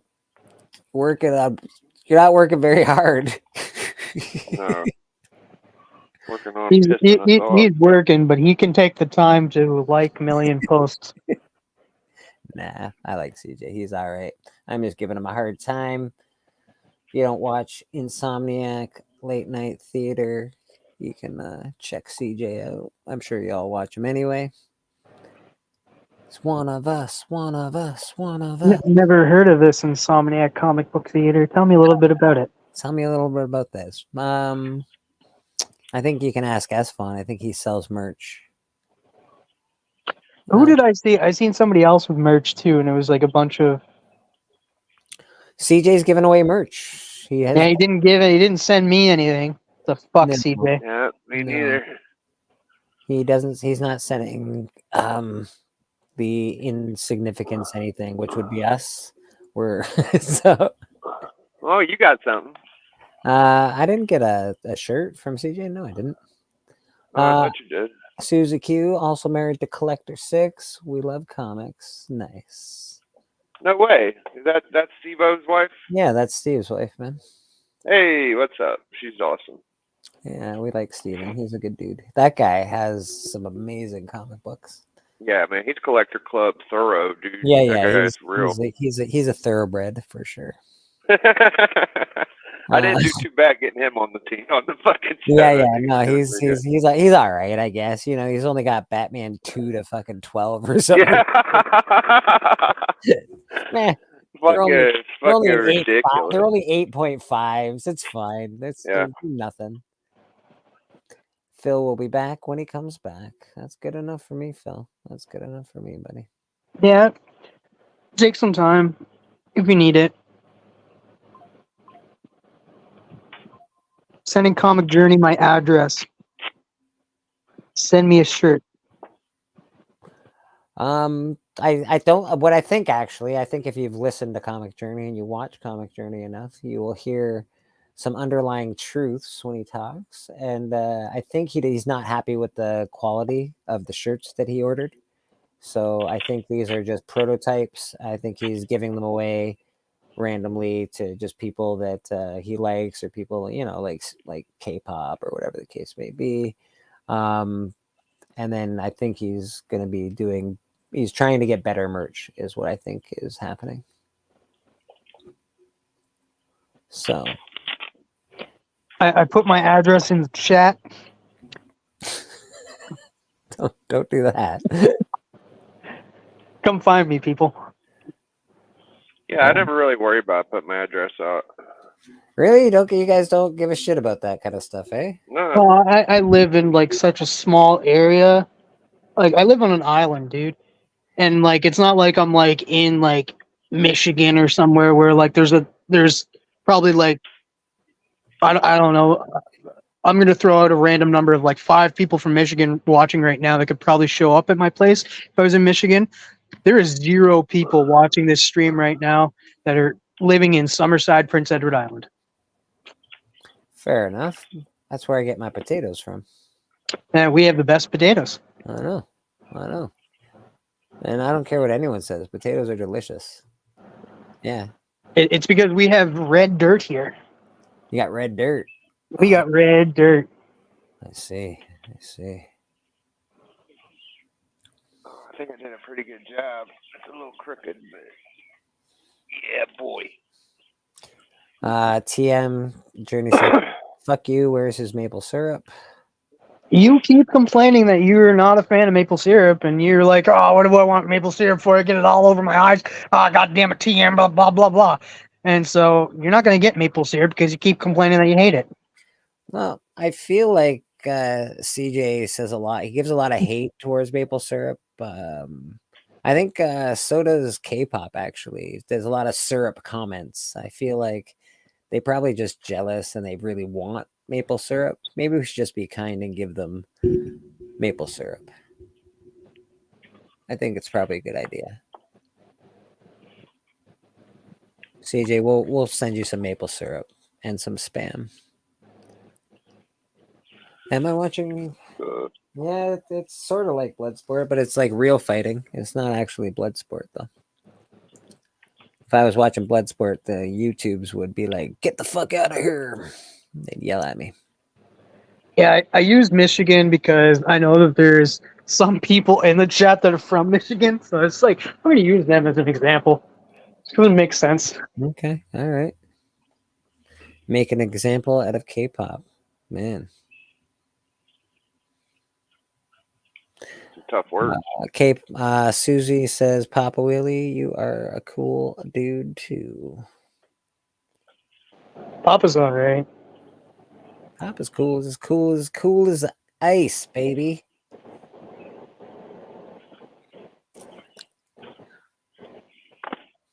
Actually, what does everybody use for their soft drinks? What do they use? Because I know people say pop, some people say soda, some people say soda pop. What does everybody use? I say pop, but yeah. I think that's in Ontario. I think people say pop. I think in the US, a lot of people say soda. Biggie, how about yourself? Do you say? I'm from Ohio, and it's mainly pop. Yeah. Okay. All right. And TM. But you can say soda sometimes. Like whenever your stomach hurts, you'll say soda, maybe. Okay. Yeah, that makes sense. TM, you? I say pop. Parts of Michigan should really belong to Canada. Yeah, fair enough. That's fair. I guess Michigan is like Canada in a way, because I've been all over Canada, and I don't think anybody from Canada says soda. I think it's all pop. I don't think anyone here says soda. But that being said, I haven't been everywhere in Canada. Maybe at out east somewhere they might say soda. We technically are Canada. Yeah, that's fair. K-pop, we welcome you and Phil and all the other people in parts of Michigan. just parts of Michigan. Just parts. Not all of Michigan, just parts of Michigan should be Canadian. Yeah. So CJ likes maple syrup, just doesn't like me. I actually have. I'm sending mail out to CJ tomorrow. I'm sending mail out to K-pop tomorrow. I'm sending mail out to the Worm tomorrow. I'm sending mail out to TM. Michael Baker as well tomorrow. So, oh wait, sending a ton of stuff. Yeah, I got sold a lot of books. No, I only sold things to Michael Baker. The rest was for the C3 auction giveaway stuff. So I made some art that people bid on. So I'm gonna mail those things out to those people. Oh, okay. I thought you said you only did like 2. It sounded like you did 4 or 5. Well, I'm gonna mail. Yeah, it's Michael Baker bought a bunch. K-pop bought some art. John Stewart art, and I'm sending some stuff to CJ so he can mail it out to John. But I wanted to send a comic to CJ, so he bought something for me a while back, and I wanted to send him this in that package, but I forgot. So I'm gonna. It goes well with what he bought off me, so it pairs very nicely. Yeah, I don't know too many people that say soda pop still, but soda over pop. Got me a soda pop machine. Yeah, it doesn't jive. Maple syrup is delicious. Although I'm Canadian and I actually prefer like the butter Aunt Jemima syrup. As long as it's the one with butter, it's fucking That's pretty much what we have. Yeah. We used here too. I don't know many Canadians now that are all about the syrup business. I get it. It's sort of like syrup. It's sort of, if you're a real syrup person, I guess it's sort of like cigars and shit. It's like there's a and booze. There's like a vintage. I don't know. It's silly, but there is good syrup. Maple syrup is delicious. I just don't like it as much as I like buttery Mrs. Butterworth's. I think that's what most people buy. Even here, like we have them always stocked. We have the Aunt Jemima, and then we have the no name. Yeah, Aunt Jemima. Yeah, that one's good too. We say soda in New York. Okay, soda in New York. Udat says Coke, and I agree with you there. Coke over Pepsi. Yeah, actually, whenever I'm asking for just a regular, if I'm just like a pop, I definitely say Coke, unless it's something else. I like Diet Dr. Pepper is my drink. It used to be Mountain Dew. Dr. Pepper, eh? I never could get into it. It always tasted like medicine or something. Really? I love Dr. Pepper. I think that's like the only. Well, actually, I did like Pepsi Blue when it was out. I know a lot of people that like Dr. Pepper. It's like, and it's got a huge fan base. I never got it, and I could never get into it. It's got a good flavor for a diet pop. Like most diet pops, you're like, oh, that tastes like diet. Fucking Diet Dr. Pepper tastes damn near just like Dr. Pepper. That's fair. Huda soda is a brand that don't count. All right. Down South Louisiana, people say Coke when ordering a soda. I only drink a Dr. Pepper. You only drink Dr. Pepper. Wow. You guys remember Blue Pepsi? I don't remember Blue Pepsi. I don't know. I was so so in love with that. I've ever heard that. Yeah, they got all types of shit. That's weird. I'm trying to think or remember. I think I was 13, so about 20 years ago. I think I remember clear Pepsi. Like they had it was like a clear Cherry. cola that it didn't have any. It wasn't brown. But I think that was in the mid 90s maybe. Fuck, I don't know. It was a long time ago. I can tell you that. Dr. Pepper, RC Cola. RC Cola sort of sucks. It's okay for a cheap cola. Huh? Look, I got tape. It's not bad for a cheap one. All right, I'm gonna send you a message there, Bleeker. Sure. I'm gonna send you a picture of it. Syrup snobs. Yeah, I'm a bit of a syrup snob.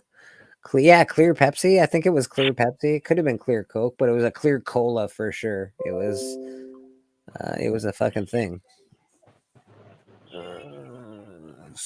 If I was happening. I was a telephone. Where would I put me?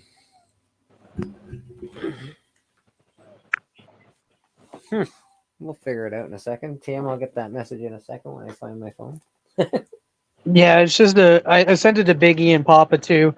It's just a picture of the blue Pepsi. It was actually blue, and it was really good. Like, it was the only Pepsi that I actually drank. Did it taste like Pepsi, or did it taste like? No, it tastes like blue. It tastes like berry. It tasted like blue, right? Like raspberry, blueberry, raspberry, or some bullshit. Yeah. Okay. There. Hey, showed a Bubby, comic. my favorite root beer, Papa. I remember making root beer floats when I was a kid. Dude, I'm so like, there was a place when I was in Saskatchewan, and it was out of town. It was only, I lived in Kindersley for a while in Saskatchewan, and there was what was it called? Rosedale, I think. It was about 45-minute drive out of town there, and it had an A&W that had root beer milkshakes. Oh shit! At the A&W, and they were so fucking good. What's Biggie got there? Biggie got a banger, I think. Yeah, that's a root beer milkshake. Sounds really delicious, actually. I could go for a root beer milkshake right now. No, it's Marvel. Get it out of here. Oh, there we go. Superboy. You're really just a DC guy, TM? I like my what ifs, and that's about it. But other than that, I don't collect any Marvel. Yes, Demon is great. That's fantastic. I have a copy of that, but it's not in good condition. The staples are removed, but I still have it. I'm happy to have it. I have a bunch of DC.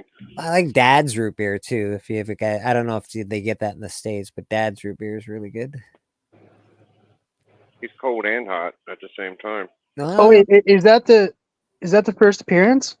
No, it is. It's the first heat wave. Certainly not the first Flash. That's like a no. Yeah, it's like I have the. Yeah, Captain Cold's. I think I remember the but I like getting odd keys. Tarzan. And my guy Joe Kubert. I have the first appearance of the second Mirror Master, the one that's still going today. The Mirror Master. I dig that, man. You collect what you love, bro. Uh-oh. Well, I gotta get out of here, guys. Phone call. All right, I'll check in a bit, Biggie. Oh, and it's Bleeker. I don't want to be there. What the fuck's going on around here? There we go. Let's get out of there.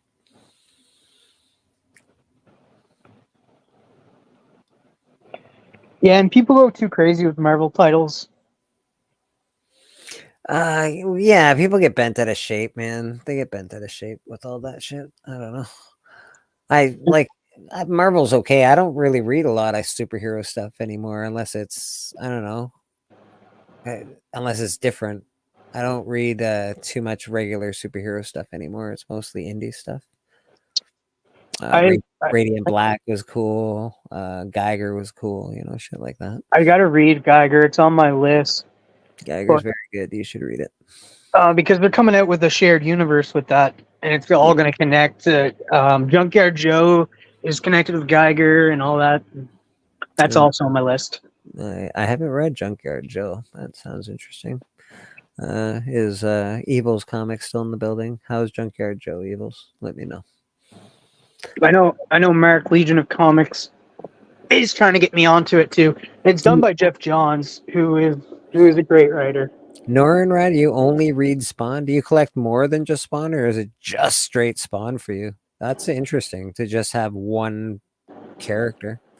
Currently. Currently. All right. But you think about it now, though, with Spawn, you'd have to get more in depth with it. Is it just the Spawn, or is it King Spawn, Gunslinger Spawn, Scorched, all those titles? Yeah. King Spawn. I like the covers for King Spawn. I like the covers for Gunslinger Spawn a lot as well. They've all been pretty. Spawn covers are just dope. They're pretty awesome. But I'm reading current comics because like The new Wonder Woman is fantastic. Evils is here. How is Junkyard Joe, Evils? I didn't read it, and we need an opinion from somebody who, well, gives opinions on comic books. And guess who it is? That's you, motherfucker. You. Now, people are talking about characters like women and that characters and stuff. If you write them good, they're going to be good titles. Like Wonder Woman by Tom King, fantastic. It's dealing with like a kind of war between the Amazons and the U.S. government right now. And then there was another title that came out, Amazon's Attack. Birds of Prey has been really good. That's the problem. It's the writing. It's always been the writing. If the writing's bad, the movie's going to be bad.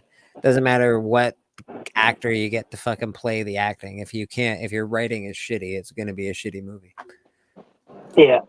Because I think you'd like the way that Wonder Woman is going right now. There's only 2 issues out right now, but it's fantastic reading. I have a huge chunk of Wonder Woman, buddy. I used to collect Wonder Woman. I got a big chunk of it. I stopped after a bit, but yeah, I was collecting Wonder Woman for a minute. I like the covers are great. I like Nubia was a cool character. I like Wonder Woman. I think she's hot. So I think you'd really like the stories, because now Amazon's Attack. I read that yesterday. That was a great story too. That's taking place. Junkyard Joe was just as good as Geiger, if not better. Wow. Okay. Yeah. Okay. Fuck. Jesus. Evil. That's big praise coming from Evils, I think. Good for you, Evils. All right. But yeah, DC is on fire right now. They're redoing the Golden Age. They're introducing characters that were said to be lost, but what Jeff Johns is doing is really creating new characters. Like Jay Garrick's daughter, he never had a daughter, but now he does. They went over that in Stargirl, The Lost Children, and a little bit in Justice Society of America. I'm reading a ton. Does everyone have a daughter, or are there some boys in the mix? No, that was just the one daughter. I'm just asking because we've gone down this road before. Yeah, there was male characters. There's male characters. Get out of here. There was male characters that were part of the Lost Children as well. Crazy. But there was some females as well. That's fine. Female characters are awesome. Guess what? I like female characters. Wonder Woman, fucking wicked. Supergirl, fucking awesome. Stargirl. I don't read Stargirl, but I'll dig it. I can dig it. Wonder fucking whatever. Wonder Girl. Wonder Tits, fucking amazing. Actually, Wonder Girl is in this attack on the Amazons. Amazon's Attack, I think it's called.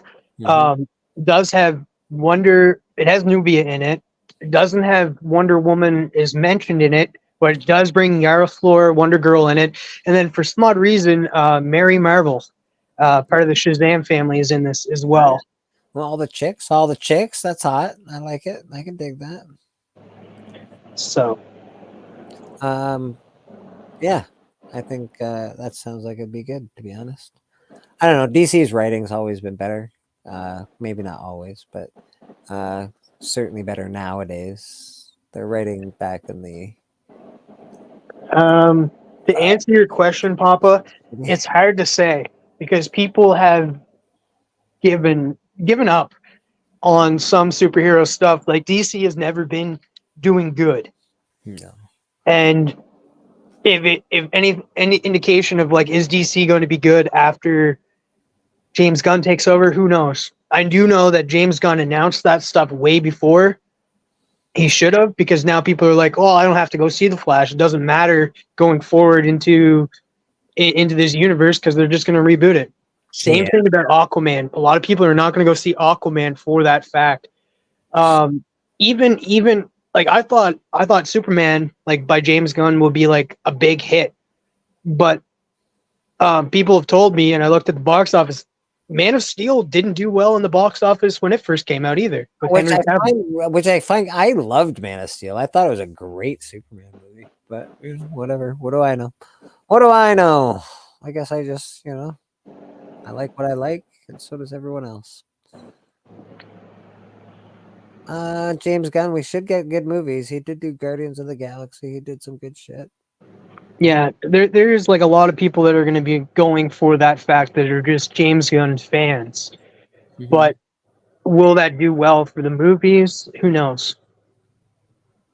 Yeah, who knows? And again, DC, they keep trying to be Marvel. They should just be DC. You don't have to do a universe. You can just do one-off movies and make them good movies.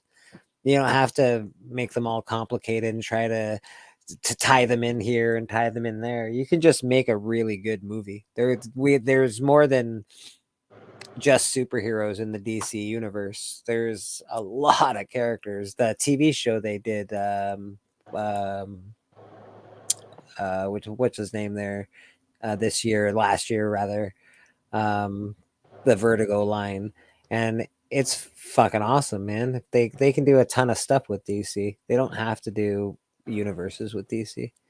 Yeah, and a lot of people are still on the fence. Like even James Gunn fans and DC fans are on the fence after James Gunn announced that certain characters are going to appear in Superman Legacy. Yeah, we just don't. I don't need that, to be honest. I really don't need that. I just need a good Superman movie, or I need a good Batman movie, or for all intents and purposes, I need a good Blue Beetle movie. I don't need a movie that I'm like, oh, great, they've just built this up, so now I get to see this next or that next. I don't need that. I just need a good movie from start to finish. It could even be three movies, as long as it's from start to finish that I get to see one movie, and it's not a bunch of pieces of shit. I don't know. I get that. I just think that they're not going, like, they're going to show up in other movies, of course, but I think that they're like a small portion of the movie that's coming out. They're just going to be there. I'm pumped for some of the characters that are going to show up because like they're literally Justice League International characters. They're more of that, like Guy Gardner. We got Metamorpho. We got Hawkgirl, and everybody's like, "Oh, why are you doing Hawkgirl?" I grew up with Justice League, the animated cartoon. Yeah, I get that. That's a cool. And Hawkgirl was one of the main seven. Yeah, she was part of the Justice League in that. So a lot of us grew up with Hawkgirl in that role. So, and I think that they'll maybe be in maybe at most 15 minutes of the movie. Well, that's the thing. If let's just go down Hawkman and Hawkgirl. They have really, really interesting, because they've redone their origin story so many fucking times. The last person that did it, they've recreated it, and it's a really interesting story. There's a lot of good history in Hawkman. They could make a really good Hawkman movie, to be honest.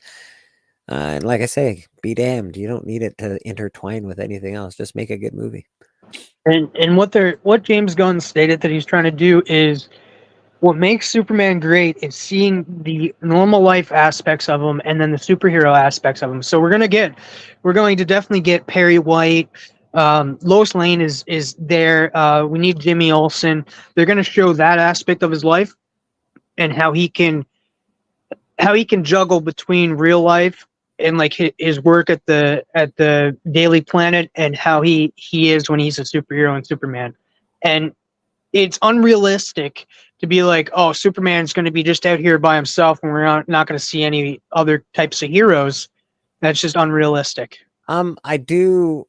That's why Christopher Reeve gets the nod for best Superman of all time, even though my favorite to date is probably the guy that just played him, Henry Cavill. Yeah, Henry Cavill.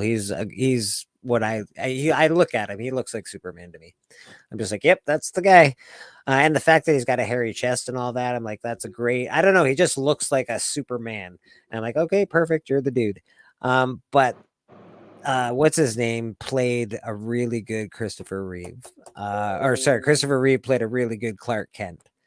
You saw him change between the roles. You saw him, like, he really differentiated the role of Clark Kent and the Superman. So that's why he gets the nod usually. And I hope they can find somebody like that. If it's not going to be Henry Cavill, I hope they find somebody that's at least decent. at acting. Yeah, this new guy, just by look, he looks like he'd be a good Superman. But I haven't seen him in anything. But the people I talk to that have seen him and stuff said he's a really good actor. Okay, well, So. That was a big deal because that's why people really give the nod to Christopher Reeve because of his transition between Kent and Superman is the drasticness of it. Not to mention the legacy, his father, and all that shit. Take it serious is all I ask. I agree, Norn. I don't want silly superhero movies. If you want to make a silly genre of superhero movie, that's fine. Make it for my kids or your kids. I don't have kids, thank God. But make it for kids, and parents can take their kids to it, and that's fine. But I, as somebody who's paying money and somebody who's probably like in the era, like we're the people that pay all the money. Let's be honest. Kids, 12-year-olds aren't going to movies unless we pay for them anyway. So Peacemaker is good. I like Peacemaker. I actually really like Peacemaker, man. But that's it. I also like Doom Patrol, Norn. So Doom Patrol is pretty silly. Yes. I really like that. Hey, you caught up on Doom Patrol right now, the TV show? I think I'm one season behind right now, but okay. I'm like it's one of my favorite superhero TV shows. And I know the budget isn't quite as awesome as a Marvel show, but it's I don't know, it's just a fun show, man. It's really good. Yeah, I'm checking here now. Episodes. I hope they do more with Peacemaker. I hope that hasn't. I'm curious to see what this strike's gonna do because this, like it stopped. Things can be put a stop to pretty quickly. Like if you got plans to make movies and it takes a couple years to do something, those movies can be left in the dust and they'll start somewhere else. So I hope we don't lose good shows. James Gunn stated that the projects that are going to be in the DCU going forward, or characters, I should say, even though they're not, it's going to be confusing to some people but Peacemaker, Amanda Waller, and Blue Beetle are going to be in future DCU projects. That's fine. Who fucking reads Blue Beetle? Excuse my language. Who reads Blue Beetle? It was apparently a really good movie. I agree, and it was. Apparently, people really liked it. It's the same with Moon Knight. I know everybody thinks they're a Moon Knight fan now because it got popular, but when I was young, Moon Knight was not a popular comic book. Nobody read the fucking comic book. Nobody cared about it. There was a sect of people that did. I just don't understand basing a franchise on a comic book character that nobody gives a crap about. That being said, he did a really good job with Guardians of the Galaxy, and nobody cared about them either. So yeah, and nobody cared about Peacemaker. Yeah. So he has done some, and so like I see the, I see it, and I see what I'm saying can be wrong, and I'm hoping it is wrong, but like. Because also, if you can make me cry over a character that, I don't think I could be wrong, but last time I checked, he didn't even make an appearance in comics since the 1950s. If you can make me care about a character that has a weird ass name as Polka Dot Man, and make me kind of tear up that he died, then you're doing a good job. Yeah, you're not wrong, dude. I actually loved that movie. I thought that movie was really good. I didn't hate all the Harley Quinn movies though. What was the second one? The Emancipation of the Proclamation and my butthole Harley Quinn. I think that was the second one, and I didn't hate that. It wasn't great, but I didn't hate it. It was the Birds of Prey movie. Is that it? The Birds of Prey? It was okay. Yeah. I didn't hate it. First Harley Quinn, I didn't love it because it was. I don't know. The Joker was bad. The bad guys were sort of crappy, but it was still a fun movie. The third one was pretty good though. They did a great job with the third one. It's for having the same cast, or at least partial cast. They did a pretty good job. I think you'll definitely get that, Norn. And we'll see more horror in DC with Swamp Thing. Horror DC. Well, the horror DC has fucking amazing horror stories. They got a whole line of 20-cent horror books from the 70s would be wicked to see. Never mind just the one character. Like, let's do some actual horror. Why doesn't DC put out a show like Tales from the Crypt, but like DC Horror Hour? That would be cool. I think that they could do Justice League Dark going forward. Like introducing Swamp Thing would be like your big IP, and then introduce minor characters. Like that's why I think it's kind of smart that he's introducing us to certain characters to get us known to them. Like who knows how big of a role they will have in Superman, but to have those certain characters just kind of show up in certain things and stuff just to get us more informed with them is not a bad thing, because of course we'll have, like, if we get Swamp Thing, who knows, maybe Madame Zandu will show up in Swamp Thing, and then that'll just kind of catapult us to Justice League Dark. Papa's not big on Swamp Thing. That's fair, Papa. You don't have to be big on Swamp Thing. Do you like Man Thing? Or it sounded weird when it came out of my mouth. Yeah. Do you like Man Thing? Shit. No, Papa's more of an Animal Man fan. Nornrad, don't get me so excited. I want that so bad. Batman Who Laughs.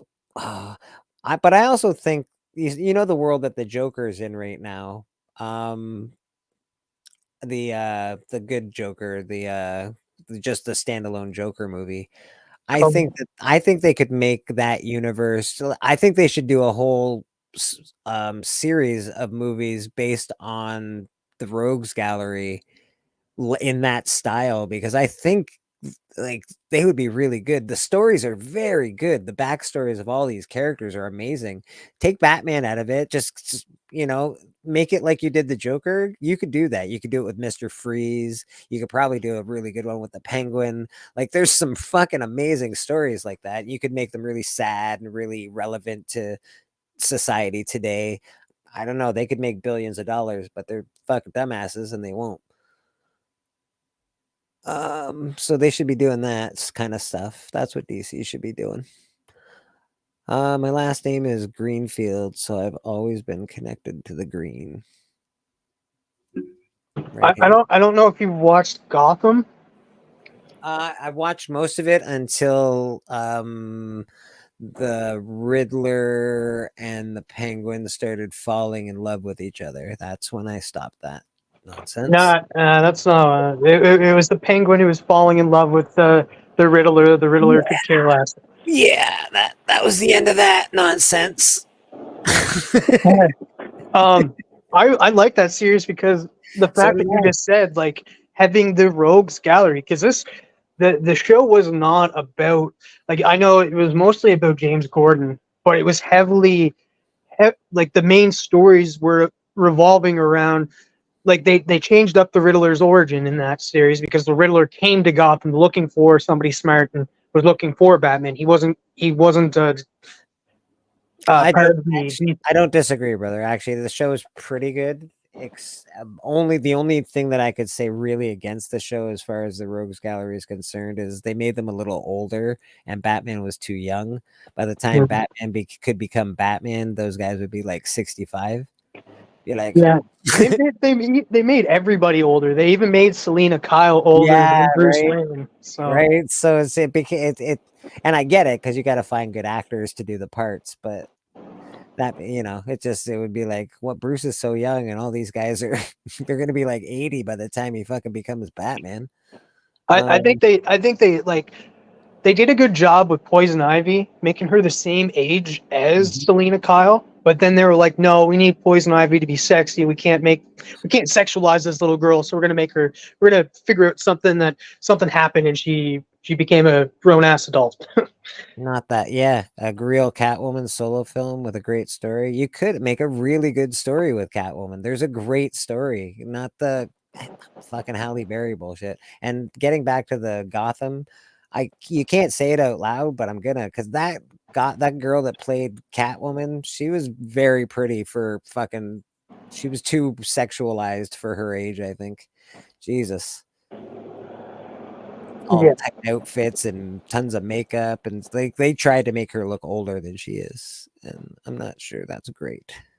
No, it's definitely because like then we go back to the point of sexualizing kids. Yeah. That was the big problem with I forget her name, but I think her name's Chloe something. She played Hit Girl in Kick-Ass. People are sexualizing her for that role for years afterwards. And it's not great, you know. The Black Hand would be amazing. Yeah, the Court of Owls. I would like to see the Court of Owls story. That would be fucking cool as fuck. See, they tried to do that with a short-lived show called Gotham Knights. Oh, they're doing the Court of Owls story. That's what whatchamacallit is. That's what the new Batman shit is. With the sparkly vampire guy. Okay. It's all coming into Court of Owls stuff. They've actually revisited that in what comic am I reading that they showed up in? Oh, it's a Black Label title. I really think you would enjoy it. Batman. What was it? Oh, I can't think of the name. Just give me a sec. I'll figure it out.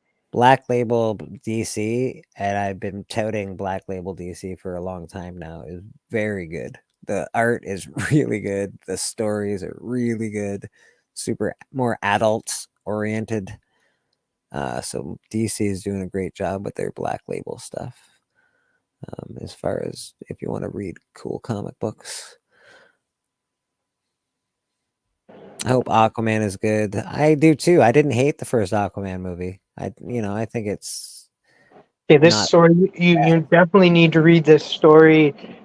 There's only one issue out right now, but it is bringing back the Court of Owls, and that it's called City of Madness, Batman City of Madness. All right, really good story. Court of Owls is really cool. It's interesting. It makes Batman interesting. Batman's become less interesting to me along the way because of like 900 people know he's Batman. He's got how many family members does he have now? Fuck 300 family people. Like he's got all. It's with everybody now. All of the dicks, all of the dicks know who he is. All of the fucking this guy, like everybody knows who fucking Batman is. It's fucking ridiculous. Yeah, it's just like Superman now too. Superman has like 8 superheroes, like supers, like with the same kind of powers with him. It's just not my. I have liked whatchamacallit up until I stopped reading it about I don't know half a year ago. I was collecting Action Comics, was really good. But now I haven't read it in a bit. I sort of stopped getting new comic book day stuff for a while. Black Adam, I didn't like, and didn't like Shazam. I like the guy they got for Shazam. I like Black Adam too. Black Adam had some flaws as a movie, but it was pretty good. It was just the chick and the mom, the kid and the mom. They were terrible actors. That's the only problem with the whole movie. If they just have better actors, it would be a good movie. Yeah, Black Adam was really good, and like not just. There's another thing about like, oh, we're worried about other superheroes coming into a movie that's supposed to be about Black Adam. It worked for this movie. I liked Hawkman in this movie. Hawkman was like the MVP for me. And Captain fucking Dr. Fate was Dr. Fate, yeah, wicked, bro. Pierce Brosnan brought a level of class to a superhero movie. Like he's a fucking brilliant actor, and that guy brought that to this role, and he did a great job, man. Very impressed. The other two were just there, but yeah, we'll never get another Black Adam. You're probably right, and that really does suck because Black Adam is one of my favorites. Mr. Black Crown Comics, how you doing, brother? That's all right. We've got a while. We got a while to hear your sins. Black Crown, if you ever want on here, just let me know. I'll drop the link in the chat anytime, bro. Another fellow Canadian who's making it on the YouTubes. Off subject, but talking about sexualizing kids, Jesus. just look at Britney Spears. new memoirs. Yeah, it is a sad story. You're right. All these, like I said it earlier, all those Disney kids, like that there's some shady shit going on there, man. Some hardcore shady shit. Yeah, Britney Spears isn't doing too well. Actually, she did. She made a lot of money off of that book, though. Good for her. She. I think she had an advancement, and then she's making a lot of money off that book, I guess. But she really needs to be checked on more often. Dancing with Knives is not too good. No, she's got issues, man. But I can't imagine being so famous at such a young age and people taking advantage of you. Like, it's got to be really difficult to live in Hollyweird. You dream about it as a young person, and this is what they sell you. Somebody my age, now that I know the difference, like, yeah, man, it's a weird spot, dude. That's a weird spot with a lot of weird people. Yeah, just look. Like, I can say this now because he's doing really good for himself now. He's married and has a kid. Macaulay Culkin, man, he had a rough bout of it. And it's weird too because his brother Kieran didn't go through the same shit that he did, but Kieran was never on top of movies like his brother was. Well, he didn't have it quite as rough from the industry as much as he had it rough from his parents. Stole all his fucking money. His parents were really fucked up with that kid. They fucked him over hard. Yeah. He lost a lot of his fortune because his parents are dick bags. It's not even with Disney because I watched this whole thing about Nickelodeon and Dan Schneider. Oh yeah. And that now he used to do some fucked up stuff, and like some of the actors that came off that were right afterwards. Jesus. Fred Durst of Limp Bizkit said Britney was better in bed than Christina Aguilera. Fair enough. No, she's, crazy. Crazy is usually good in bed, apparently. Pop Wheelie, Michael Jackson all over again. She never got a chance to grow and just be a kid. Yeah, that's a big factor in all that stuff. I would think. You don't grow up. You grow up as an adult. And most of her adult life was she had a guardian for because she was part of that conservatorship or whatever it was called, where she had no control of her life. It was all her father. I think it was her father had total control over her, even as an adult. Like, he was strictly by law her guardian, even in her 30s. But I think these people, even though they don't have guardians, I'm pretty sure they all have like weird handlers too, right? Like that, like you just steer them and guide them, and it's I don't know, man. What a fucked up situation, man. It's money, man. Money corrupts. What the fuck? Yeah. Well, it also creates a feeding frenzy of people that want to hang out behind you and around you because they never want the money train to stop, and they just sort of, it's gross. I don't know. It's gross. I'd much rather be rich and not famous. Have nobody know me, but have all the money in the world. That would be really fantastic. Yeah, and just knowing, and also too, paparazzi does not help because like I can go out right now and go walk down the street, not have to worry about people taking my pictures and making me part of tabloids and be like, oh look, he's dressing weird today. Oh, never mind. Can you imagine being remembered for something that you said when you were 14 or 13 or 15, as opposed to something when you're an actual fucking adult? Can you imagine? Remember this time 45 years ago, this guy said this gay joke one time, or said this handicap joke one time, or whatever the case. But can you imagine being what you're remembered for, as opposed to how we grow as people, and you learn and you grow and you become bigger and better people? I can't imagine that being your legacy. And that's what people do. They go back and back and just try and find stuff to screw you over, right? That's being famous would suck. Being famous would really suck. Well, that's how half the people got canceled. Like whenever canceling was happening during the pandemic, was people were like finding old posts from like 10 years ago and being like, well, you see, he's a racist because he said this 10 years ago when it was acceptable, even though it was never acceptable, but it was nobody made a big deal of it. And that's why James Gunn, and it kind of helped DC out because James Gunn got fired from Marvel, but then they hired him back for he got fired for stuff that he had tweeted years ago as well, right? From Marvel. That's why he got shit canned. I remember that. I just hope that people know that people can grow in life and become better people. It doesn't always happen. Some people just stay the same asshole that they always are, but it's nice that we can all grow and become better. Yes. Comic Bookworm, how you doing, buddy? Mr.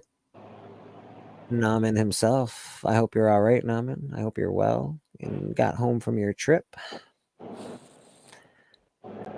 And you're not too dead. I'm not sure how long he was gone, but he's been gone. He went away for a long time, away from his house. I haven't seen any of his videos pop up either. So I did see some photos. He was with Sleepy Reader, Comics with Bueller, and John Stout. Oh, so he's cheating on us. Yeah, he was in Portland.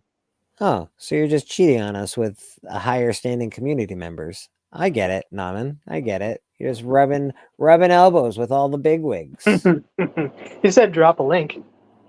I'd drop a link for you any day, my friend. Any day. You better get your ass kissing lips ready in that to kiss Bleeker's ass. No. He'll probably come on and yell at me for something. I'm not sure what, but something. There you go, mister. Her dad was measuring her food intake in her shit. That's fucked up, man. Yeah.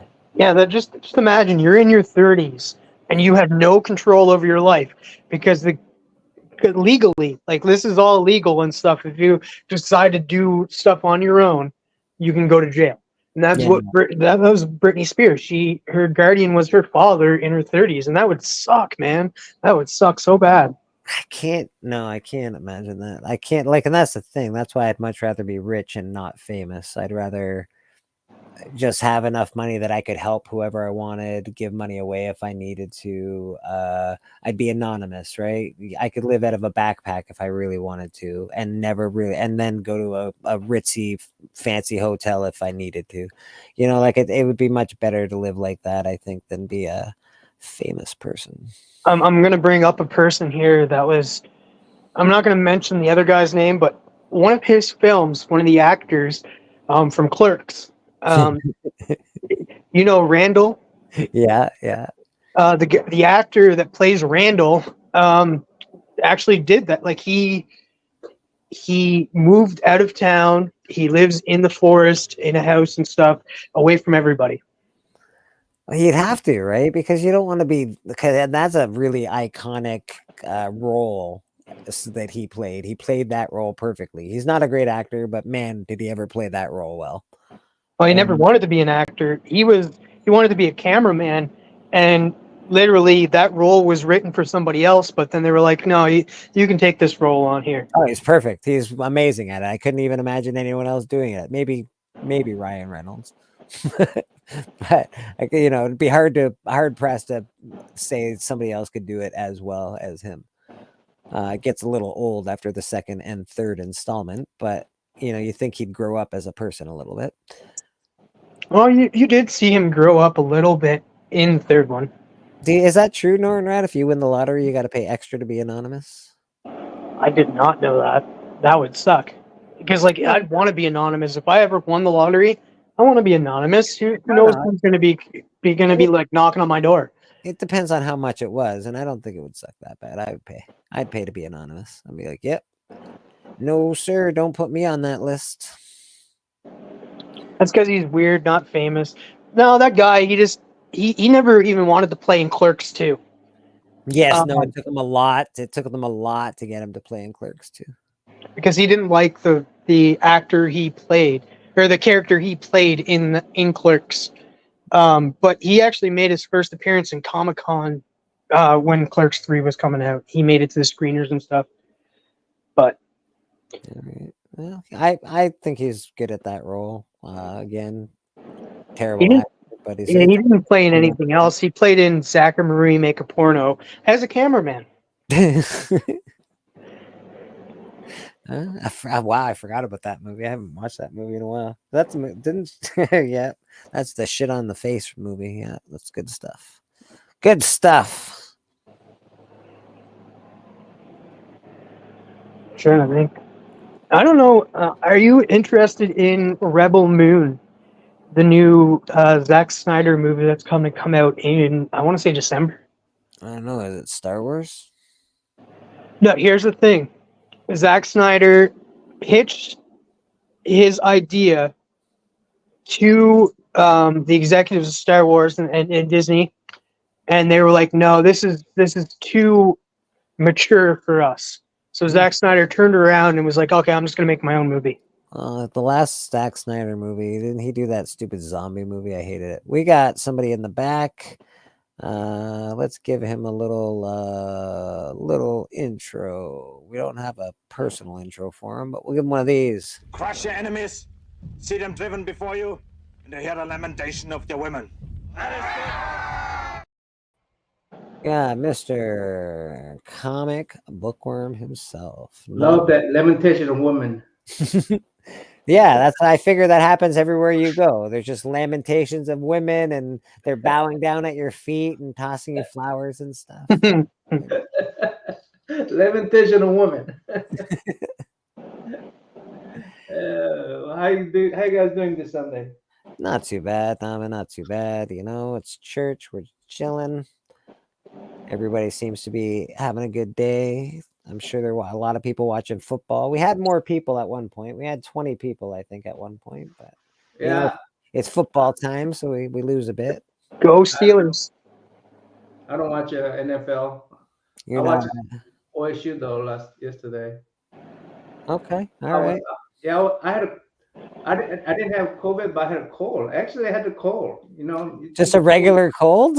No, those don't exist anymore. So you didn't have just a cold. You had minor case of COVID. Yeah, minor COVID. Yeah, so yeah, I guess I haven't.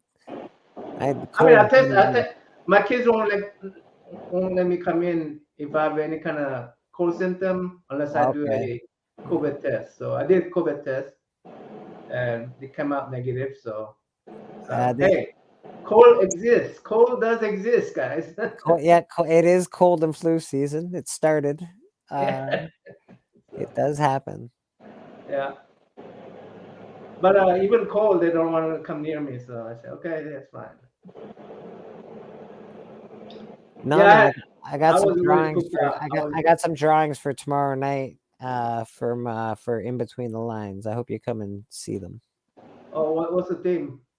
The theme is horror icons. Whatever your favorite horror villain icon is. Oh, horror icon. Okay. Yeah. Now it could be a horror icon to you too. So if you think Mickey Mouse is a horror icon, draw Mickey Mouse. Well, at least draw him scary though. just like give him some vampire teeth. That's it. Yeah, he is pretty. The House of Mouse is pretty scary right now. So it's pretty horrific. I mean, I remember my kids getting scared because when my boys were like 3 years old, 5 years old, they were scared of Santa Claus. They were scared of Santa? Yeah, they were scared of Santa. Oh man. They were scared of Easter Bunny. Well, I can see why people are scared of this. You look at that Easter Bunny in that Easter Bunny costume. That looks like you can make an Easter Bunny horror film with somebody in a horror bunny costume in that. Oh yeah, that's an Ice Cream Man cover waiting to happen right there. horror fucking weird bunnies and costumes. Nobody wants that in their life. I agree.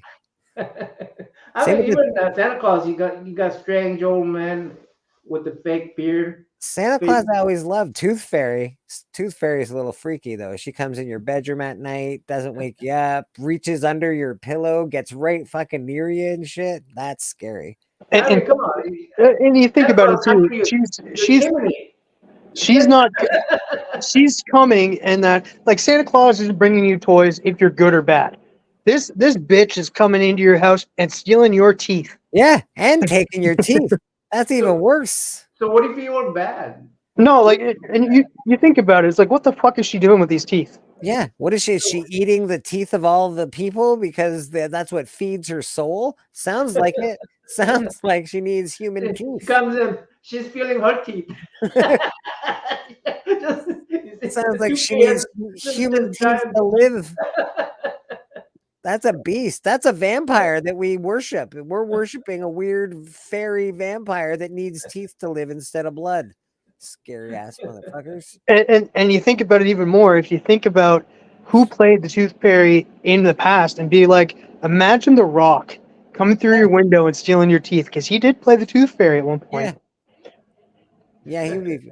You know what I actually imagine? I don't know if you guys have ever seen the image of that monster. It's made completely of teeth and like arms, legs, everything. And that's what I sort of imagine. I sort of imagine the Tooth Fairy looking like that, and it's really, really creepy, man. But I think if they ever did a Tooth Fairy, they should make that as the Tooth Fairy. I think it'd be cool. Yeah, like all teeth, and the head's really round with what sort of a hole in the middle with all teeth around it, and then you got all kind of teeth jewelries, like you got all teeth earrings made, like it looks like teeth scales. It looks super cool, but super scary. Like that's just, it's so freaky. I should probably like made earrings out of teeth and make a necklace out of teeth. Oh yeah. I don't know. Maybe I'll find it and pull it up in case I haven't seen it. It just reminds me the Corinthian from the Sandman when you said that, because he wears sunglasses, but when he takes the sunglasses off, his eyes are just teeth. Oh, right. Yeah. I think From the Sandman series. I love Sandman. That's I can't believe, like, and I don't even know. I haven't even looked it up yet. But that's another reason I want this strike to be over, just in case they need to just do some more shots and stuff for the Sandman season 2, because I want that series. Like, it's been like 2 years. I don't know why horror is so popular among you guys. Do I have to go? Do I have to share when I share something? Do I have to go to present? Yeah. And then go to share screen? Yeah. And that gives you an option to pick what screen you want to share. You could share a screen. You could share a tab. Now, I'm not huge into horror there. No, man. The Sandman, though, I love just the storytelling of that. It's not really horror in my eyes. Oh okay. My gosh, that's gross. That's just downright gross. I just like the storytelling from the Sandman and how it's told.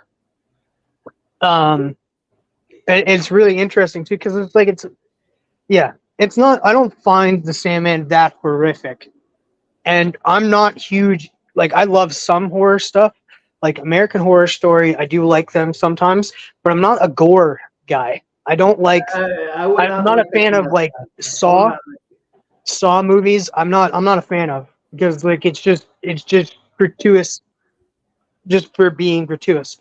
I'm just not a fan of anything that's images that produce disturbing images. That's really disturbing, right? It's very disturbing, right? It's super disturbing. I don't want to fill my days with the disturbing images like that in my head. I mean, it's like I want something bright image, you know.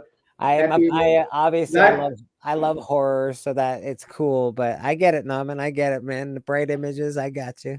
I mean, I mean, life is already pretty sad and depressing and disturbing to begin with. Pretty bleak. Pretty bleak, would you say? Pretty bleak. Pretty bleak. So I just want to fill my days with the happy images, you know. See, I'm more of like, if I was to pick a horror series, I would go more with psychological thrillers. We got Evil's comic. She's gone to watch a scary movie. Speaking of being scared, he's going to go watch a scary one. Yeah, psychological thrillers. I like psychological thrillers. Some are better than others. But yeah, for sure. I mean, there are some horror movies I like Alien. I like those. Yeah. But I want to where victim is fighting back kind of movie. Ravenous was a really good movie. I don't know if it's a horror movie, but it's a pretty good movie. Like Halloween, she fights back. The lady fights back. You know.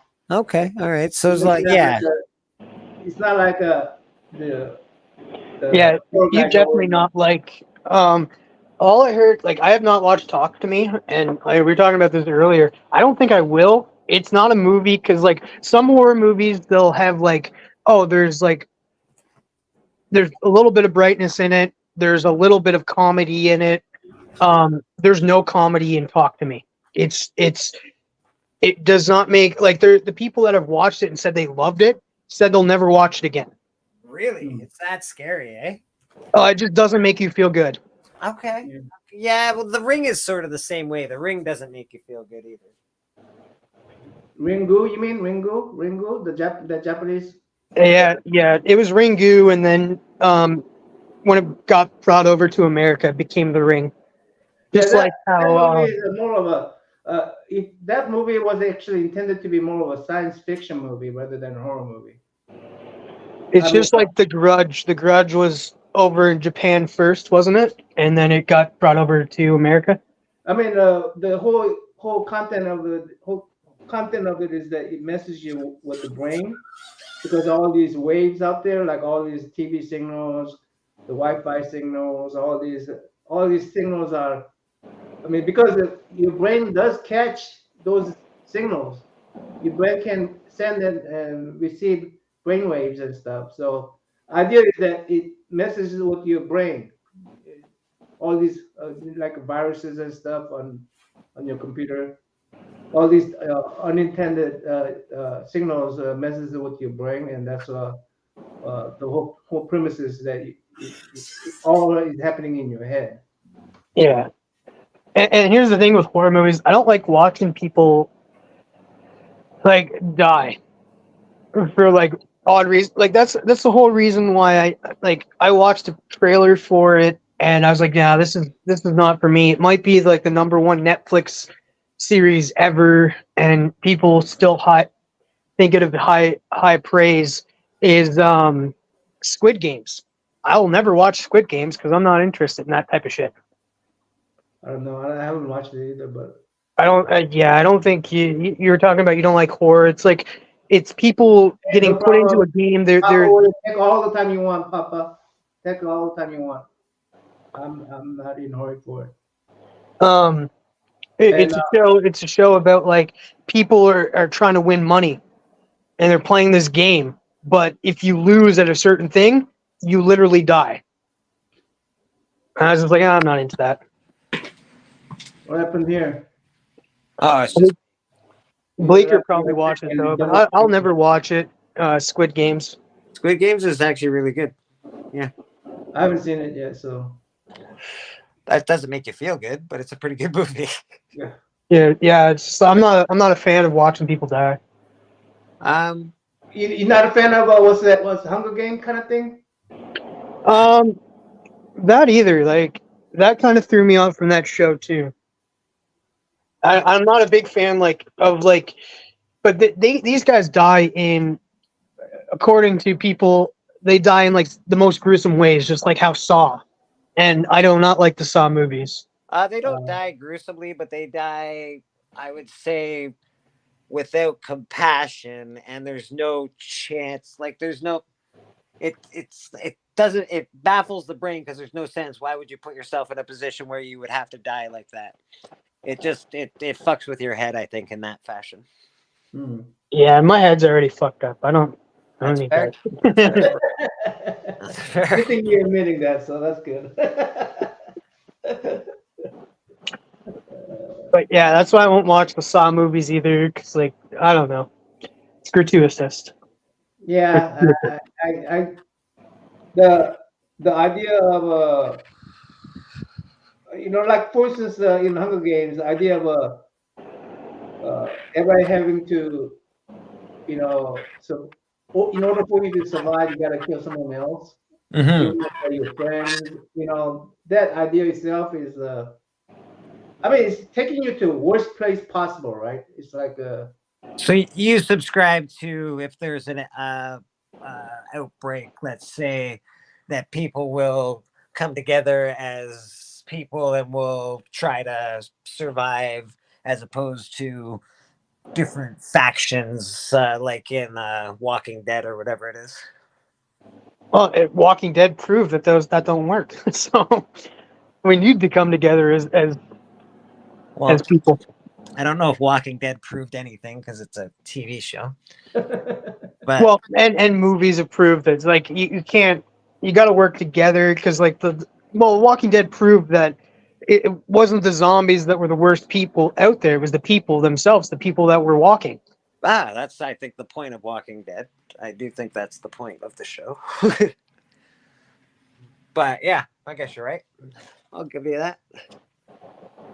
Whew. Yeah, I don't like it when these movies take you to the worst place possible. I mean, I don't need the movies to tell me that you can get there in the worst place possible. I mean, look at the Holocaust, and I know we are able to get there. I'm not denying that, and I'm not delusional that we're all goody two shoes and we all team up to be better people. I mean, I'm going back to something. I'm taking it back, that I don't think we will come together as human beings. Just look what COVID did to us. Yeah, we will not come together as human beings. We will yell at each other. Yeah, for not wearing masks. In our bathrobes. Yeah. Bad person. And we'll steal all the toilet paper. You're not allowed in my family. How's it a freaking wearing a mask offense to you? That is what I don't get. Yeah, makes no sense to me, man. Wearing a mask or not wearing a mask, I don't know why it offended anybody. Who gives a fuck who wears one and who doesn't? I don't. Well, I mean, if I'm in a tight place, I want you to wear a mask, honestly. But I'm like, for instance, when I was in Korea, right? When I was a little boy. Yeah. If going to school is so important, and when I got a cold, my mom would put a mask on me and go to school, and I would have to wear that mask all day long, right? Well, so, I think it's more. It's been like we've seen it in Asian culture where I think they're more used to wearing masks. You guys, yeah. Here, it's never been a thing. We've never had to wear a mask, so I don't know why people got all uppity, but we never had to wear one before. I mean, but when I came to the United States, what they did was, if I had a short sign of cold symptom, they just tell me go home. Yeah. Go home. You don't need to come to school. I go, wow, so cool. I didn't have to go to school. So, America's great. So I go, but either way, whether you're locking down, or whether you're wearing masks, you're doing it for the people. You're doing it for the other people, not just yourself, right? You don't want to spread it. Whatever you got, you don't want to spread it. I mean, if you're doing something to prevent certain things from spreading around, I don't know why that's not a good thing. Why is that a bad thing? Yeah, it's like, it's common sense right there. It's just like, okay, to prevent it from actually slowing it down, might not stop it altogether, but it's going to prevent it from spreading faster than ever.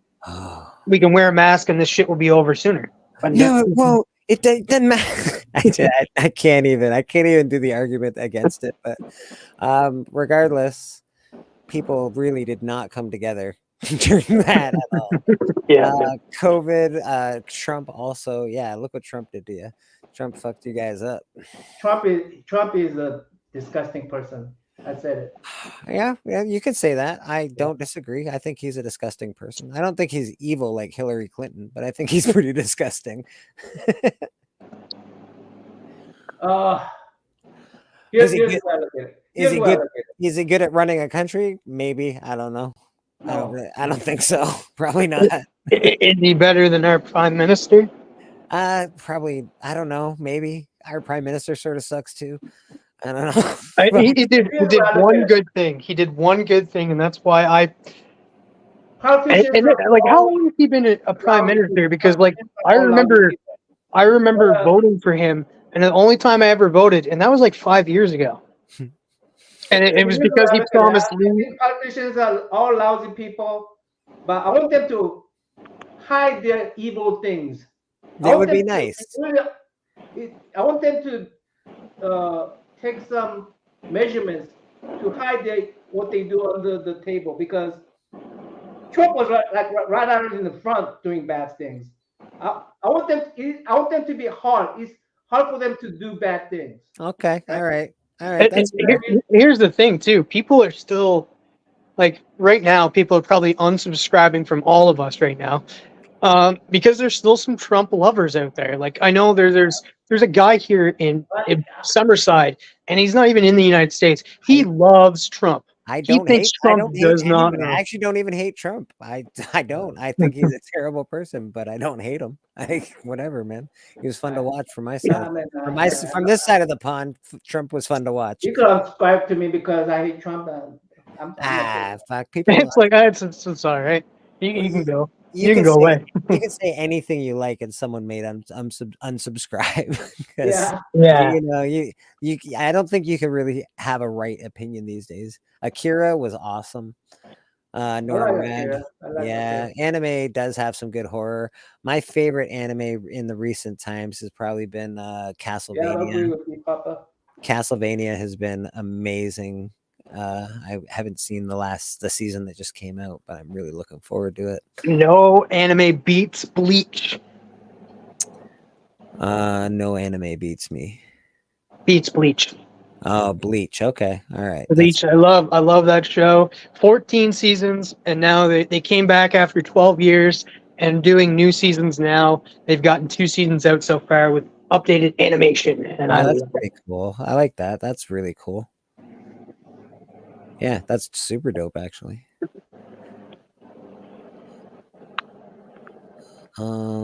Yeah, fuck, that's super cool. I mean, I haven't watched Bleach. I might have to watch that because it's on Disney Plus. But for us, you do like Kevin Smith, so I don't know. We'll have to. We'll see. Oh fuck! Did I just say Kevin Smith? You did. God damn it! Shame. Shame. Shame. Shame. Shame. Shame. Shame. Shame. Shame. Shame. Could you imagine? They actually used to do that to people. That would be just terrible. Some people need it, I think. Bleach is amazing. Benny Blanco from the Bronx. How you doing, brother? Yeah. Biden's just hilarious. He's funny as fuck. I mean, I want these old people to get out of politics, bring some new blood in. Well, then you're gonna get people like who do we got? What's his name? You're not gonna enjoy it. Trust me. Yeah, Justin Trudeau.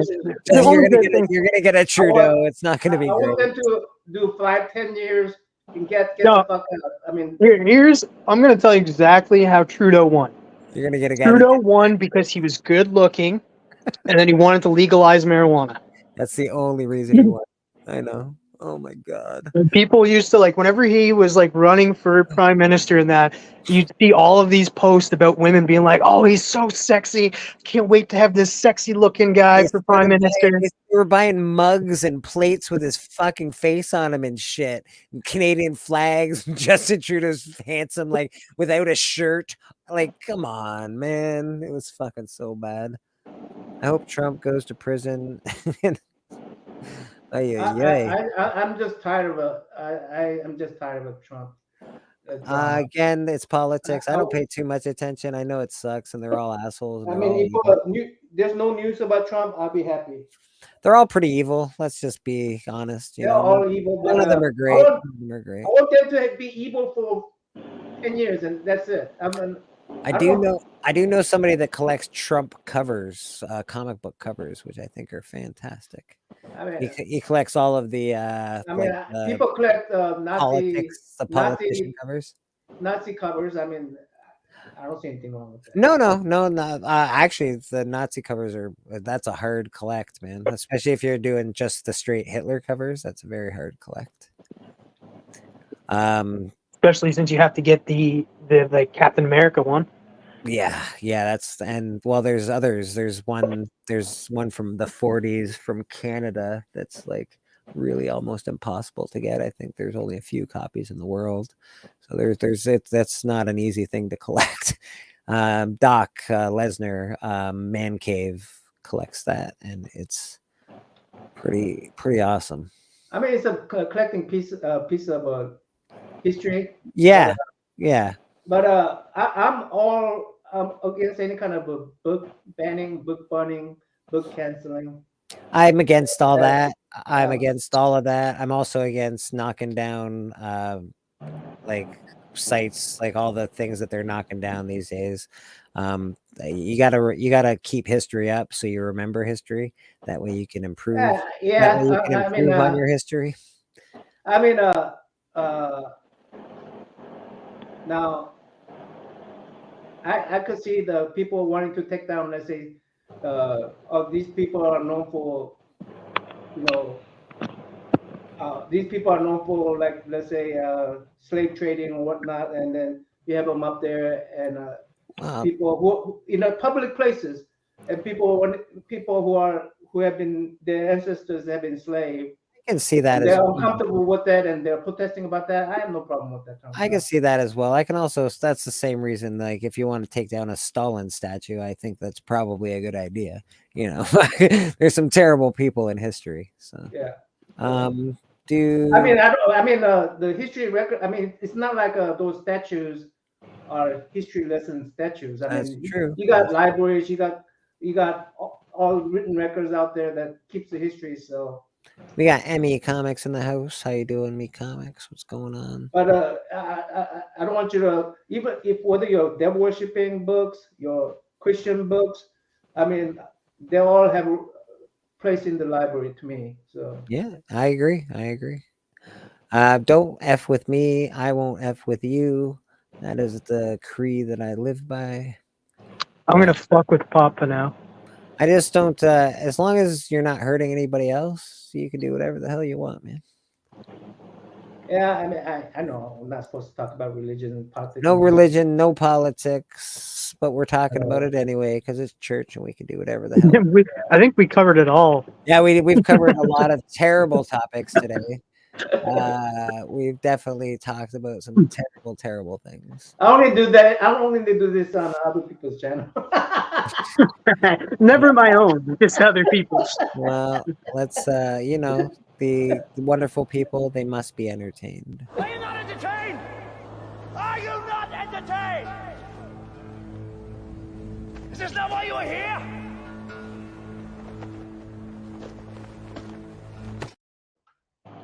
Now, I know I was talking about like how I didn't like blood and guts and people dying and stuff. There's one exception. I do like The Boys, and I do like Gen V. Oh, The Boys are so good, is a pretty good movie. I like that one. Boys are so good. I know that a lot of people don't like it because it's not like the comic book, but and that's the thing. A lot of people that read the comic book liked the show and didn't like the comic. Well, the comic's even more violent, actually, but it is so good. I dig it. The characters, they're great. The I do actors not are like the good. Gen V, the first episode. I haven't watched it yet. Is it good? I don't Yes. I just don't like the idea of a blood being part of a power set. So I just it's not That it actually plays more into it. I like what they're doing, and like I think they're doing a better job at creating a shared universe with the boys in Gen V than Marvel has ever done. I think they're doing a better job with superhero stuff in general. whatever, CJ. Trump's doing better than the puppet we have in office now. I'm with CJ on that one. I think both of them are not good. But Either one of them.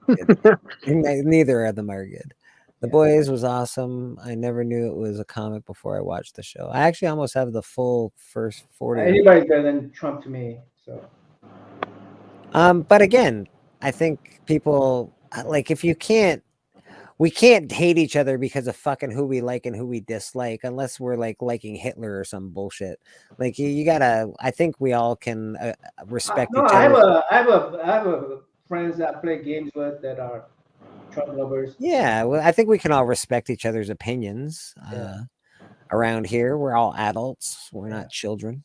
I mean, Comic Journey though. I mean, I never respect. Comic Journey. He's got some strong opinions. He does have strong opinions. AEW ratings went to shit. Why did the AEW ratings go to shit, Papa? It just nobody knows. And to give you more an idea of how Gen V is doing and if it's really good, it already got picked up for season 2.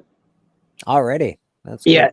That's after 4 episodes. Well, it's a bit of a cash cow. I hope they're sort of everything that they do is like Harry Potter changed. Actually, like a Wheel of Time. Wheel of Time. Harry Potter changes everything. They make everybody has to be really young. They're going into schools. That makes it interesting. I don't know. It sounds a lot of people were like, I know one person was watching it and his wife walked by and was like, "Why are you watching something off the CW?" And it was Gen V, but it does give you that kind of CW type of feel because it is dealing with kids in university. Yeah. But it goes so much further than that if you really get into it. Well, I'm not interested. I'll tell you that.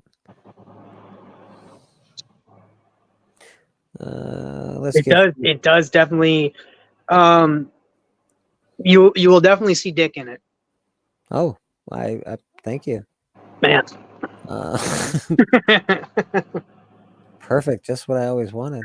And in the first episode, so they don't hold anything back in these shows.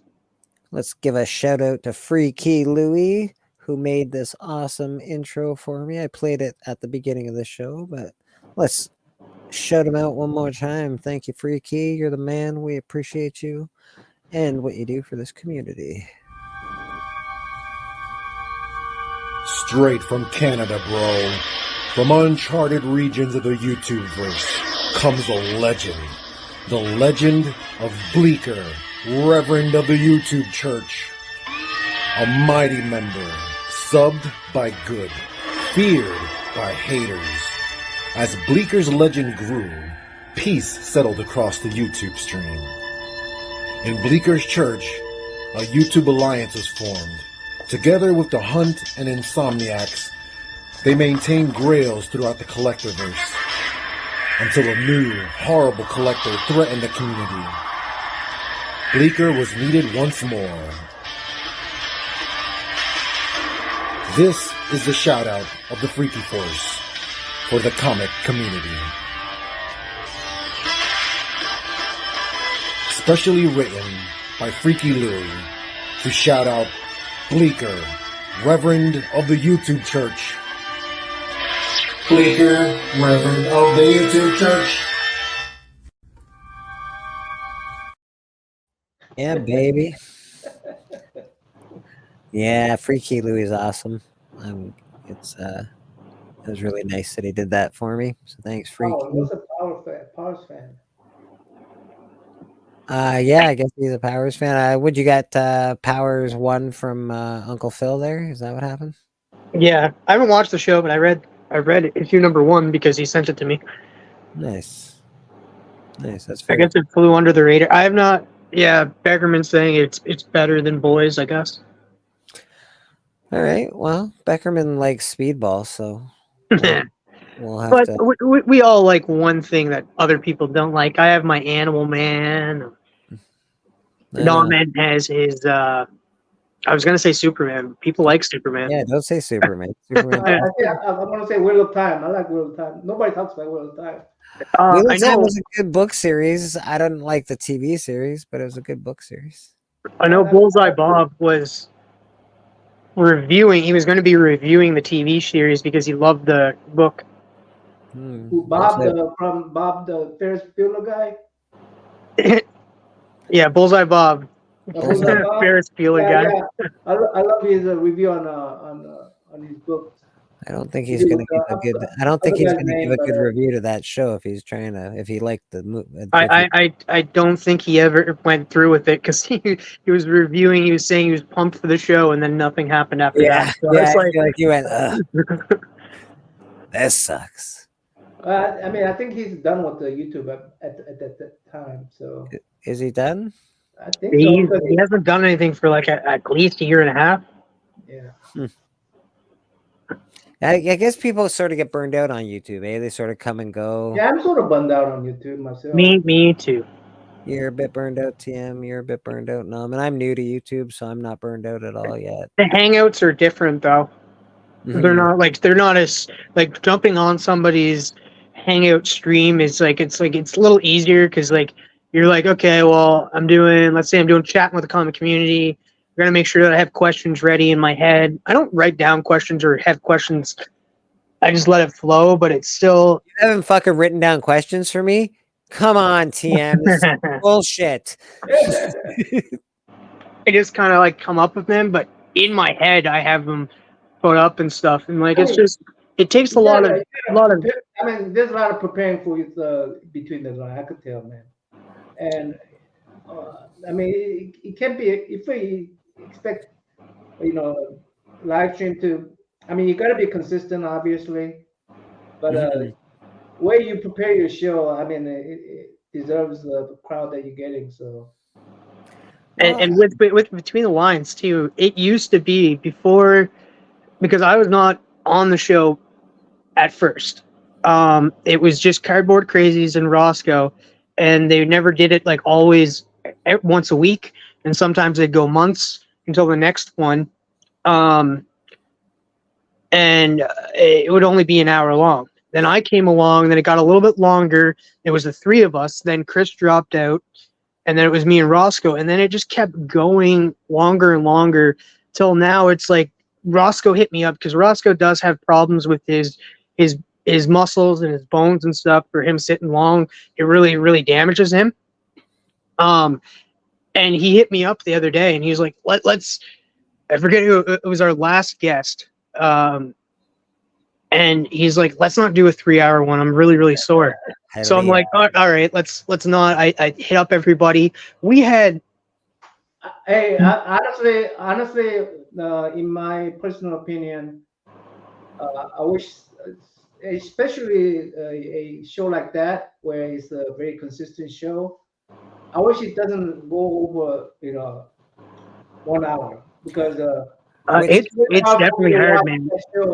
Which I think is terrible, especially if you're drawing a piece of art, because you need like 3 hours to even make it. I mean, that's why the Team Nutty always sends out advance notices. Which I like. I do like the advance notice. Yeah, but like he said, like let's keep it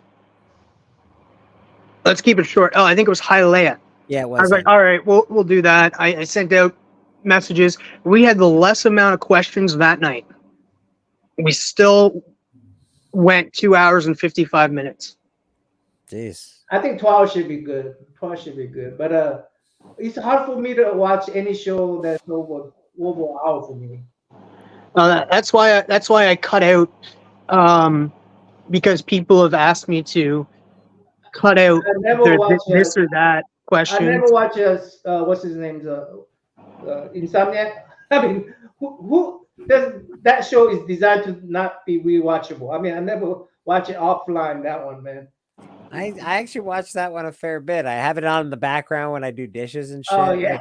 Because I like hearing you assholes talk about whatever you're talking about. So I don't know. It's like being in the same house as all your buddies, but they're in a different room. I have a hard time watching your show. I have a hard time watching only rewatching unless I'm on a stream with you guys, right? Okay, all right.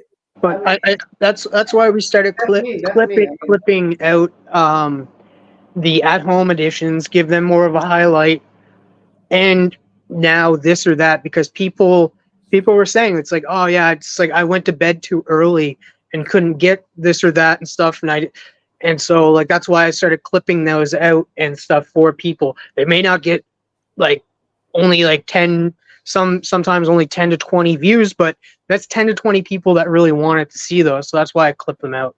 That's a good idea, actually. That's a good idea.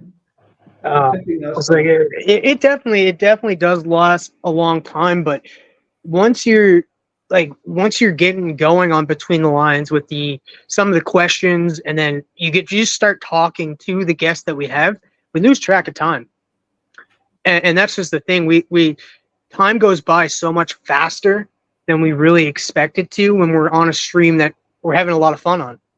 Yeah. I mean, I see it. I mean, if we have somebody, let's say some prevalent artist is coming up, asking them to do 3 hours show is not very inviting thing to do. I mean, no, we never expect it to be that long, but at the same time, we open the questions up to anybody, and we'll never. And we that's why we tried to implement cutting off questions after a certain period of time. But we want to get to everybody's questions. We don't want to be like, no, your question wasn't good enough. We're just going to skip over you to save some time. Yeah. So, well, I mean, if you cut out CJ's question, I mean, you probably save a lot of time. Well, CJ has 300 questions at the ready, I think. I wonder if he writes them all down and he just sort of. Yeah, well, I was thinking just write down all the CJ's question down, and if he's repeating, hey, you repeating yourself. This is what.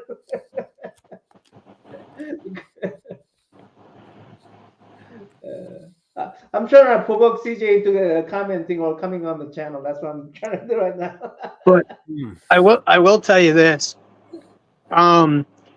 You're going back to when you're having a good time, you don't realize that you're going for a long ass time, like 3 hours. I've been on an hour-long streams. I'm not going to say which ones. Hour-long streams that felt longer than the stream that we're doing right now on Bleecker Street Comics. Yeah. That we're already 4 hours and 20 minutes in, or between the lines, because we're having a good time. We're having a good conversation. Some streams you're just like, okay, is this almost over? Like an hour-long stream feels like 7 hours sometimes. Yeah, that's true. That's true. Yeah, I mean, I love live stream, these hangout streams. I don't want. I mean, I'm not trying to tell you guys to put a format on it. You know, it has its places. It has its places. You guys heard him, right? Nauman's saying the long streams suck ass, and he wants to abolish them all. You heard him? I'm not for that. I'm not for that. Well, what he said was he doesn't watch any of our streams because they're too long. No, I don't rewatch. I don't want to be part of that. No. He said, I heard him. I heard him, Bleeker. I don't rewatch. We're gonna pull CJ on you. Did you hear that Nauman said he doesn't watch any of our streams? Oh my God! Tell CJ that. I told him I don't watch his shows, man. I don't rewatch his shows. Absolutely. We got Poke and Joe in the house. How you doing, Poke and Joe? We have time to watch 8 hours show. Come on, man. I mean, if you watch CJ's show, that means you're not watching anybody else's show. That's true. That is true. I mean, yeah, I agree. I don't catch all of CJ's lives and that. Sometimes you jump in.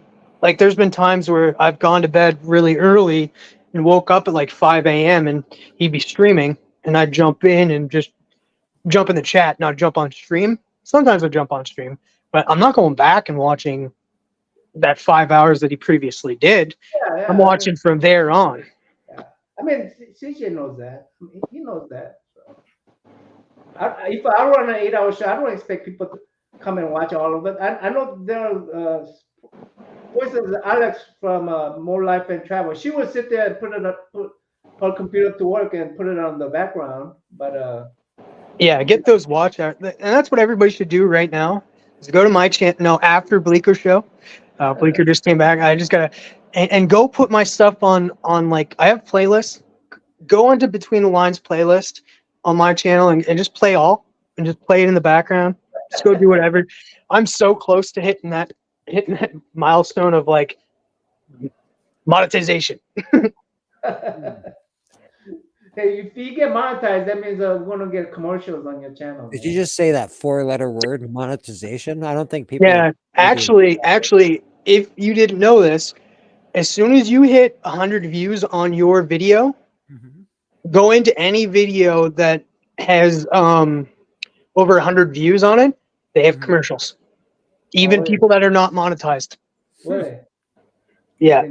I didn't know that. So what you're saying is keep in mind that 99, guys. I'm happy with the 99. Because like I would rather make money. I'd rather make money off of stuff that I put out rather than YouTube make money, because they're making money off of us now. Oh yeah. So, and then I've already talked to Roscoe about this. Anytime, like when I become monetized, also guys, go subscribe to Papa. He's almost at 1K. Oh shit! Good job, Papa. I was talking to Roscoe about this, and anytime that like if there's a super chat that comes in during Between the Lines, since it's like both of our shows and stuff, all of that money that got brought in from Between the Lines that month will be donated to Comics Curing Cancer. So all funds only from Between the Lines, because it's not just my show, it's his show too. So I can't just be like, yeah, I'm going to keep all the money. No, we talked about it and we said, you know what, we'll give it to cancer. Not give it to cancer. Cancer sucks. We'll give it to curing cancer. Good for you guys. Good job, guys. I'm not gonna lie. If I ever get monetized, I'm keeping all the money because I'm poor as fuck.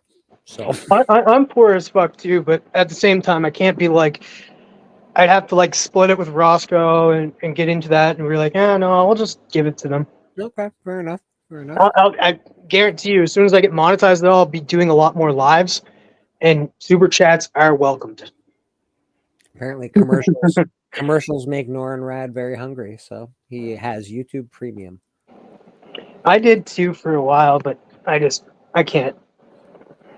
How much is YouTube Premium? Like $12 Canadian. Yeah, for us. I'm not sure. It might be cheaper for the US, but it's like 12 for us. A month? Yeah. You're fucking ridiculous. Yeah, I watch a lot of YouTube videos. I find it useful.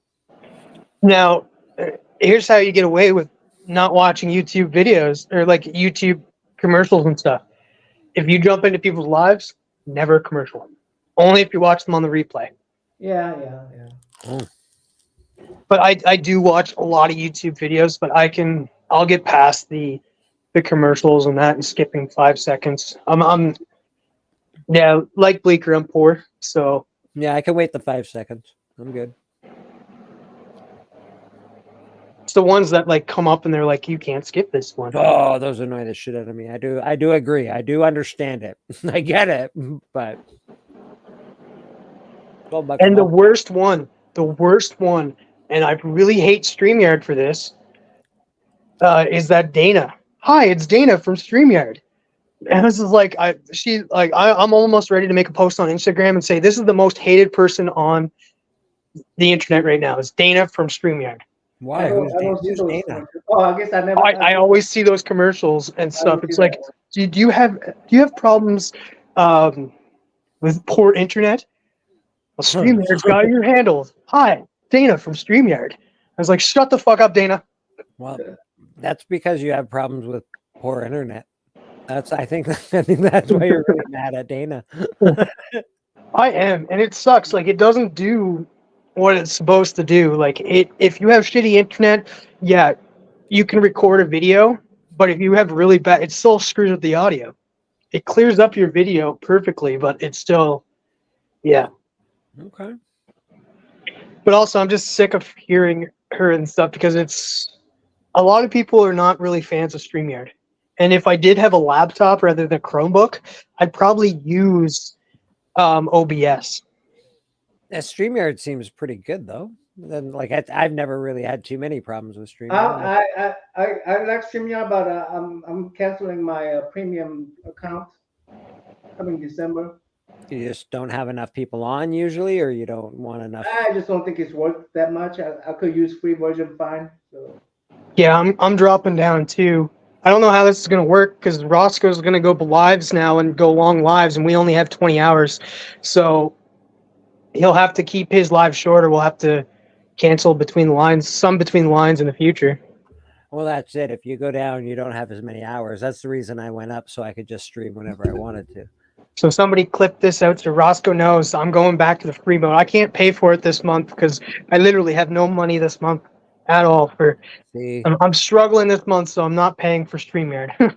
Pocan Joe, I'm with you, buddy. I hate Raid Shadow Legends. Fucking Raid Shadow Legends. If I see another fucking Raid Shadow Legends fucking commercial, I'll freak out. I don't know what you guys talking about because I'm fine.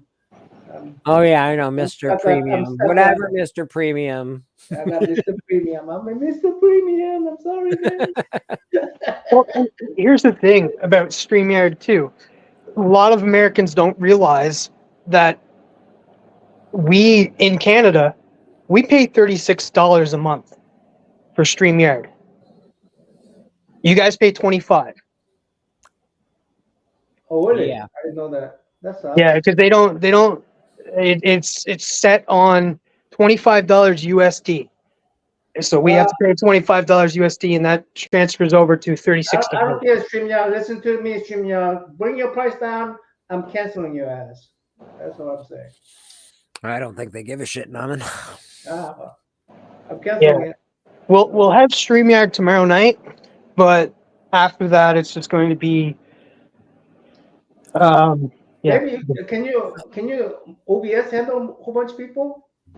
I don't know anything about OBS, but I know it works a lot better. But it also depends on your equipment, because with my Chromebook, I can't access OBS. I'm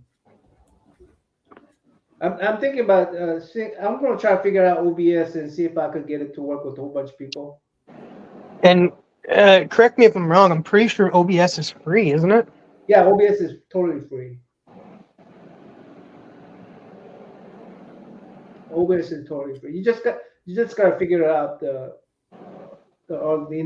I just love the how StreamYard is so easy to set up and stuff. But, yeah, it is. It is easy to set up with some things. That doesn't mean they can overcharge me like that, you know.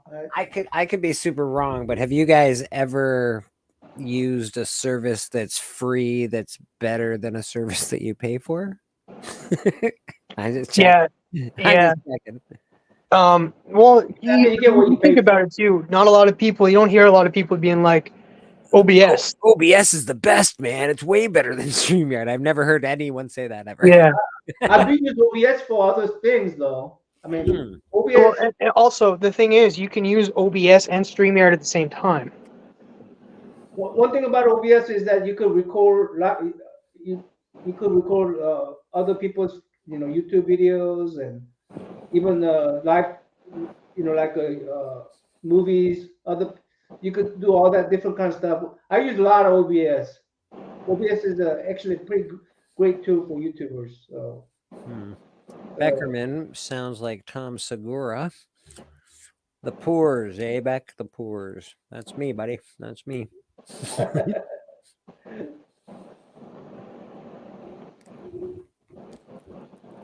Yeah, I just but I think there's a way for OBS to work. If I figure it out, then Well, I know a lot of people like cross dip, because I know with OBS you can do stuff to your screen right now. Like you can add like a picture to your screen right now with OBS. And a lot of people do use OBS and StreamYard at the same time because there's certain aspects of it that OBS could do. Like if I wanted to be like with OBS, I can like connect this video and be like, yeah, check this video out. And all of a sudden I just play it on my end on my screen without actually putting it towards it. It just comes up on my screen with OBS. Let me tell you something about OBS that I know it's free software. It's been free for long as time. It has lots of features that people don't utilize. And so, far as OBS versus StreamYard is concerned, OBS is much more. It's a much more complicated. There's a lot of functionality that StreamYard doesn't have. So it's just hard to customize and make it, work like you want it to. So I mean, you're fixed to this just this particular panel setting, this particular background. I mean, you can customize your background and stuff. But it works well, but it's not user friendly, is what you're saying. Yeah, I know a lot of bigger YouTubers. I'm gonna mention his name again. You guys definitely check him out. He does like content 5 days a week, and it's hour long each time. Christian Herloff, he was just talking about how he was doing a live this past Monday, and he's like, yeah, no, I can't deal with StreamYard. And this is his first time using StreamYard, and that he does use OBS a little bit, but he's a big YouTuber, and he does not like StreamYard at all. Yeah, I mean, it has StreamYard is like a. I'm a PC guy, I'm not an Apple guy. Mm-hmm. So I like customizing my own stuff, putting my own video cards, putting my own modem cards, whatever. I mean, that's what I like to do. Sound cards, whatnot. Apple is set so that that's what you get. You cannot expand it. That's just what you get, and that's how you. And people like that. People don't want to have to make a decisions. They want just so StreamYard is just like that, where it's packaged. You have to use how they set it up, and people don't want to make a decision. You leaving us, Jam? Yeah, if you were still alive in like, I want to say, about like an hour, under an hour, I'll probably be back. It's 3:20 already. We'll probably be getting out of here pretty soon. I gotta go too, by the way, guys. It was fun. I didn't mean to ruin your channel by talking about politics and religion. No, dude, we were talking about that way before you came. Trust me, we were talking about worship. Politics and religion was a breath of fresh air. We were talking about Papa's most hated subject, movies. How everybody hates Marvel movies. So Papa hates that. Just so you know. We were talking about Kathleen Kennedy. Mm-hmm. What else were we talking about? We're actually talking about Scientology for a second. Scientology. A little too much, Oh. All right, I'm gonna head out, guys. Thanks for having me, Bleeker. Later, Papa. And see you, TM. We'll see you tomorrow night, TM. We'll see you tomorrow night, buddy. Well, you guys can see me tonight over in Legion of Comics channel, where we'll be talking pop culture, comic books, movies, and TV. All right. I like it. All right, we'll see you guys. I'm gonna go too, guys. All right, brother. Have a good night. Good night, guys. Have the rest of your good day. Good afternoon, brother. Have a good Sunday, guys. You have a good Sunday as well. Papa. Hey, Papa, take all the time you want, bud. So, thanks for that awesome artwork in advance. Bye, guys. Bye, Nam. Have a great rest of your day, buddy. Just the two of us. Always good to have Pop on. If you haven't checked Pop out, he does a Sunday auction or Saturday night auction. Hell on Wheels. And he's also on Sands once in a while. He's all over the place. This guy is a mover and a shaker.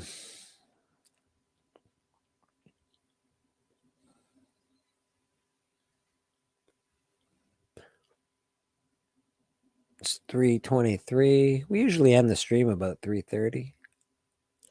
We could probably get out of here. Let everybody get on with the rest of their day. Yeah, you are a YouTube whore. I know. It's true. It's true. Slut. You can catch me Sundays here at Bleecker Street Comics from 10:45 to usually about 3:30.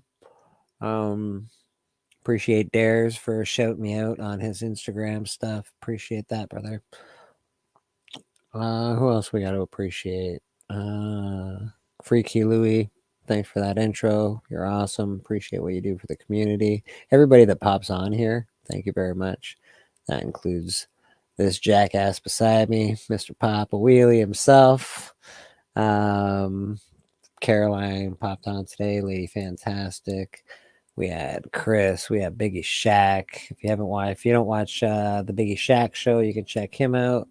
It is pretty awesome. At Immortal Biggie Shack. He is YouTube, as they say. I'll be on the hunt this coming up Friday. It is the road to Hustlemania, so we're gearing up for our WrestleMania spectacular. What else? I'll be on Between the Lines this Monday. That's tomorrow night.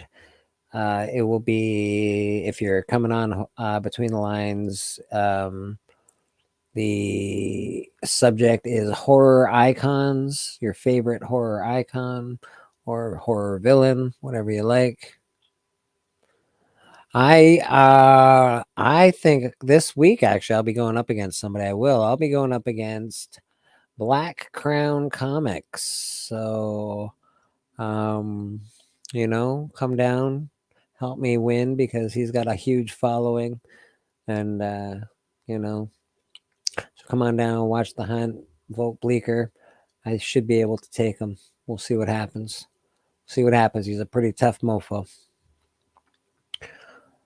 but I am the cover champ, so it's just the way it is, people.